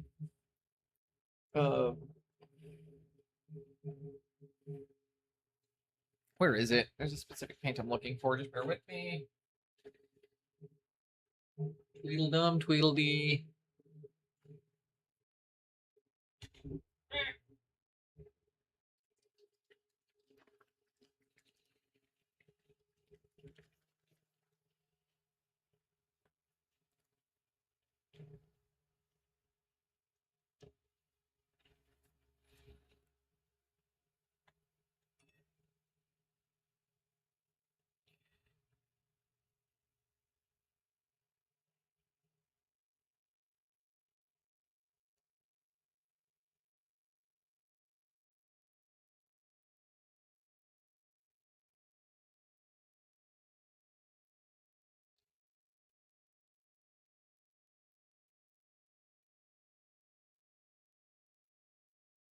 Now that we've got that on there, we're going to take a little bit of this yellowy mix. Bring that thin around the feet. A thin, thin bit. Just to make it so that way where the feet are touching down is the brightest spots.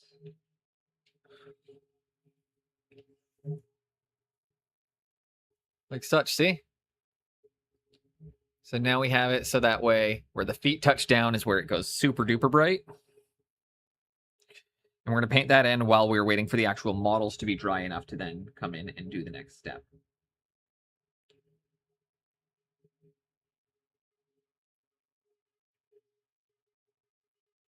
You're just going to trace around the bottoms of the feet with this color.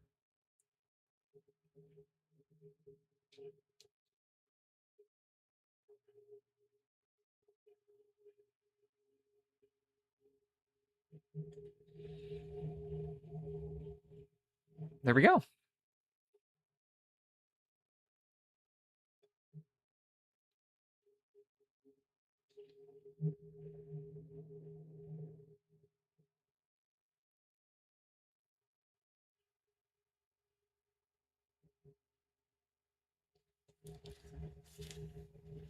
Gotta be careful with the handling it though.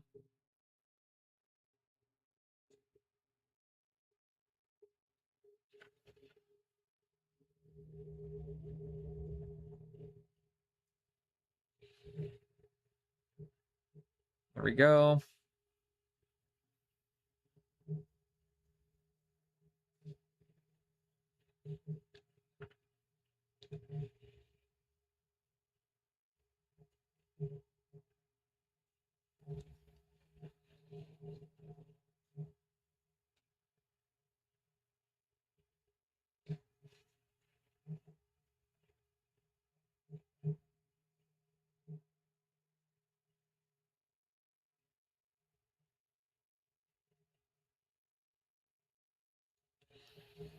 And there we go.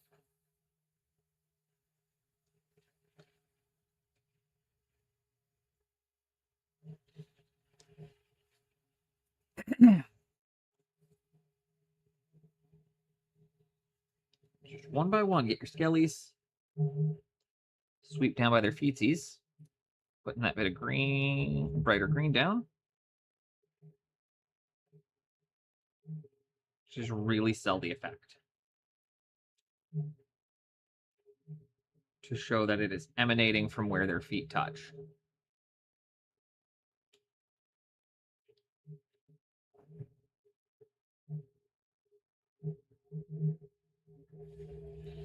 Hydrate. I will do that right now.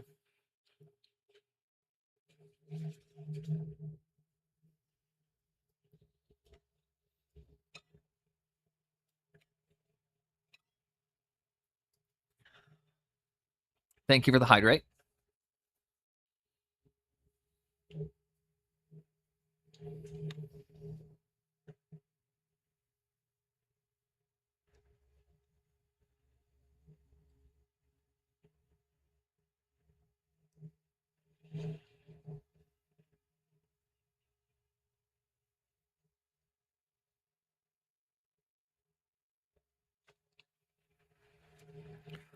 And I hydrate away. I drink a lot of water too. I also have to run away and pee a lot. I'm not sure if you've noticed. Like I do long streams, and I usually slip away like 3 or 4 times to go pee.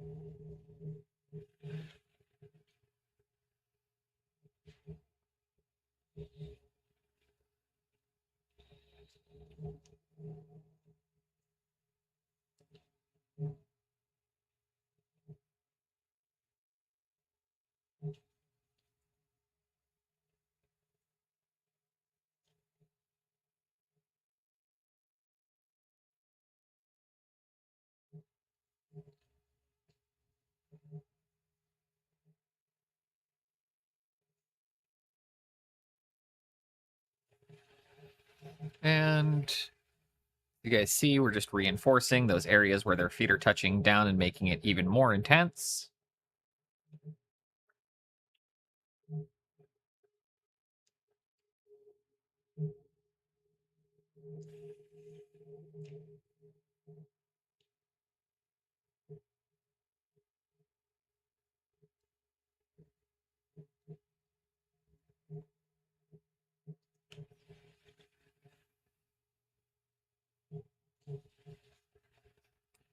That one.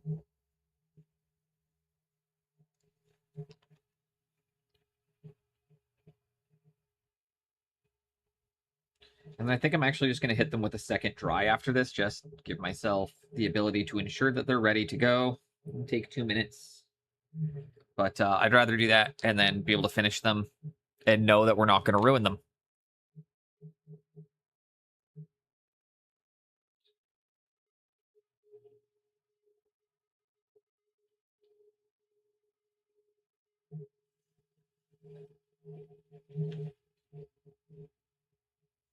And there we go.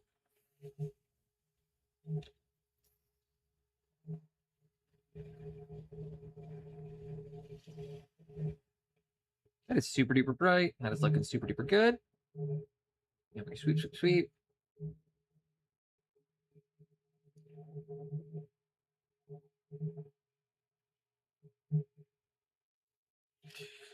And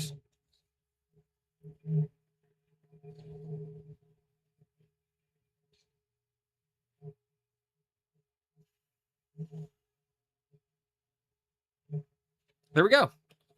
And we got all the bases now looking extra bright. So now I am going to go through, heat these up, or sorry, cook these off, make sure that they're dry. So that way we can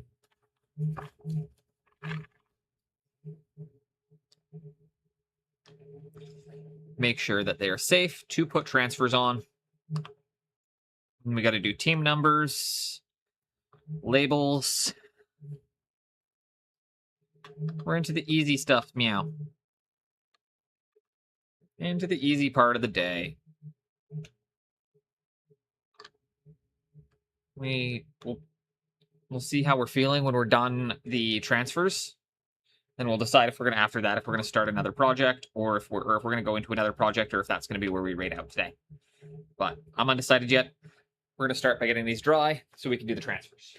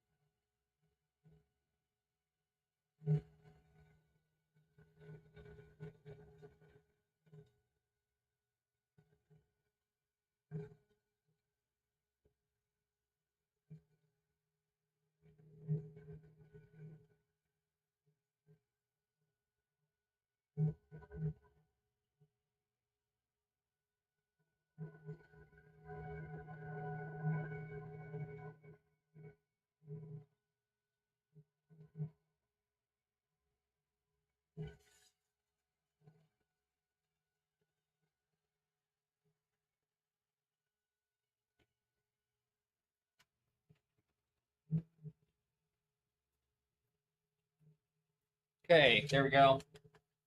Models are now dry. Now we get to put some transfers on the skellies.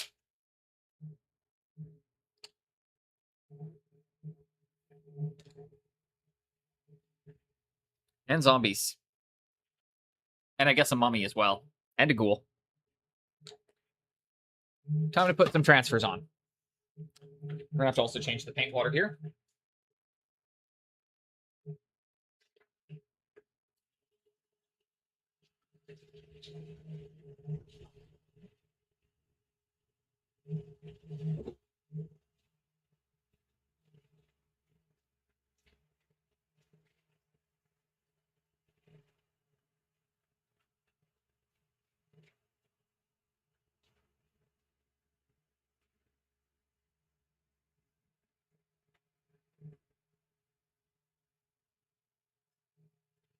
Derp, derp, derp, derp, derp, derp. 9 decals each. Pull a spoon. Spoon is going really all out with the decals.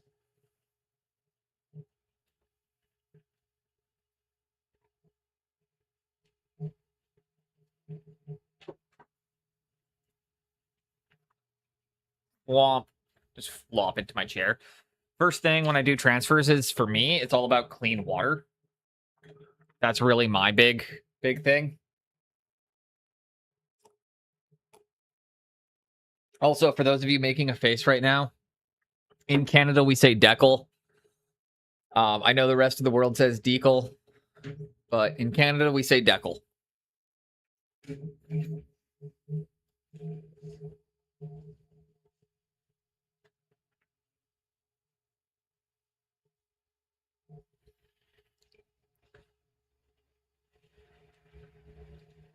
Skeleton, skeleton.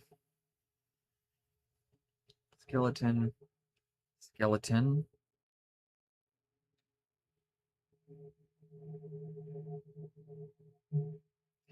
I think, are these guys the whites?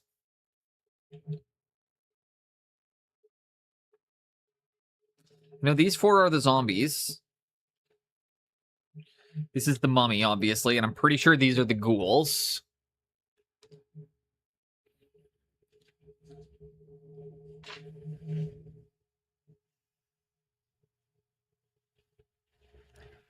All right, let's start with doing some transfers.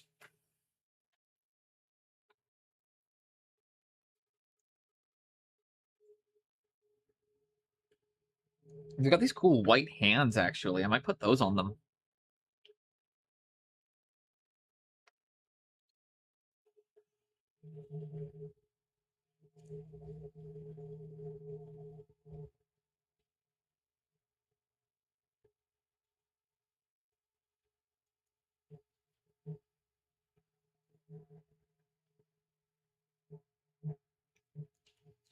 Start by cutting those out.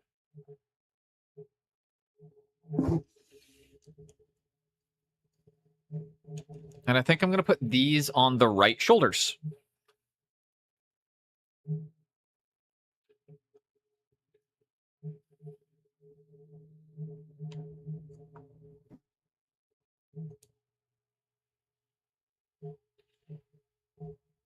You cut one out.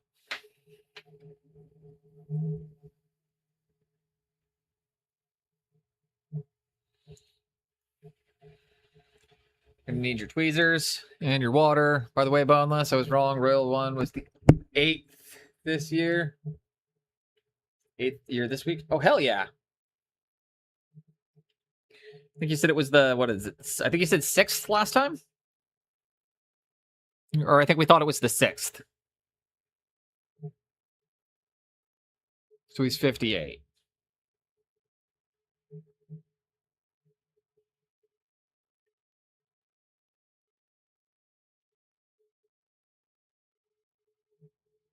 Okay. So you're essentially going to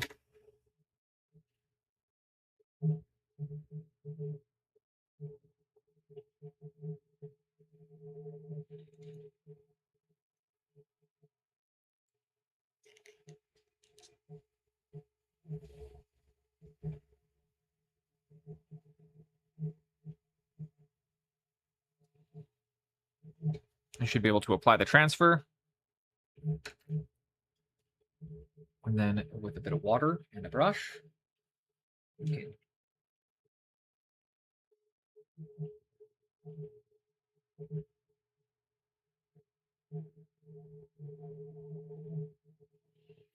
Position that on like such.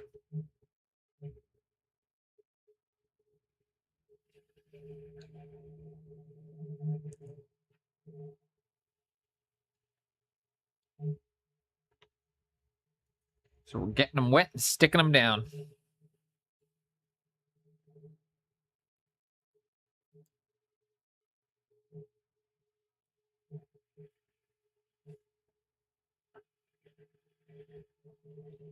My mother corrects me a lot about this stuff. He just had his birthday after. Nemesis, how you doing? Hope you're having a great day. We're just wrapping up on a Blood Bowl team right now. Just finished up doing all my freehands and all the crazy stuff, so now we're just coming in, finishing up with some transfers for fun.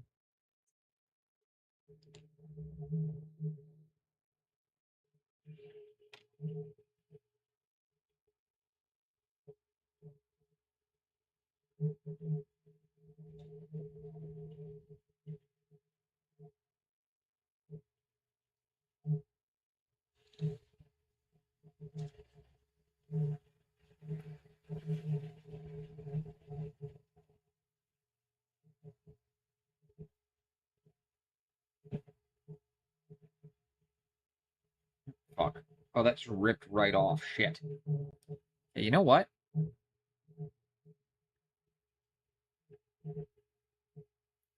I don't actually want to do these transfers, I don't think.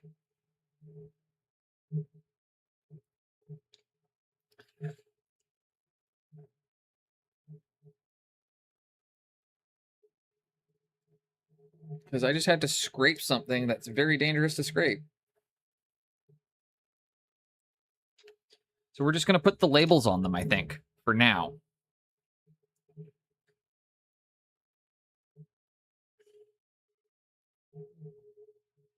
Dang. Actually, yeah. I'm going to paint over that.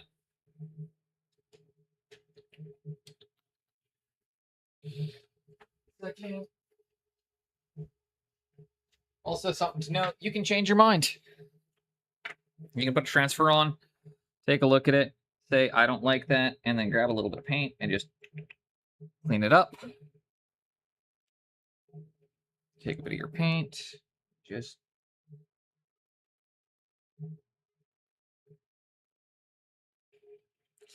You might need to do 2 coats when you do it, but you can always just paint over the transfer if you don't like it. You guys are being weird. They're behaving weird. I'm also, like, half doing the knot at my desk, and I'm realizing that I've been live for almost 5 hours already, and it's not even 1 o'clock yet. That explains why I am feeling so fucking tired.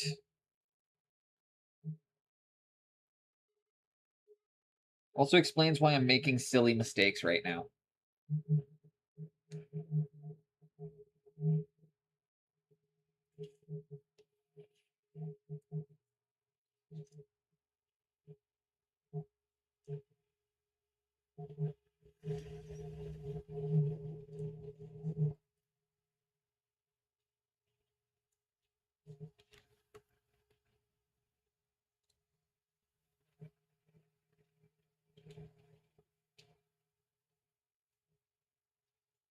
Shall lurk.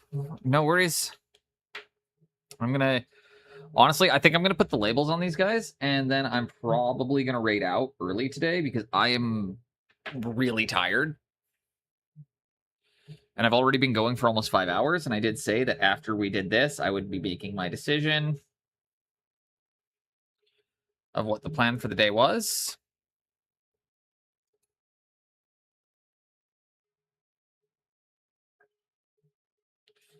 And today, it's looking like we're going to get some rest early.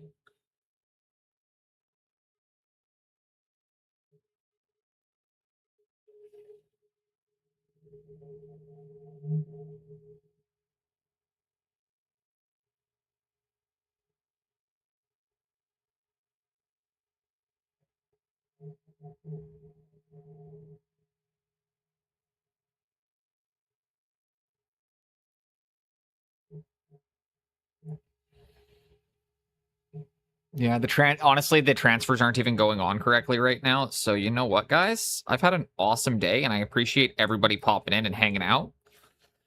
I am gonna do an early raid today because I'm on the decline. Appreciate everybody who's been here, though. Appreciate all the lurks. Appreciate everybody hanging out. We will be back 10 a.m. tomorrow.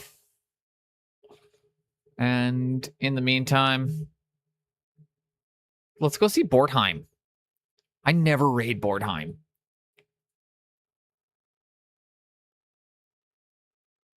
I never get to raid Bortheim.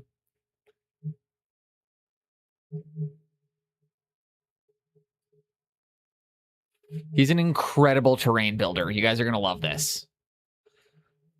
Take care, everybody. I'm getting too tired, so I'm just going to throw the towel in. Meow. We're going to go see Bortheim. He's an awesome dude. He does terrain building. I hope we all have a great